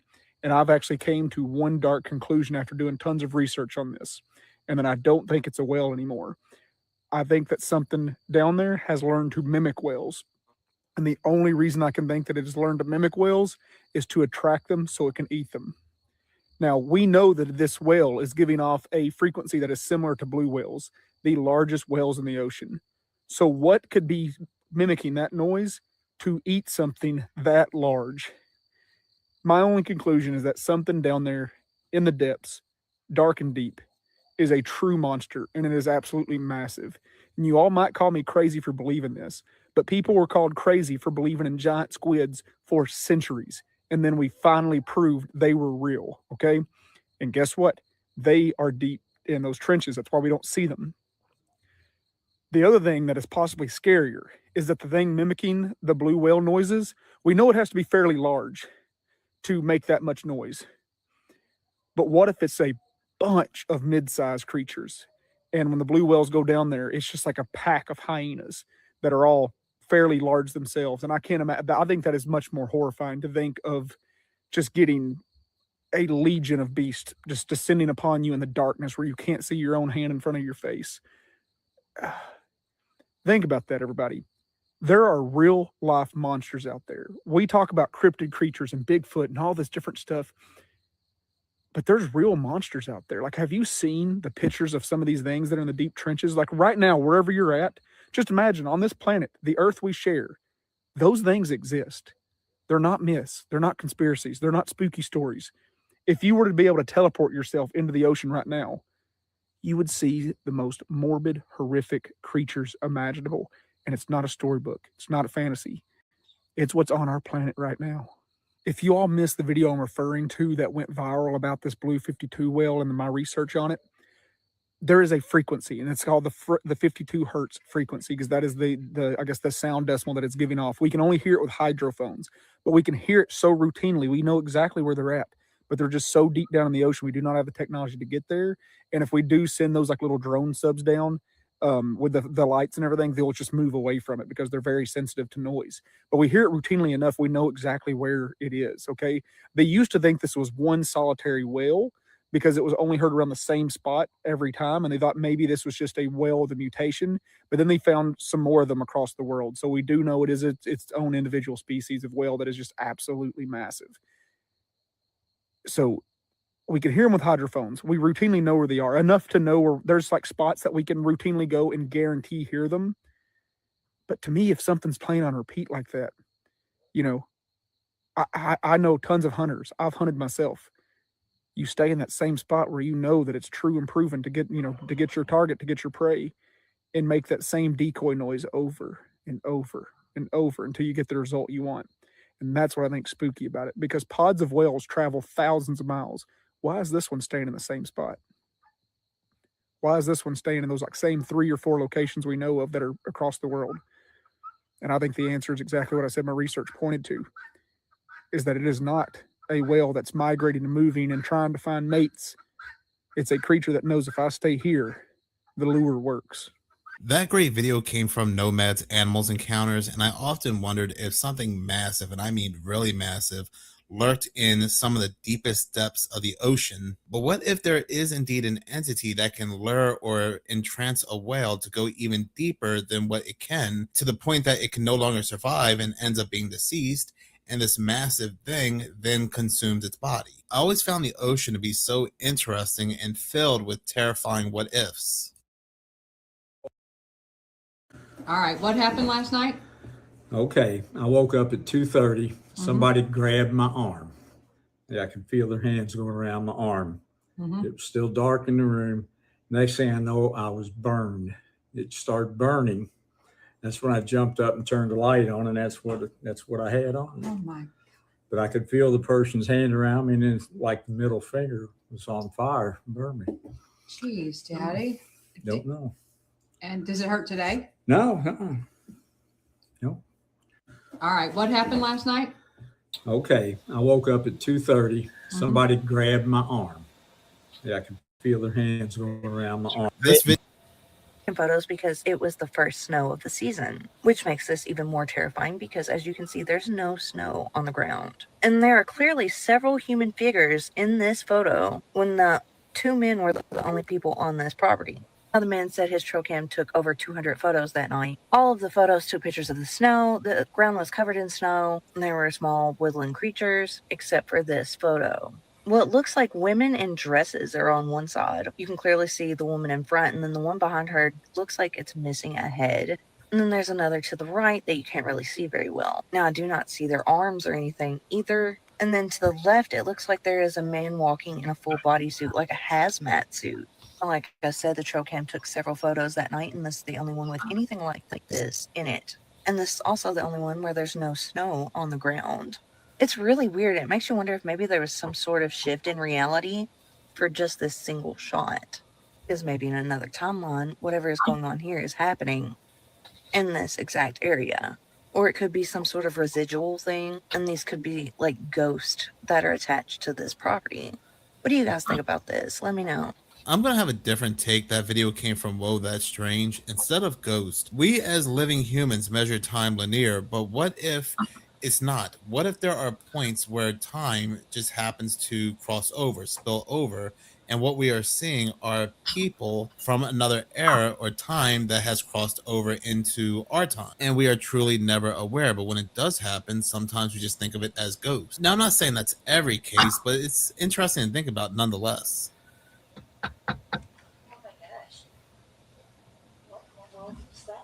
Do you know how many people started believing in spirits after that body cam footage was released? A couple months ago, I posted this video where I talked about the commercials that played in the background as Chris Watts was being questioned by police. I talked about how I believed that Shanann was sort of speaking from beyond, if you will. Well, if that still didn't convince you, then take a look at the body cam footage that was taken during the search of the Watts family home. When the scent dog is in the home searching for evidence after Shanann and the girl's disappearance, the police officer and dog handler are both spooked by the sound of giggling. As they enter the closet, they're asking each other, like, You heard that right. And the police officer notes that it kind of sounds like a children's toy. So the dog handler asks her to go into the closet and step on something to see if that's what made the noise, but they can't seem to figure it out.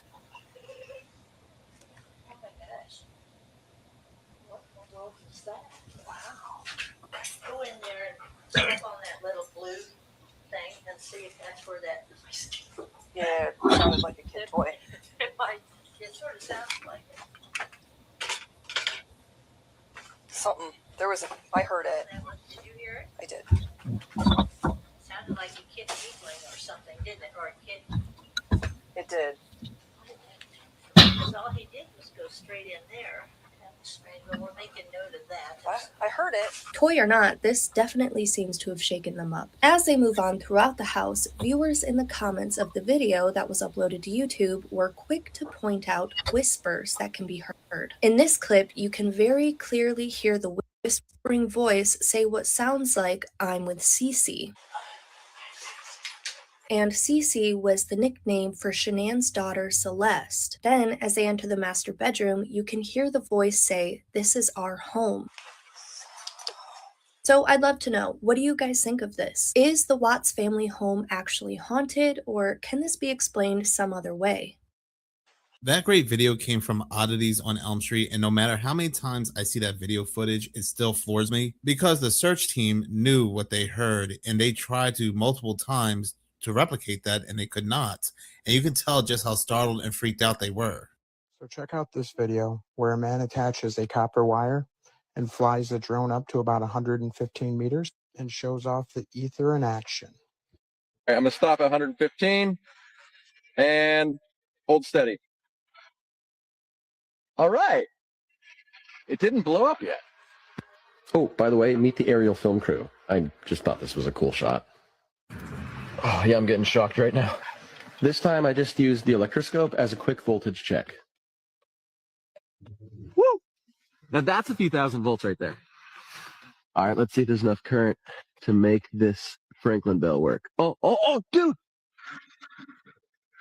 Freaking working, buddy! Yeah.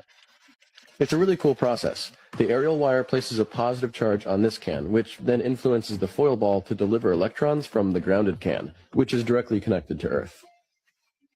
The clouds finally opened up, so I connected up the corona motor. Like before, one side was connected to ground, while the other was attached to the aerial wire. And after just a few seconds, hey, she's spinning. This is just remarkable.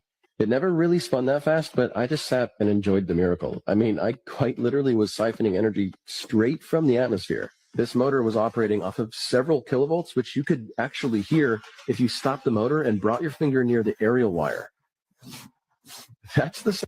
I do wonder if that individual who gave that presentation is okay.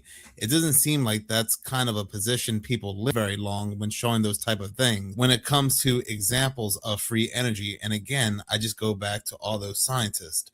But in any case, thank you so much for watching. If you like this channel and you want to see more, please subscribe. If you're already subscribed, please like, as any engagement does help the channel grow. Once again, thank you so much for your support. Yes, all these, like some woman, well, one of the last ones, she invented anti-gravity machines or something.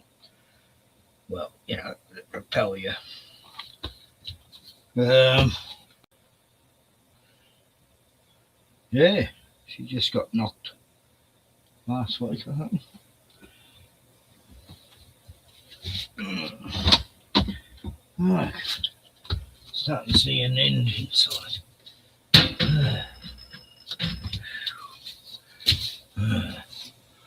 Oh, this is taking me 3 hours so far. Doing the home brew. Yeah, I've got the bottles happening. And there's plenty. 23 litres all up. And it'd be quicker if I was doing them in big bottles.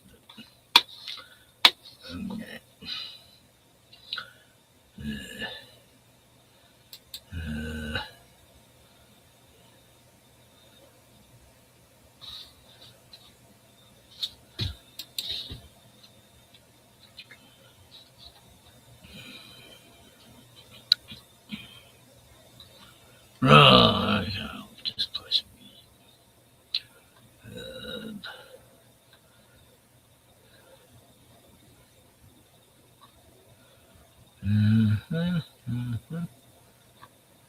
Show me how long.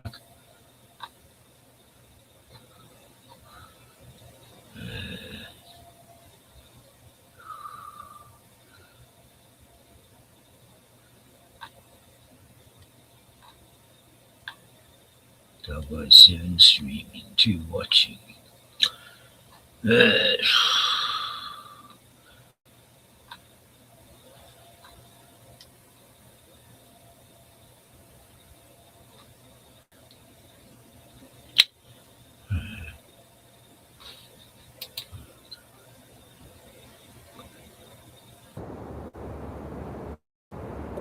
Okay. Legendary.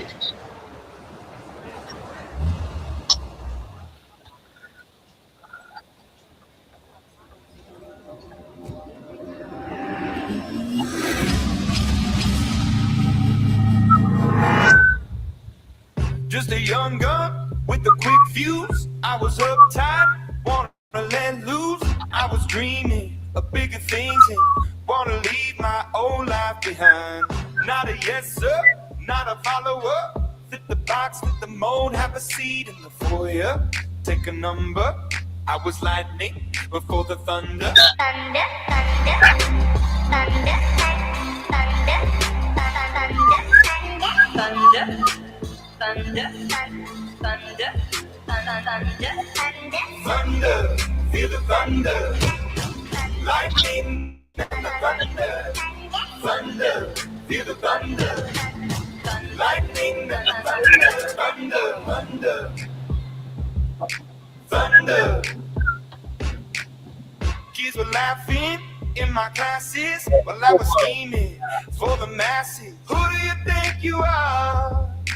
Dreaming about being a big star. They say you're basic, they say you're easy. You're always riding in the backseat. Now I'm smiling from the stage while you were clapping in the nosebleeds. Thunder, thunder, thunder, thunder, thunder, thunder, thunder, thunder, feel the thunder.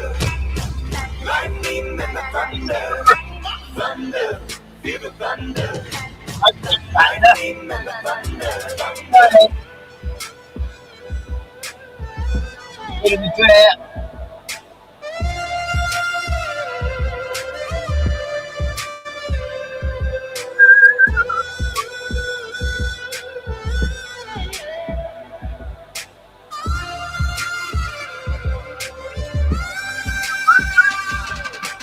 Thunder, feel the thunder.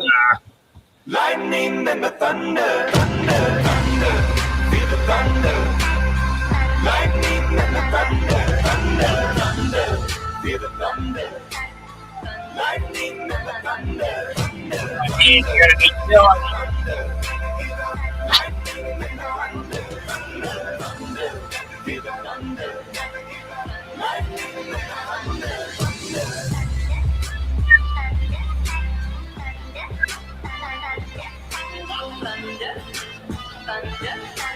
Thunder, thunder, thunder,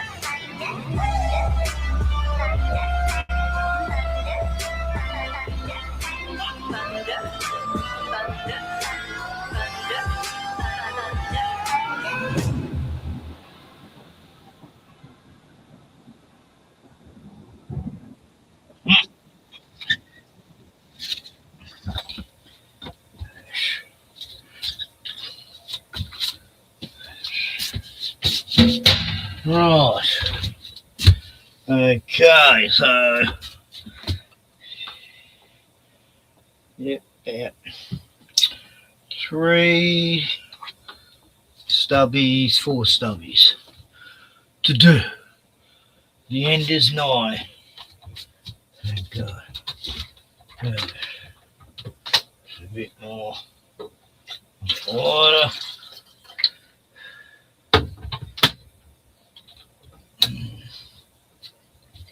Right. can't justify buying it anymore.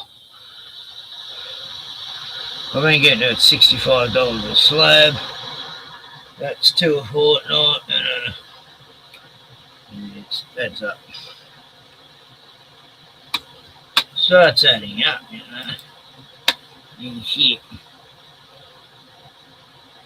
Okay, I've been in New Young.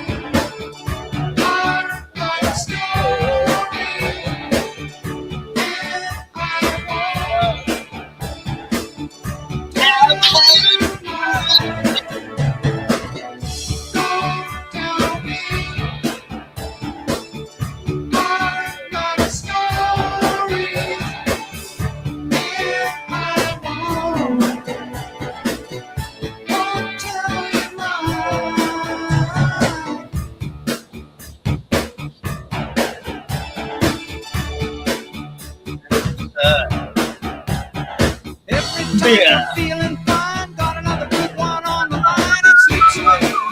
You feel it slip away, slip away. I don't want no more from you. Won't do what you want me to. Turn me loose.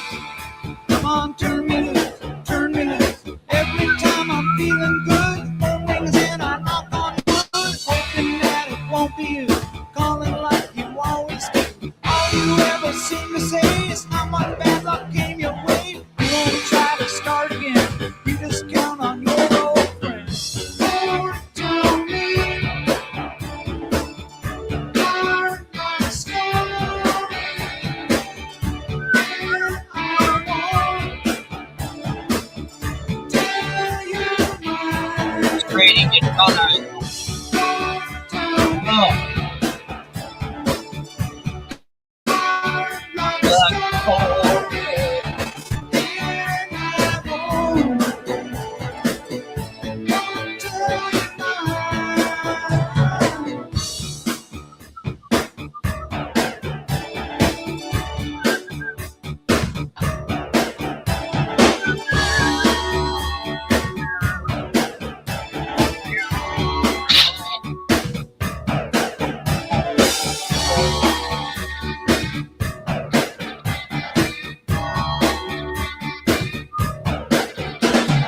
Now you call up every day, got no money, no place to stay. That girl made a mess of you. You got what was coming to. Filled her up and let her down, tasting everything in town. Treat her right, you never treat her right, treat her right.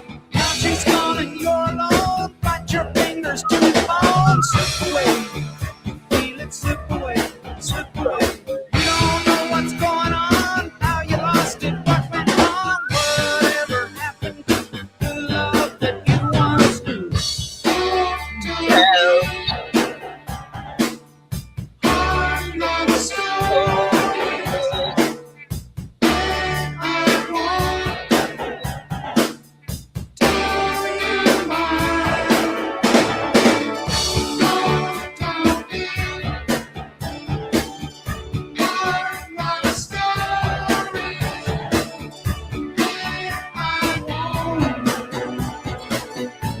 won't tell you mine.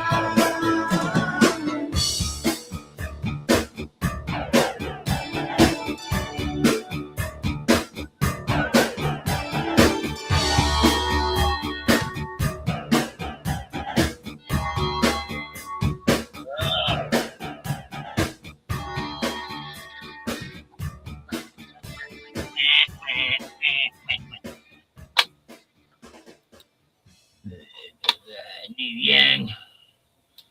Was this a video or just a...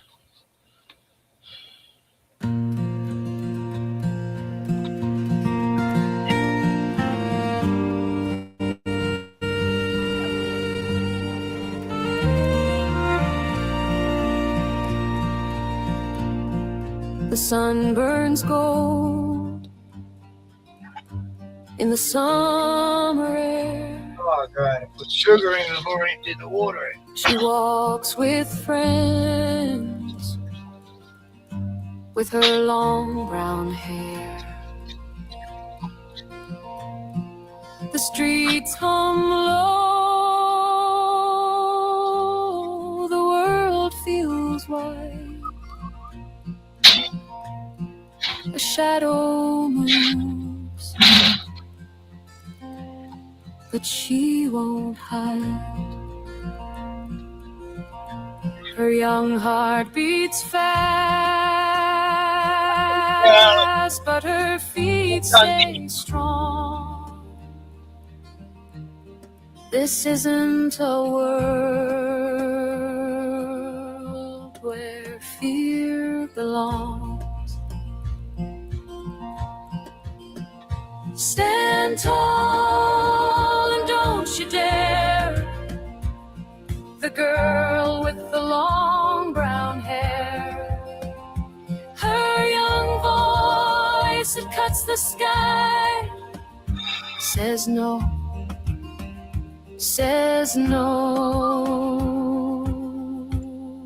I won't comply.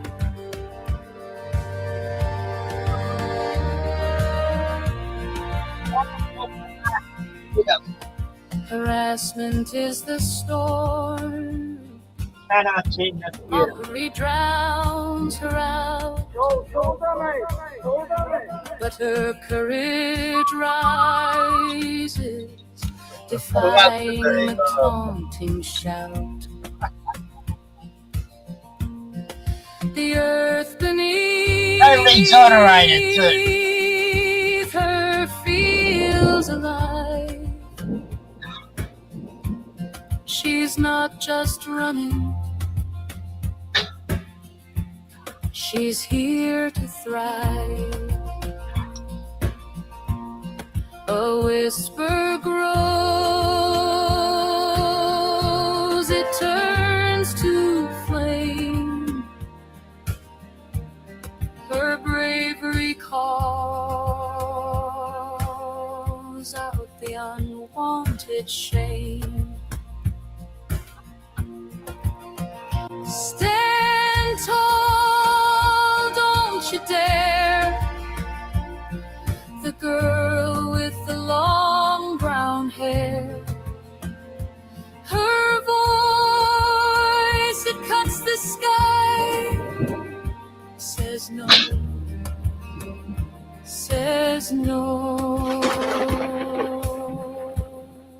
I won't comply.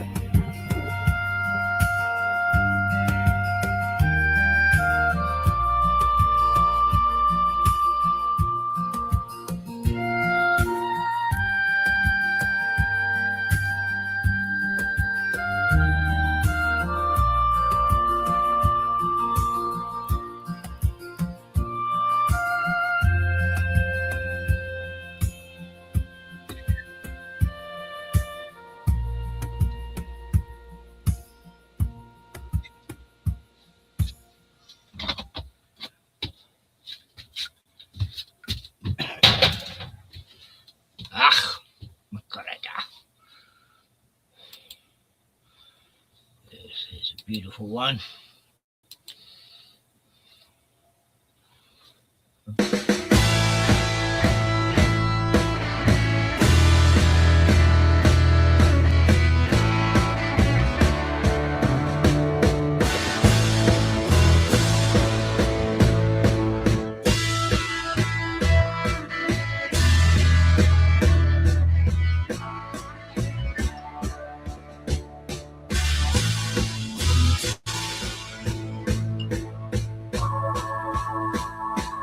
God save our gracious Queen, long live our noble Queen. God save the Queen.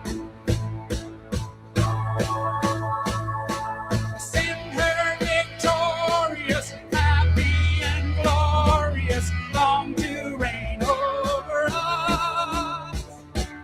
God save the Queen.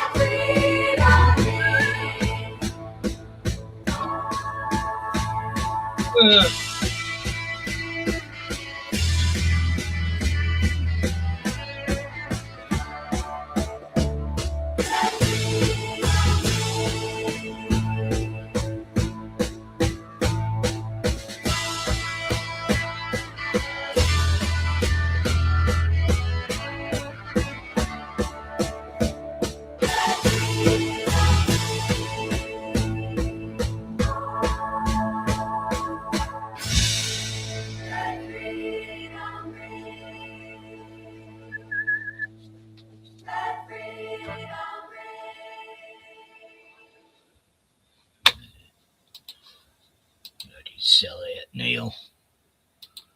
Bloody been part of the psyop all along, eh? He was mates with Charlie Manson. Yes. Agent Young. Help orchestrating things back in Laurel Canyon days.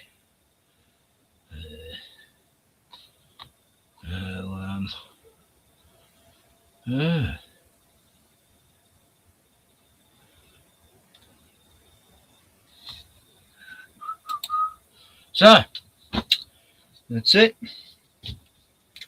That's the end of it. I've done the home brew. Yay. Bottled and capped.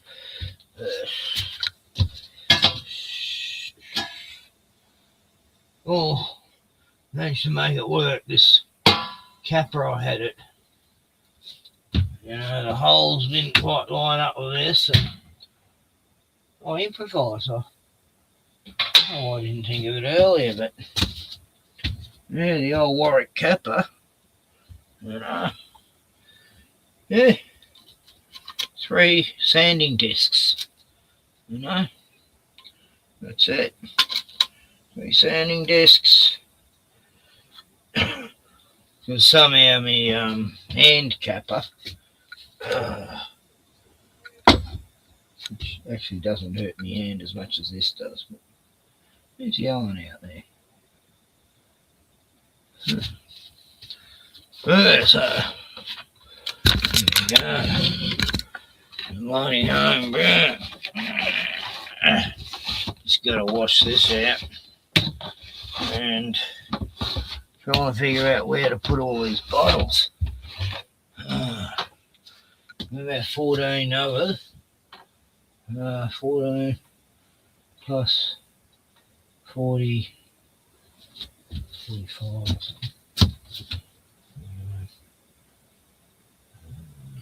I don't know, I made about 60 bottles anyway.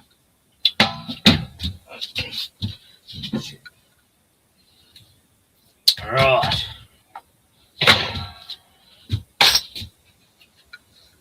God. It's all fucking happening.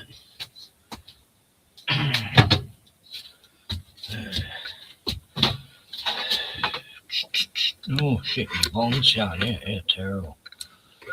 What are you doing over there, you fucker?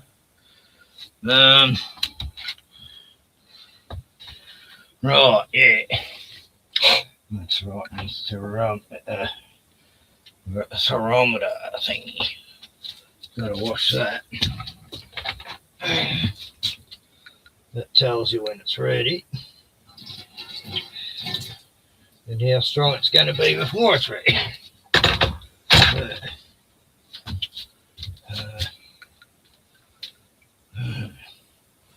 Cost a bit, these fuckers.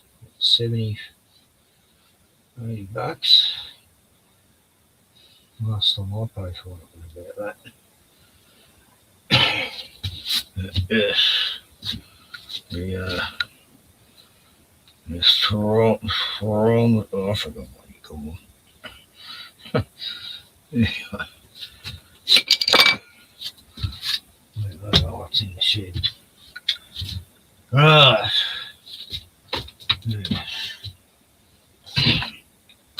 Just burn my fingers for a minute.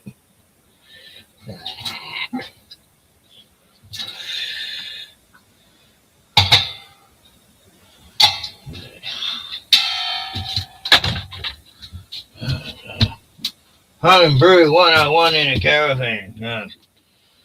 I'm sorry, this is the first I've done in the caravan. Oh, I did plenty of times in my other caravan. It was much bigger. It was a 22 foot, 25 anyway. I sold it. Couldn't really cart it anywhere anyway. Get the sludge in. You can make bread with this, the bottom of this stuff. Put in some flour or this yeast. Sits on the bottom.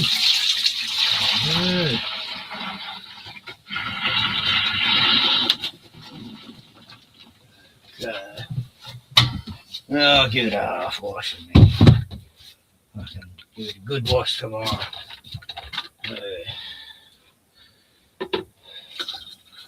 Vinegar. Vinegar's excellent for it. Killing any bacteria and shit. Well,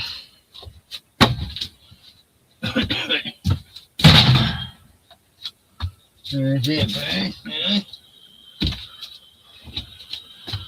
Right, so I've got to get them bottles somewhere.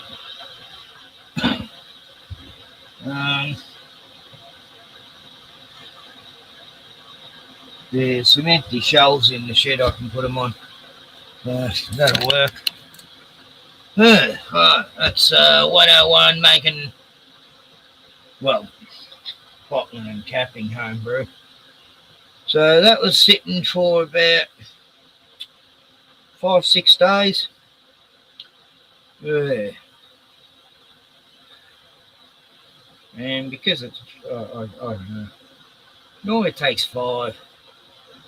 It was probably ready yesterday. I just let it go for the 6th day.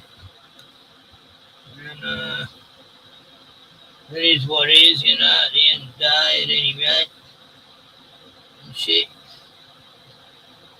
So, yeah.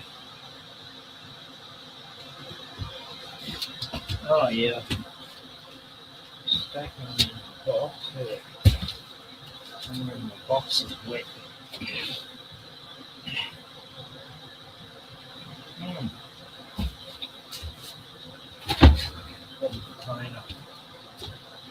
Anyway, I'm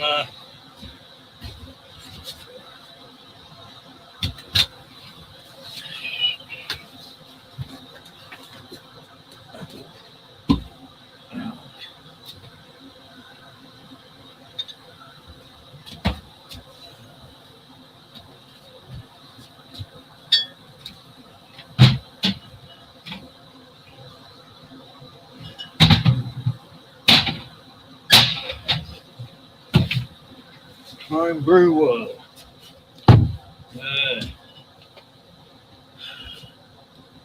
So,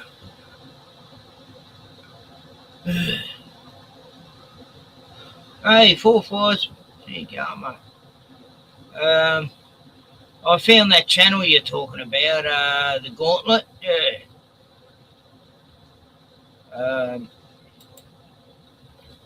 They're talking about the Bible tonight or something, I think. Yeah. Seemed pretty interesting. Okay, let's see some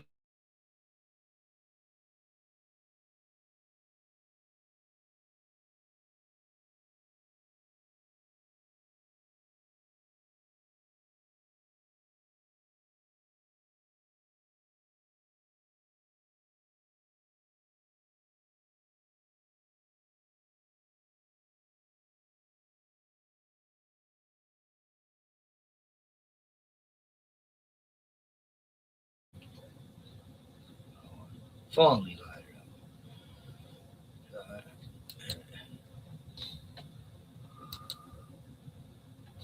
Good. Is it showing?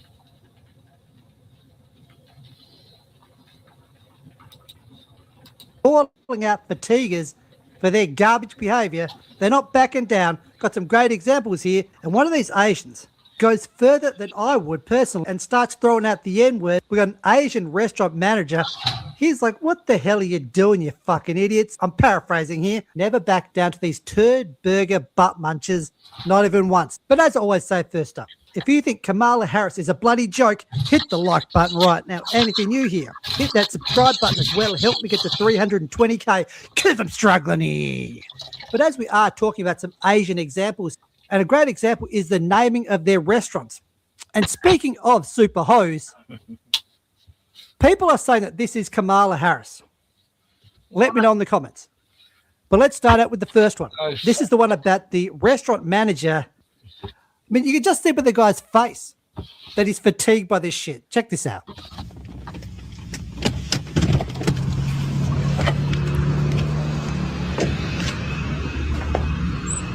Thank you, sir. Just a pickup order? We have a online order? Yes. Okay, we will book you on it. Okay, cool. Thank you. You got smart with my daddy? Huh? You got smart with my daddy? Say? My dad just came in here Yeah, for what? and he said something about drink. And he was like, who told you got drink? You had attitude? No, the menu doesn't say come with a drink. Okay, but he was just asking you a question and you just said, who told you? Like, I was just saying, don't do that. No, you did come, and then you say, well, why not come with a drink? You don't. Nobody say come with a drink. What do you want here? I was coming to tell you don't talk to my dad like that. Huh? I was just coming to tell you don't talk to my dad like that. God, I can't even stand the guy. What's wrong with me? What's wrong with me? He said that you got. How does this Vietnamese guy understand a word this fucking idiot's saying? Like, what sort of fucking stupid ghetto trash language is that? Smart when he just asked about a drink. He said, who said to come with a drink? You start yelling or No, something. you like did was say that it should come with a drink. Who say it's come with a drink? Oh, he said it should come with a drink? You kind of attitude like this, okay? Yeah. You don't talk to me like that, okay? Man, don't put your motherfucking finger in my face. Don't threaten me. Shut the fuck up. Call me a motherfucker. You want to call police? Call him, bitch. Okay. Stay here. All right. Adam, he's sick of it. Firstly, I got to say, it was his dad that fucked up. It's clear by that interaction that it was that person's father that was trying to get a free drink and getting butthurt by not getting that free drink that caused this entire situation. Secondly, I'd say any adult man who calls their dad, in quotation marks, daddy, is a fucking bitch. Daddy. End of story. No man should ever refer to his own father that way. No. Dad, father, old man, any of those is fine. But if you're saying that, it's pretty much a guarantee that you're a homosexual. Okay? This is fucking embarrassing. But let's go all the way to Tokyo. Shout out to the Japanese. Think about it. Think about the strides Japan has made since World War II. They've made all these massive advancements there. Whereas Africa is still pretty much the same third world dump it was thousands of years ago. No, that's the truth. You called me. Do not call me. I fucking care who you are. No, I am a Nigerian American. Do not call me. Try that. We don't fucking care. Don't try your stuff. She said, you bitch, you should have stood over here. And I said, nobody told me this, man. And then she proceeded to call me. It's not a fucking unit. Go try your stuff from now. But you called me a called me a bitch. I wanted to call you because I wanted to. You called me a She said, I called you an N-word because I wanted to. The thing is that in the real world, outside of these Western woke countries, you know, the US, Canada, the UK, Australia, you know, Ireland, many European countries, New Zealand, outside of these countries, they couldn't give two fucks about Western victim narratives. They couldn't give a shit. They'll call you an N-word to your face, and there's not going to be any repercussions at all. This woman here, nothing will happen to her. because they don't give a shit. To be fair, I'm pretty sure in the south of the United States, you could probably do a similar thing and no one would give a shit. But I'm not endorsing what the Asian woman said. I don't say the N-word personally because it doesn't really mean anything in my country. That's a very American term. And now let's go to possibly the New York subway. Close enough. A subway in the United States somewhere where these two are having a bit of a back and forth and the Asian chick doesn't back down. Everywhere. So you go sit there then. What do you think you're talking to? You got some goddamn nerve. Bitch, don't say nothing else to you. Don't say I'm shouting. Don't say anything else to you. This is a shot like a cop. Put your fingers down. I am already put my fingers down. I asked you to take a finger down. You press your finger off. I put my finger off. I can say what I want. I can do what I want. Who the fuck you think you talking to? I'm a grown-ass woman, bitch. You're everywhere. So you go. Oh, I wish we had more of it. It shows it when you push back and don't let them walk all over you because these people one-on-one are extremely pathetic. That's why there's so many examples of like groups of these individuals attacking one person because they need that many people. Here we have this leftist, Americanized Asian woman who said there are women who do play in the white supremacist idea that Asian men are less masculine than other men. And that's a problem. But it's the same old story with like Don Lemon, AOC, Kamala Harris, Beetlejuice from Chicago. And what is that story? That's the story right there. That's actually the boyfriend or the husband, whoever it is. That's who she's with. So she's doing the same racist thing in her mind in dismissing Asian men. Even McDonald's is suffering from fatigue. They're not letting these YNs in. Y'all, this is McDonald's on Eldridge and Briar Forest in front of Kroger's. They got all these kids standing outside. They won't let them in. It's hot as hell outside. Let's not play dumb. We all know why they're not letting them in. And I guarantee at least some of those staff members are also black. I guarantee.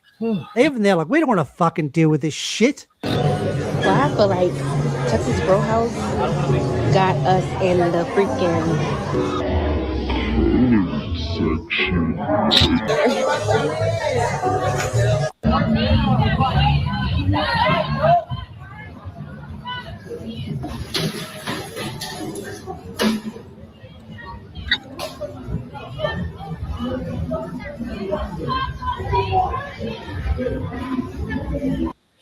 And that's what's going on. Hope you're having a good day as always. And as I always say, get the peons and the Jordans, which are garbage shoes, the hell out of a stinking house. Great player. Shit shoes.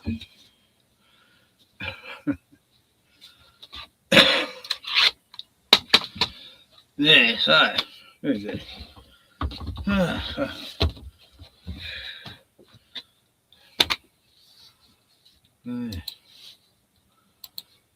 All done.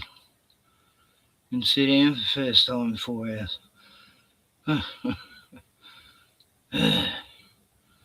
So I haven't got all the laundry off the line yet, but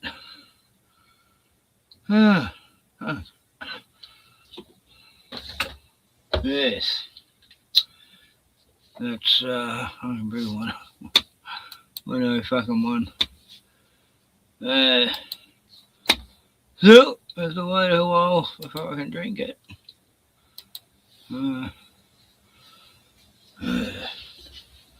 Just drink less in the meantime.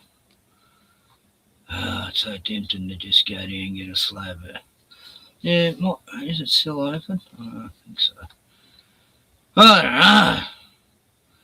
Not sure when the liquor store shuts. Oh, the pub would be like. Stick there.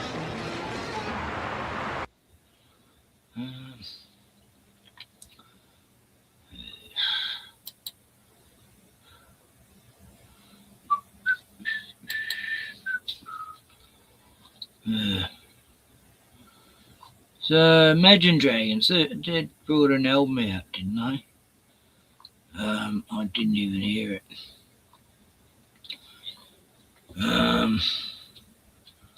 Right. Polaroid work. The unknown. I don't know. I like their older stuff, but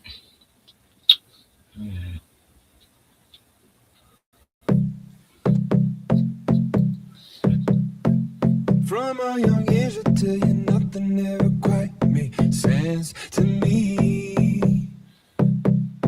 Birds up in the trees and eyes with the season made sense to me.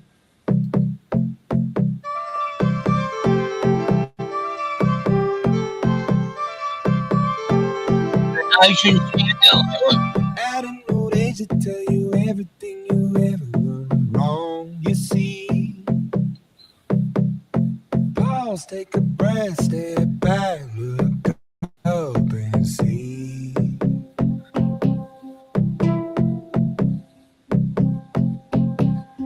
Can you feel the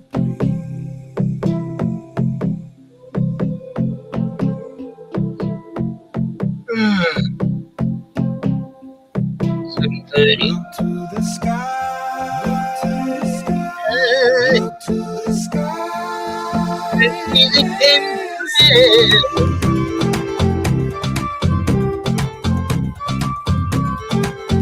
and they'll see everywhere.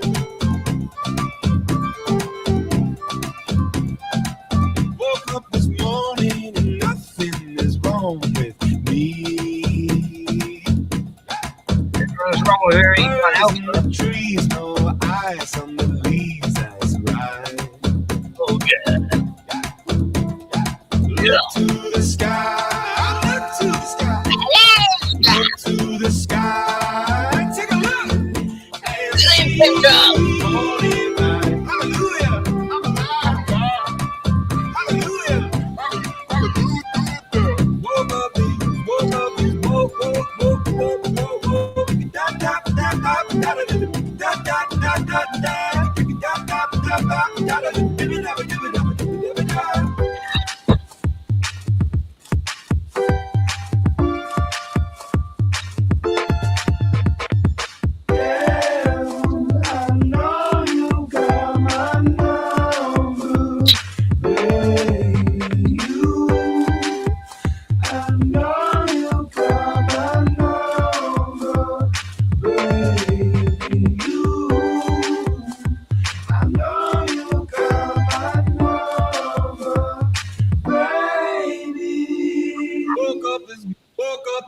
Woke up this morning light. Hallelujah, I'm alive. God. Hallelujah, hallelujah. Woke up this, woke, woke, woke, woke, woke. Da da da da da da da da da da da.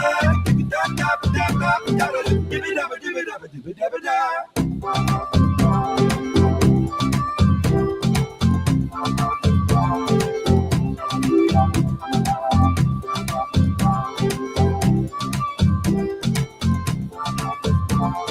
Politics made.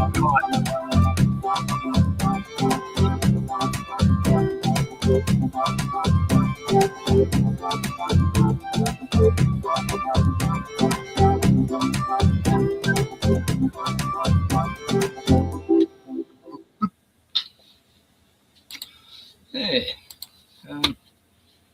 I'll have to give it a bit of a listen, that album.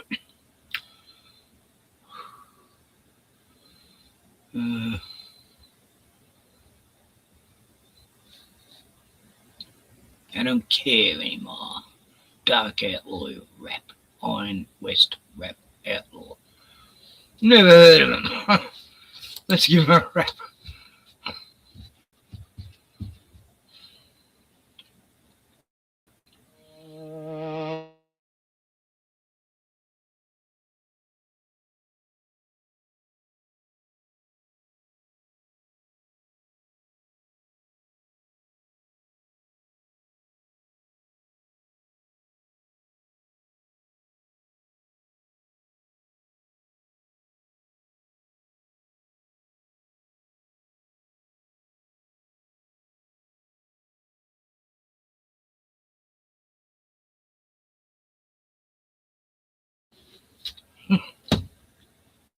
Right. Okay. Let's do a bet. AI. I'll bet 100 fucking percent. Goes, but lost that good deed. Now it's just echoes I barely keep. Crack phone screen, miss.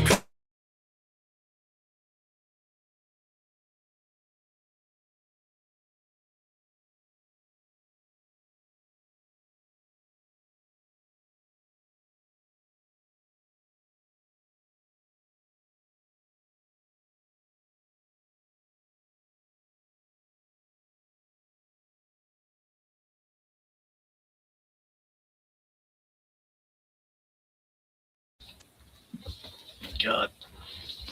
Just buffering. Good. Now I'm not planning for StreamYard. Okay. Let's just put a few little fucking tweaks in there now. Make it a fucking rotten experience. So I want to go back and pay for it. God, why do they make this AI shit fucking fuckery? So,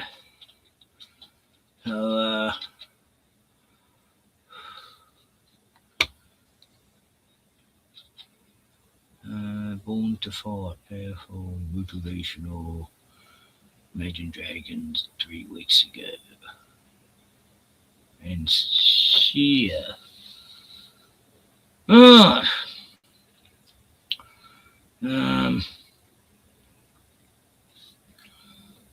Double eyes on it. Now, the last 2 years, it's like, yeah, people just take a broom and a scraper and it just, just well, nothing actually gets done, It's come on, guys, just nobody's heart is in it anymore. No, man, nobody. Yep, just Boy and Richie having a good old whinge together. It's normally how it goes with Richie. So, typical whinging Pom. He's got all these high standards and shit. Very critical, very arrogant. What, Brian? You want to go out? You want to go out, my boy?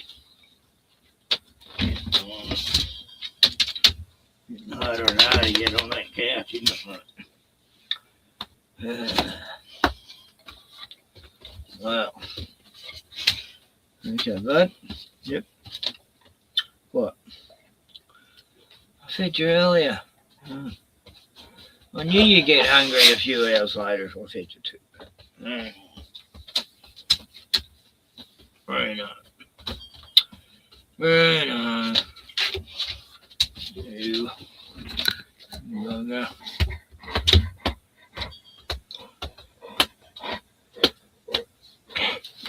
Oh, well, I guess I'll have to give us a second dinner tonight. You won't quit otherwise. Over.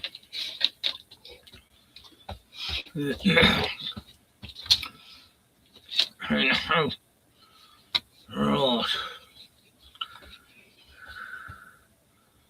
Yeah, so I don't go to Richie's much, but I mainly see Voice there. Sylvie goes on there. There's some. I'm not sure if she's Irish or Scottish. She seems alright.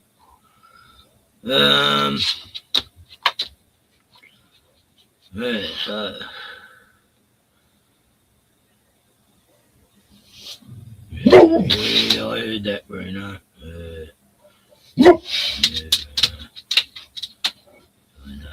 I know. There's people having a party somewhere now.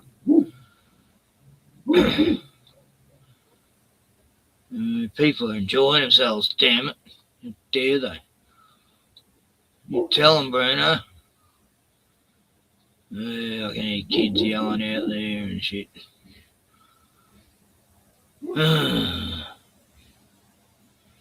I'm just looking at the feed. It's just ridiculous. Oh, this might be interesting. Okay.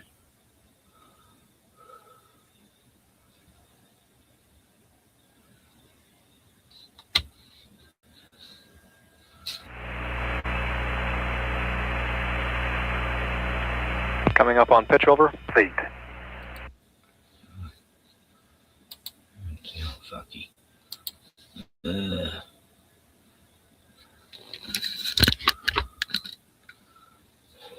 See a bit of Apollo 15 footage. Let's see this beautiful footage. It was so easy back then. 1971.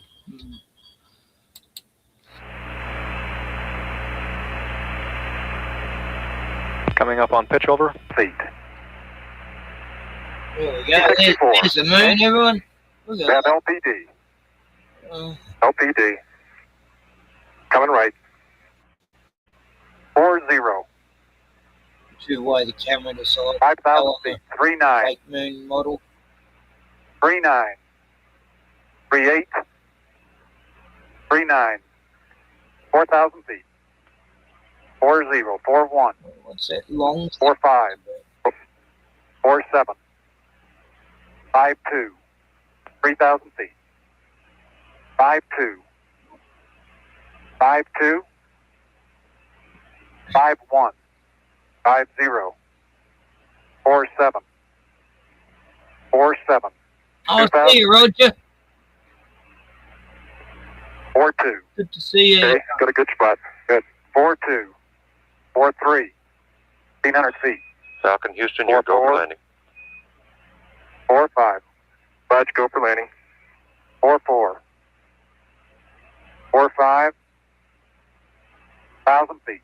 45. 900. 45. I'm in the 800. 30s. 45. Space 1999. 700. 46. Look more real in that show. 600. 48. 500. 49.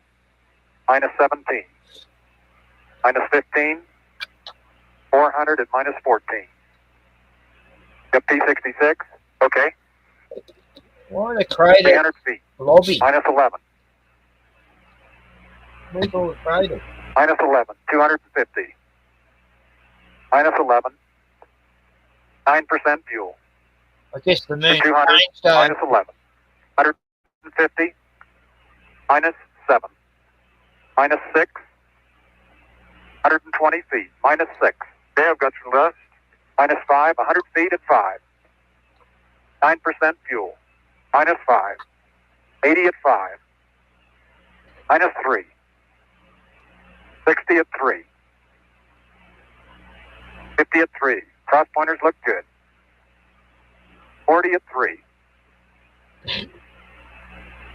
33. 33. 25. Right. 2. You gotta get the 7% 33. fuel. 20 at 1. 15 at 1. No, hurry, yeah. Minus 1. No. Minus 1. 6% fuel. 10 feet. Minus 1. Everyone must have been bored at home back then. 8 feet. Minus 1. Contact. Oh, yeah, sure. Man.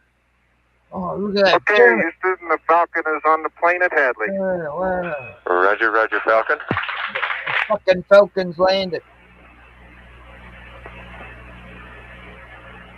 No denying that. We had contact. Well, alien contact. Suppose you. We got these moon rock creatures. That was a jubilant Dave Scott reporting Apollo 15 on the plane at Hadley. Yeah, right. Okay, ECS looks good. None of it looked good. Sorry. But not much different than the Artemis now. Oh, let's see the rovers. I got footage of the Apollo 17 with the rovers going around everywhere. There's never an Apollo 18, or was there?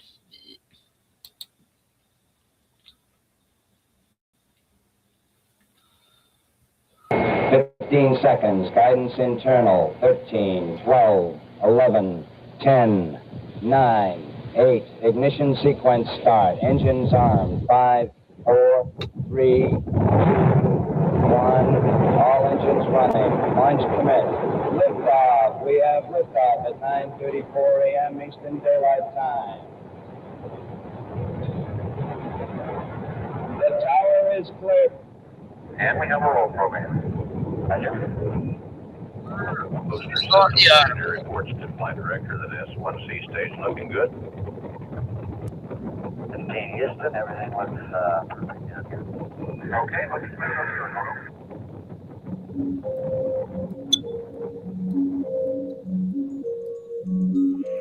And you know, as we look at all this after the many months we've been studying the move and learning all the technical features and names and everything, why, when you get it all at once, Yeah, tiny it's just absolutely overwhelming. There's so many different things down there, and such a great variety of landforms and stratigraphy and albedo that it's hard for the mental computer to sort it all out and give it back to you.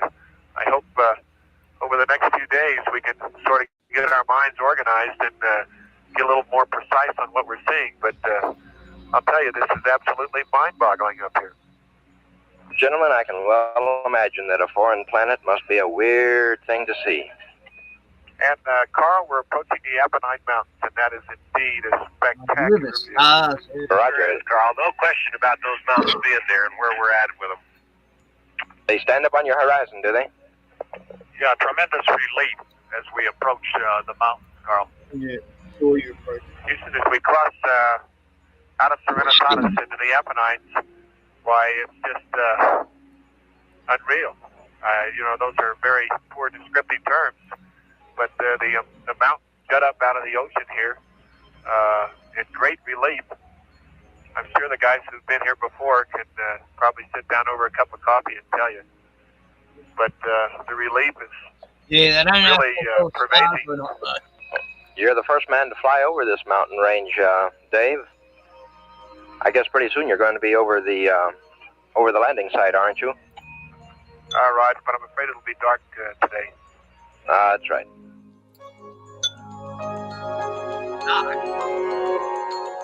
I went to the dark side.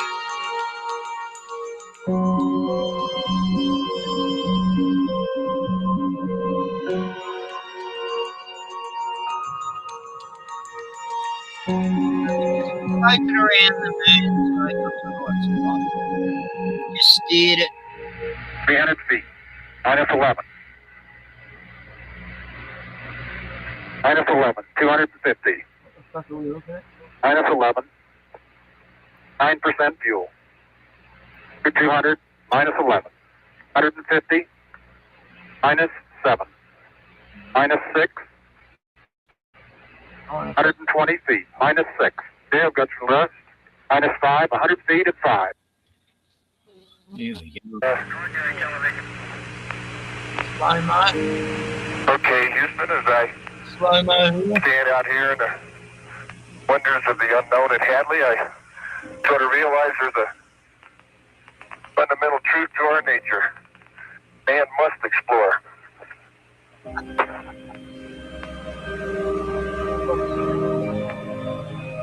And this is exploration at its greatest.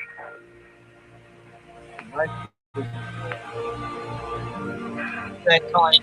The limb looks like it's in good shape. The rover is in good shape. Oh, they're moving quick.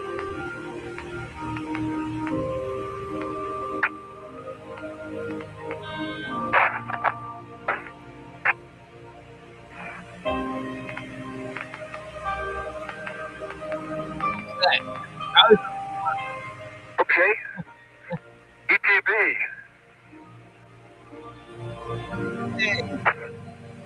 It's over.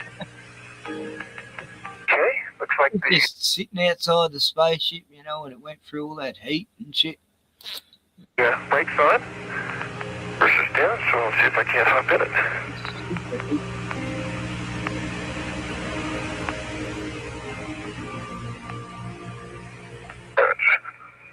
Reasonable fit.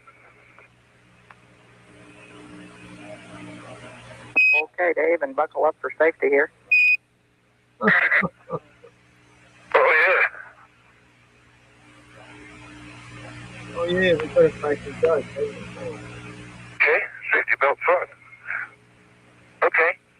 There's no gravity. You're not going to hurt yourself. Out of D10. We're moving. Extraordinary.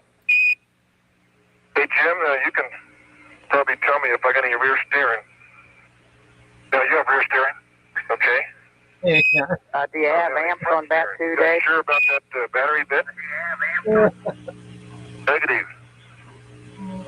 But I don't have any front steering, Joe. Like just rear steering, Dave. Yeah.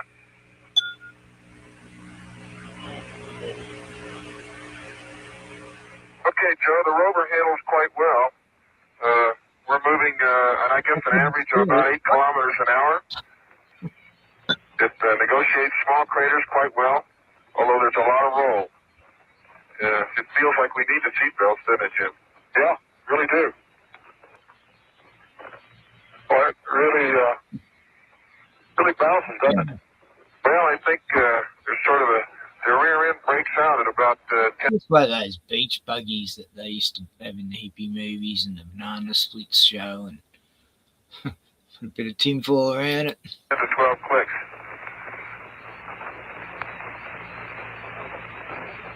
Roger, Dave. It sounds like it's like steering a boat with the rear steering and the rolling motion.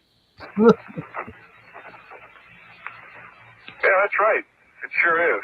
See, there's a good fresh one right there. I was looking at that one. It wanted to talk to us right now. Very fresh, angular block. Some lighter albedo material on the south rim. Man, this is really a rock and roll ride, isn't it? Oh, fuck yeah. Never been on a ride like this before. Oh, boy. Yeah, no, I bet it's either in a studio or it's some part of the desert where they just sort of blacked out the sky. But I'd say it's a big studio. I'm glad they got this great suspension system on this thing. Boy. Okay, Joe, you want us to press on up to St. George? That's the firm, guys. Move on. Okay, Dave. Okay, we're on the way. Oh, boy. This is traveling. What's it say, blue? Oh. Great sport, I'll tell you. The sandbar was never like this. Yeah, man. I wish we could just sit down and play with the rocks for a while.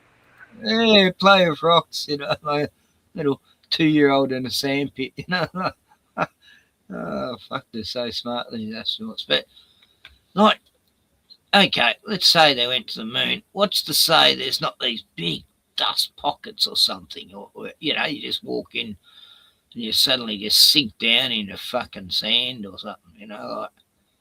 And they know the surface is going to be totally firm wherever the fuck they went, Look at these things. They're shiny, sparkly. Look at all these babies here. Gosh. What? Babies? One day there'll be a lot of them. Let's get back. Babies in space. Can't resist it. Let's go find something to eat at St. George.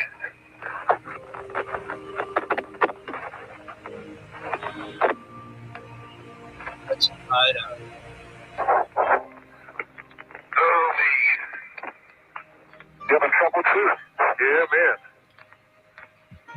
Moving. And motor temps are both off-scale low.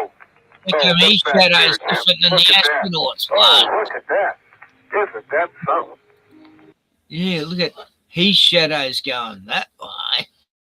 And his shadows going that way. And the shadow of the moon buggy is sort of just straight down. It's not casting hardly any shadow. It should be, if it's like him, it should be out there. His shadow should be sort of going sideways. Oh, no, just something I noticed then. But, that shadow doesn't match up with his shadow at all. We're up on a slope, Joe, and we're looking back down into the valley.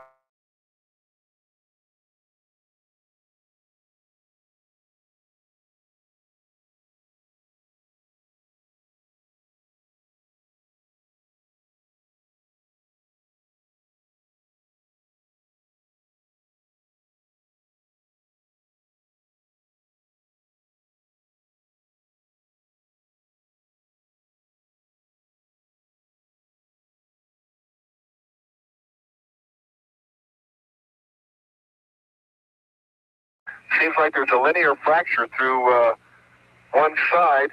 It almost looks like that might be a contact. It is, within the rock. It looks like we have a maybe a breccia on top of a crystalline rock. Amazing, a rock. Wow. It looks fairly recent, doesn't it? Yeah, it sure does. It sure does. And I can see underneath the upslope side, whereas on a downslope side, it's piled up. Boy, that is really something. Hey, let's get some good pictures of that before we disturb it too much. Roger, Dave and Jim. It's crystal clear, and we've got a beautiful tally hole on you and the boulder on the TV. And it probably is fresh, probably not older than 3.5 billion years. Can you imagine that, Joe? Here sits this rock, and it's been here since before creatures roamed the sea on our little Earth. Okay, let's try the old hammer.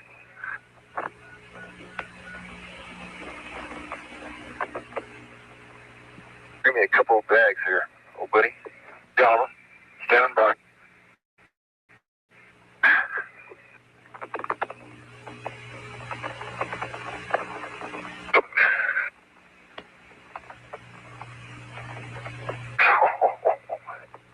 Man, is it good one? No. Oh, hard. No, it's not hard. Oh, underrated.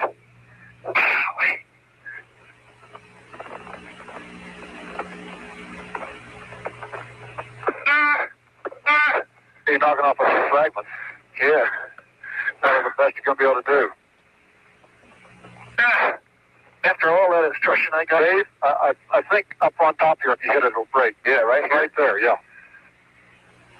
Yeah, it's coming loose. Well,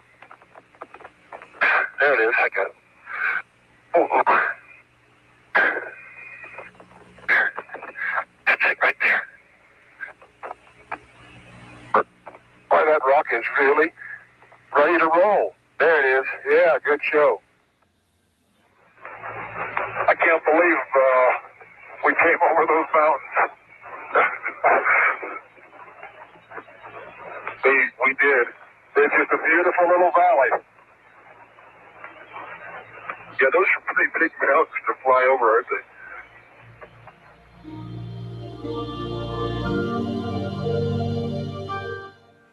Dave and Jim, is it your impression that you're sampling on the ejecta blanket of Spur Crater now? Yes, sir. Probably from the deepest part, because we're right on the rim. Sounds good. Okay, 195. Wouldn't you agree with that, Jim? Yeah. Sir. Okay, now let's go down and get that unusual one. Get that unusual one. And there's another unusual. Look at the little crater here. And the one that's facing us, there's a little white corner to the thing. Okay, I have my pictures, Dave. Okay, let's see. What do you think the best way to sample it would be? I think partly, could we break off a piece of the clod underneath it? Or I guess you could probably lift that top fragment right off. Yeah, let me try. Yeah. Sure can. And it's a white class. And it's about... Oh, man, look at that. Look at the glimp. Almost see twinning in there. Guess what we just found? Guess what we just found? I think we found what we came for. Crystal and rock, huh? Yes, sir. You better believe it. Yep, sir. Pledge in there.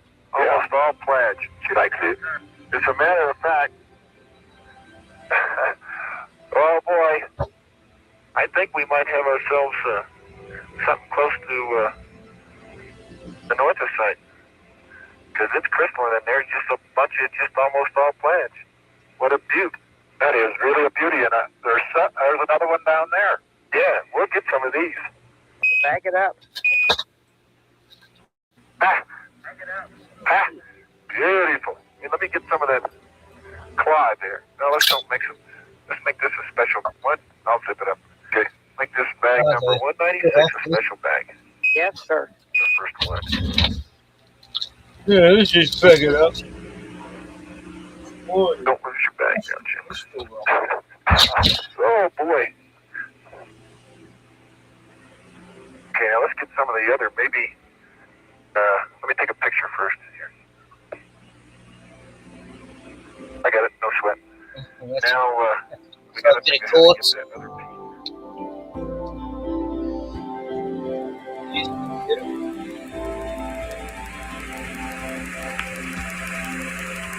Port stage, engine arm dash in.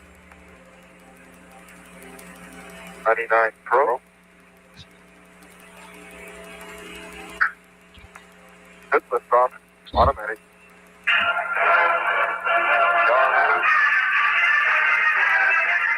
Is that music? Hey. Okay, la la la.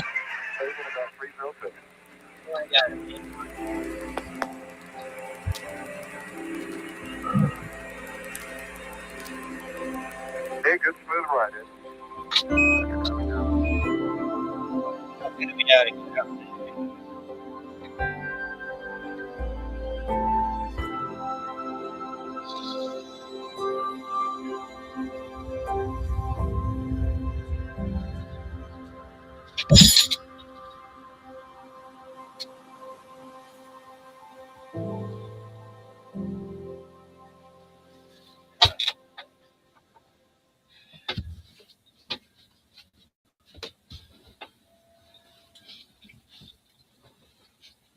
Wow, funny old shit show.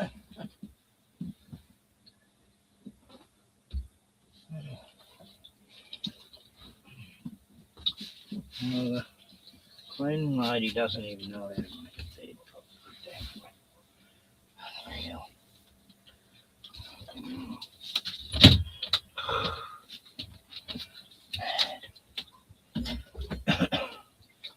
Okay, boys.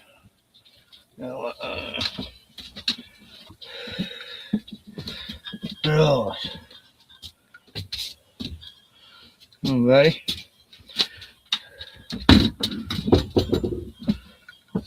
Them bottles are gonna rattle all the time.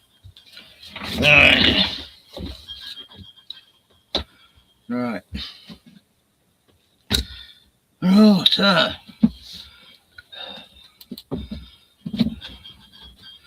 4.5 hours like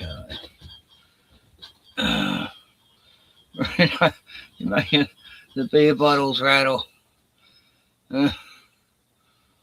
Bugger. Well, I'm fucked. God. Yeah, homebrew. It's yes, but at least the weather wasn't cold this week. A beautiful week.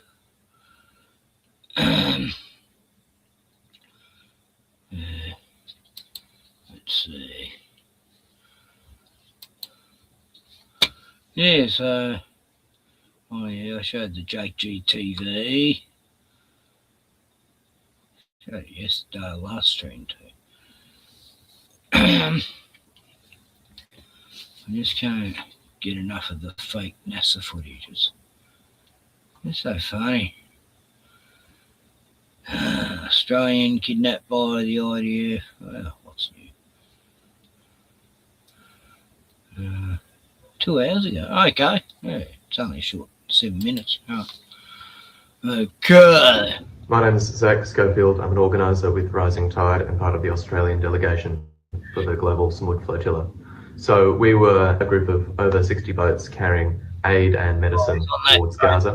Gaza Strip has been blockaded since 2008 by the Israeli army illegally, specifically to starve the Palestinian people and undermine their ability to organise themselves. So the Global Samud Flotilla is one of a line of missions aiming to support those people in their fight against the active genocide that Israel's been perpetrating for the last, it's been intensifying over the last few years.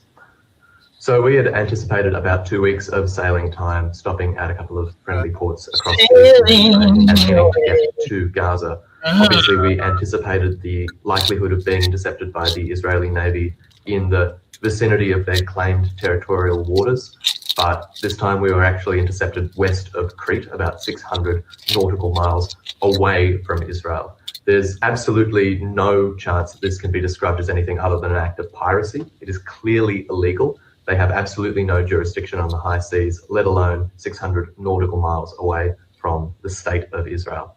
And so we were very surprised that they had gone this far with warships and a prison ship and many tactical boats with Marines and special operations units there to seize our boats, to kidnap us, to brutalize us, and take us on board a prison ship with absolutely no charge being laid on us that you could imagine, given that we were obviously so far away from any territorial waters that they could possibly lay claim to. When we were taken onto the prison ship, there were 3 shipping containers that were able to contain about 3/4 of the 181 of us that were taken aboard that prison ship, sleeping if we packed like sardines. The rest were expected to sleep on the ground outside, which I did. And during the nights that we were there, they flooded the deck with seawater to wake people up and prevent them from sleeping. They specifically chose leaders of the movement and men of colour to brutalise. They took some of them away from us into a separate shipping container, which was the entrance to the prison, and beat them very violently while we could hear them. And they threatened to shoot us and to otherwise beat us if we didn't cooperate with them. They placed us in stress positions for extended lengths of time, kneeling on the ground with our heads down to the ground, and overall just displayed a callousness, which I suppose we have to expect from the IDF. When we were about to be transferred to the Greek Coast Guard vessel, they didn't tell us that that was what was happening. They just told us that we were being moved. We anticipated it was to solitary confinement cells or another Israeli warship to be taken to Israel itself. And we hadn't yet seen proof of life of 6 of our friends who'd been taken away violently. And we were demanding to see proof of life of them before we cooperated with any of the IDF's commands. So when we weren't cooperating with those demands, we were sitting down on the ground chanting, "Free our comrades," so that we knew that they were alive. Instead of providing that proof of life or giving us any clarification on what was happening to us, they began coming into the compound and beating people who were closest to the door. Many people have got concussions. Many people have got broken or fractured ribs. I had 2 flashbangs thrown right at my feet as I was sitting chanting, and it exploded right in front of myself and a couple of friends. I saw them shoot some men at point blank range with less than lethal rounds, which leave terrible wounds, particularly at such close range. All of this was entirely unnecessary, given that we shouldn't have been on this prison ship in the first place, and given that our being there was a crime under every single law that you could possibly imagine. It's simply an act of piracy to take 181 international citizens onto a ship in absolutely no jurisdiction, 600 nautical miles away from any jurisdiction that you could possibly lay claim to, let alone when those civilians are taking humanitarian aid to a besieged population under genocide. My message to the Australian people is that our government supports Israel. We still consider ourselves an ally of Israel. We provide them weapons parts for their fighter jets. And when we hosted their president in our country in February this year, our police forces beat protesters who dared to protest his presence. The fact is that if the Australian government does not care about the fact that Israel is committing a genocide and flaunts international law and really considers itself not bound by any rules of humanity or law at all, how can we understand that the Australian government's going to care about us? If genocide is not their red line, if flagrant violations of maritime law are not a red line, and we still consider this state an ally, how does our government feel about us? I think they would gladly brutalize us in the same way if they could get away with it, and that's what scares me the most. We know that Israel and associated weapons and surveillance companies like Palantir becoming integrated within our own domestic surveillance infrastructure. Even Coles is using Israeli technology to track your movements when you go and buy your shopping. So I think Australians need to be really, really concerned that if we let, as Australians, Israel get away with these crimes with impunity, we are setting up such a dangerous world for ourselves because our struggles are interlinked with those of the Palestinian people. And what message have you got for those in Gaza? We're still coming. A number of us, if we are able to, logistically speaking, are going to sail on the next ships that made it safely to Greek territorial waters. And there are other ports around the Mediterranean that are also sailing. If we can be on those, then we will be. I know some of us are coming home, but whether it's us or whether it's other people from around the world, we're starting to realize that your fight is the front line of a global war against humanity. And it's in all of our interests. It's our duty to stand up and fight for you and try and make sure that you have the things that you need to survive. Because if we can't fight for you, then we're all buggered, and that's a terrible world to live in, so we're coming. The Australian government needs to understand that people are waking up to the fact that they don't represent us.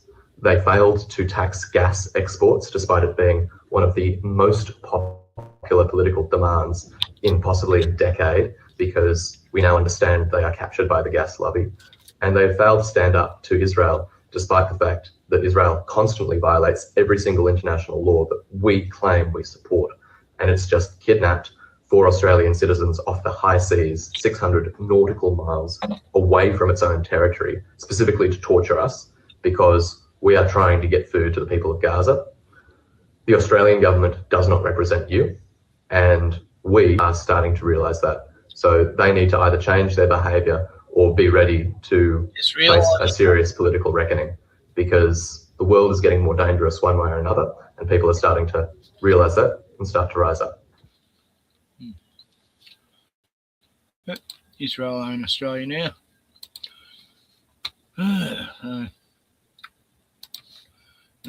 There's that.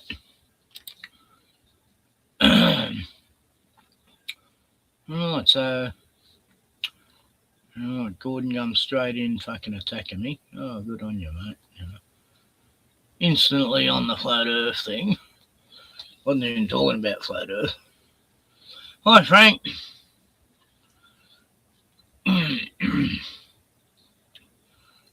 Yeah, right,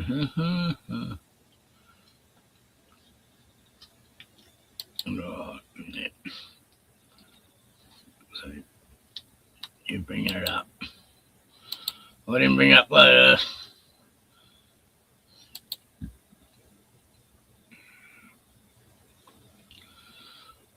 Mm-hmm.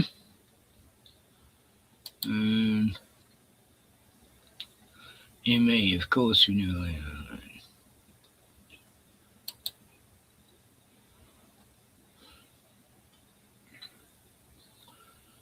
Yes.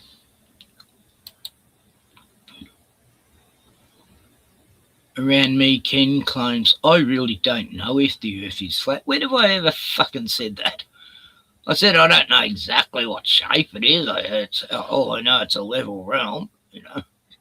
It's not saying I don't think it's flat. God. But around others, Ken says, only idiots think we live on a globe. When have I ever said that? I've never said globe tard or anything. I've never fucking said that, you know. Straight out lie, you know. Only idiots think we live on... When have I said that? I'm the one who said, yeah, I used to think I lived on a globe, so I don't call people globe tards. I've always made that claim. Anyway, you want to make claims that I call everyone who believes we're on a globe idiots? Yeah, fuck good. Anyway, I was going to finish anyway, so... They just don't like fucking straight out lies said about me and shit, and, but, okay. I've been going 444, 444, right. Okay. See ya.